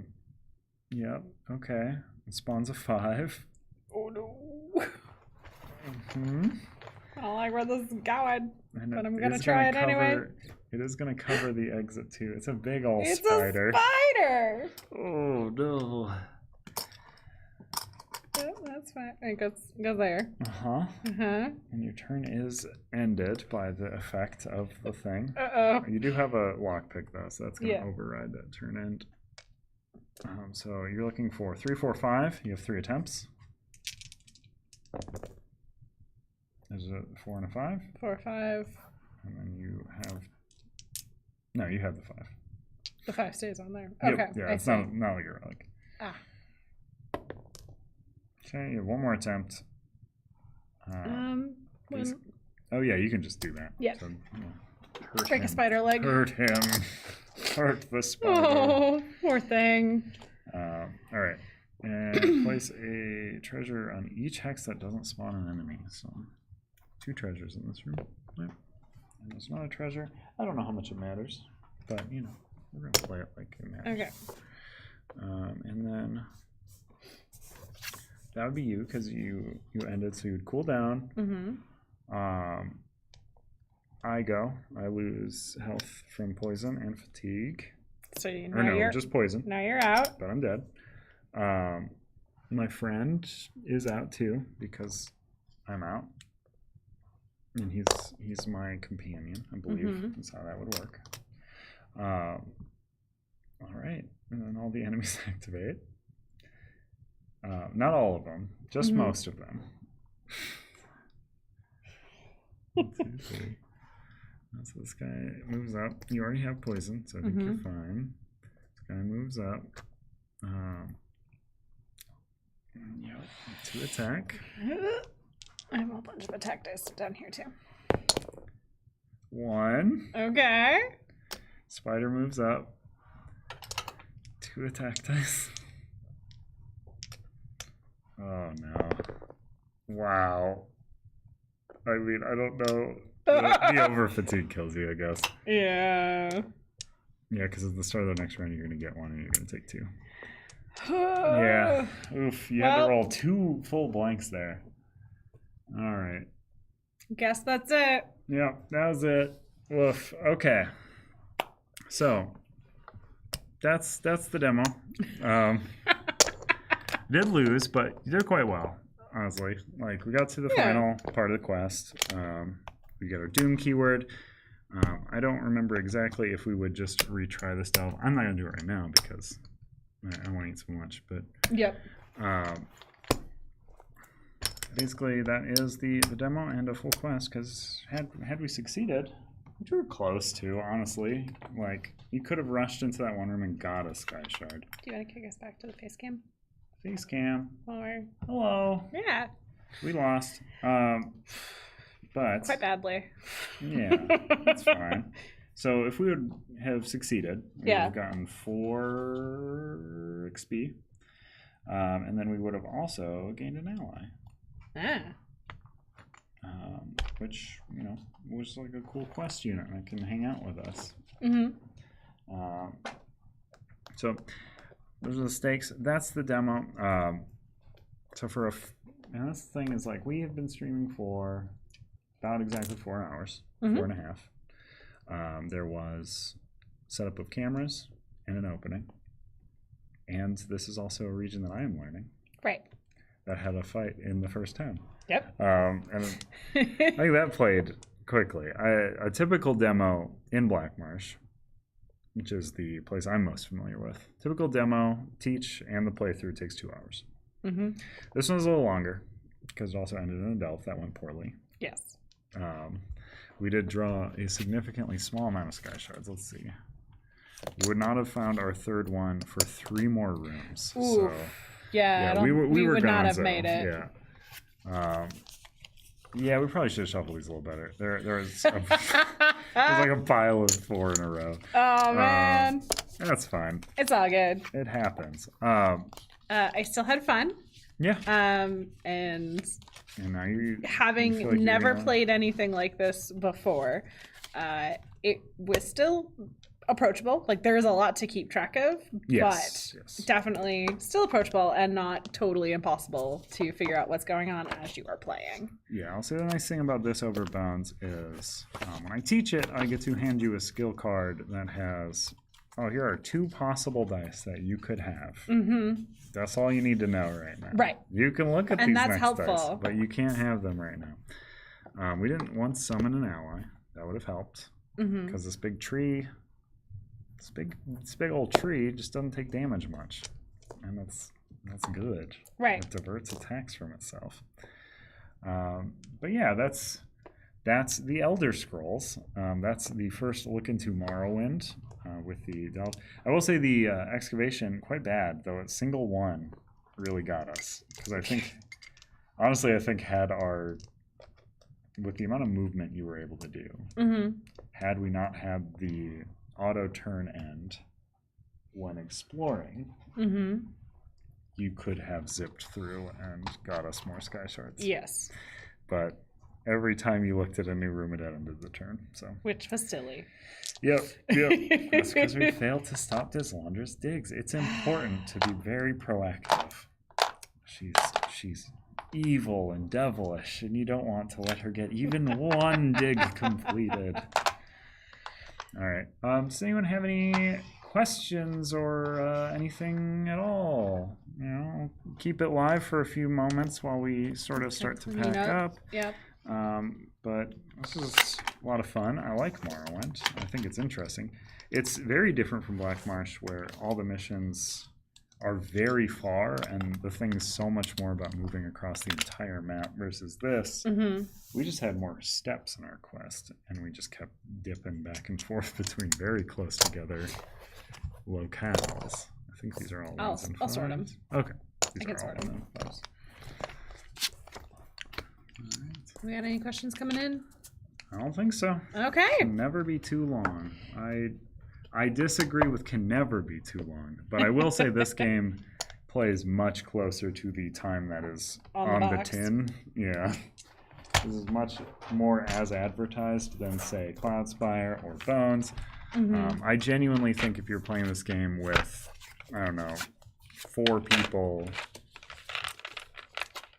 you know, in a setting where I wasn't streaming this along with teaching it, I think the session would have taken just as long as this did. Because, you know, the stream takes a lot of... Oh, that's not a blink. Doesn't go there.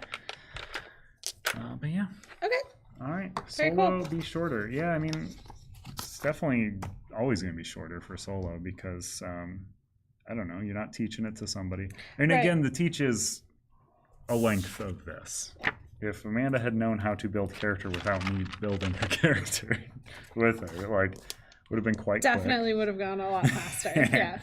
And if you know, you don't have to explain die faces and stuff, but beyond that, it's a pretty breezy game once you get into it. And if you're playing solo, you theoretically, this is my new favorite word, it's theoretically.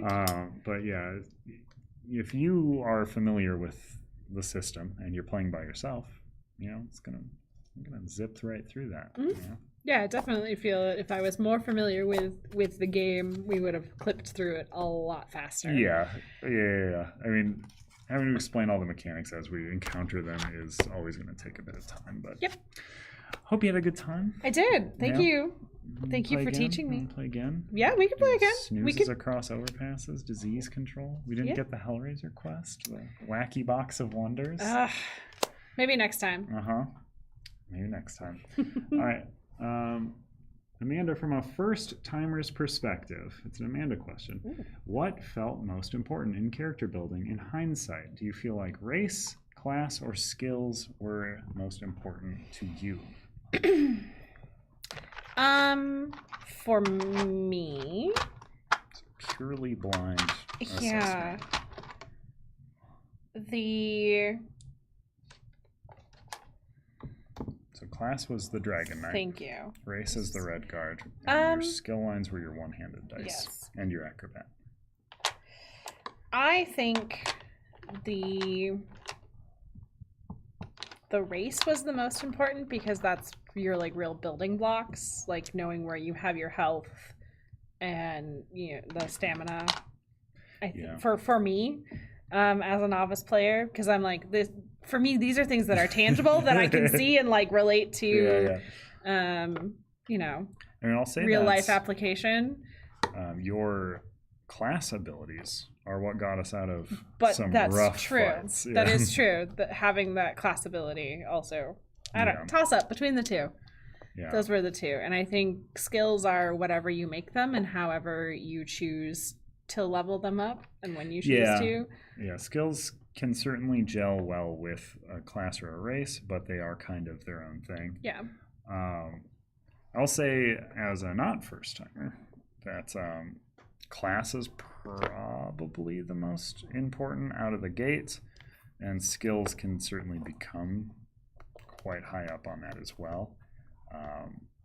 I had a companion. I was giving us buff HP. You were ending battles by moving us around and having us all deal extra damage. But I will say your race ability to only have one cooldown to start not great. Was not good for you. Was not great. So, and I, as a first-time player, did not know really what that meant. And I was like, oh, 1, that's low. That's probably good. Oh, no. It was not. No. No, I know. I know that. I know this now, and I think maybe next time when I mention this. Well, or when I play as a first-time player, I'll actually do this is what I'm thinking, and it will be totally wrong. But you can then at least know where I'm coming from on that, and I feel like these are my initial thoughts. Yeah. No, I mean I agree. I mean the thing is I don't want to ever pilot somebody through the game. Sure. So like I'm not going to tell you no, especially since you're going to throw 3 attack dice. That's pretty good. Hello. What's up? Because usually there's the 3 attack dice. That's very good. It's very potent. But yeah, 1 cooldown is quite bad. Versus I had 3 cooldown, which is very good, but I ran out of dice to like actually care about use that kind of quick because I had no attack dice. And Salem's here. Salem's off camera. Heavily one of the developers of Elder Scrolls Betrayal of the Second Era. Having vast experience in games like Skyrim will be easier to learn. No, I think this game will be the same amount of easy from about any background, honestly. Like, I do think having a background in Bones can kind of be detrimental sometimes when playing this because you view things differently. than they are.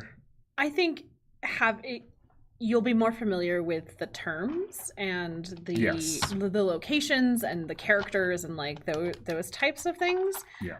Because you can tell me that they're an Argonian knight, and I have no clue what that means. That means nothing to me. I can take from context, but that's about it. Yeah. So that might inform your character development a little bit. Yeah, what I will say about that stuff is you will definitely be able to appreciate the lore and the story more. I think everything works on an outsider beginner level in general, but you'll certainly have more appreciation for, I don't know, Argonians and Khajiits working the way that those things work in the games, because I do think we very much are trying to make them work the way they work. That's it.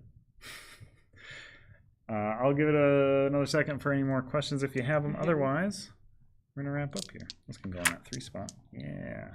But then there's those. There are these. Yes. That should all fit about perfectly. Yeah. So perfect at building this demo kit. Yeah, looks like that's it. Thanks all for joining us today. Thank you. We'll be back next week for, I don't know, probably a more chill stream in general before conventions start. Again, we're going to be at Gen Con, booth 2129. Nailed it. It's a weird way to say it. But then after that, QuakeCon, if you happen to be there, come touch the game with your handsies, because that's the first time it's going to be out in front of the public, I believe. Yes. But it's only the public who are going to QuakeCon. More in the future, though. I don't know. Who knows? Thanks for joining in. Have a good one. Thanks. I'm going to just awkwardly, you can fill time while I try to... While you try and get to the one spot.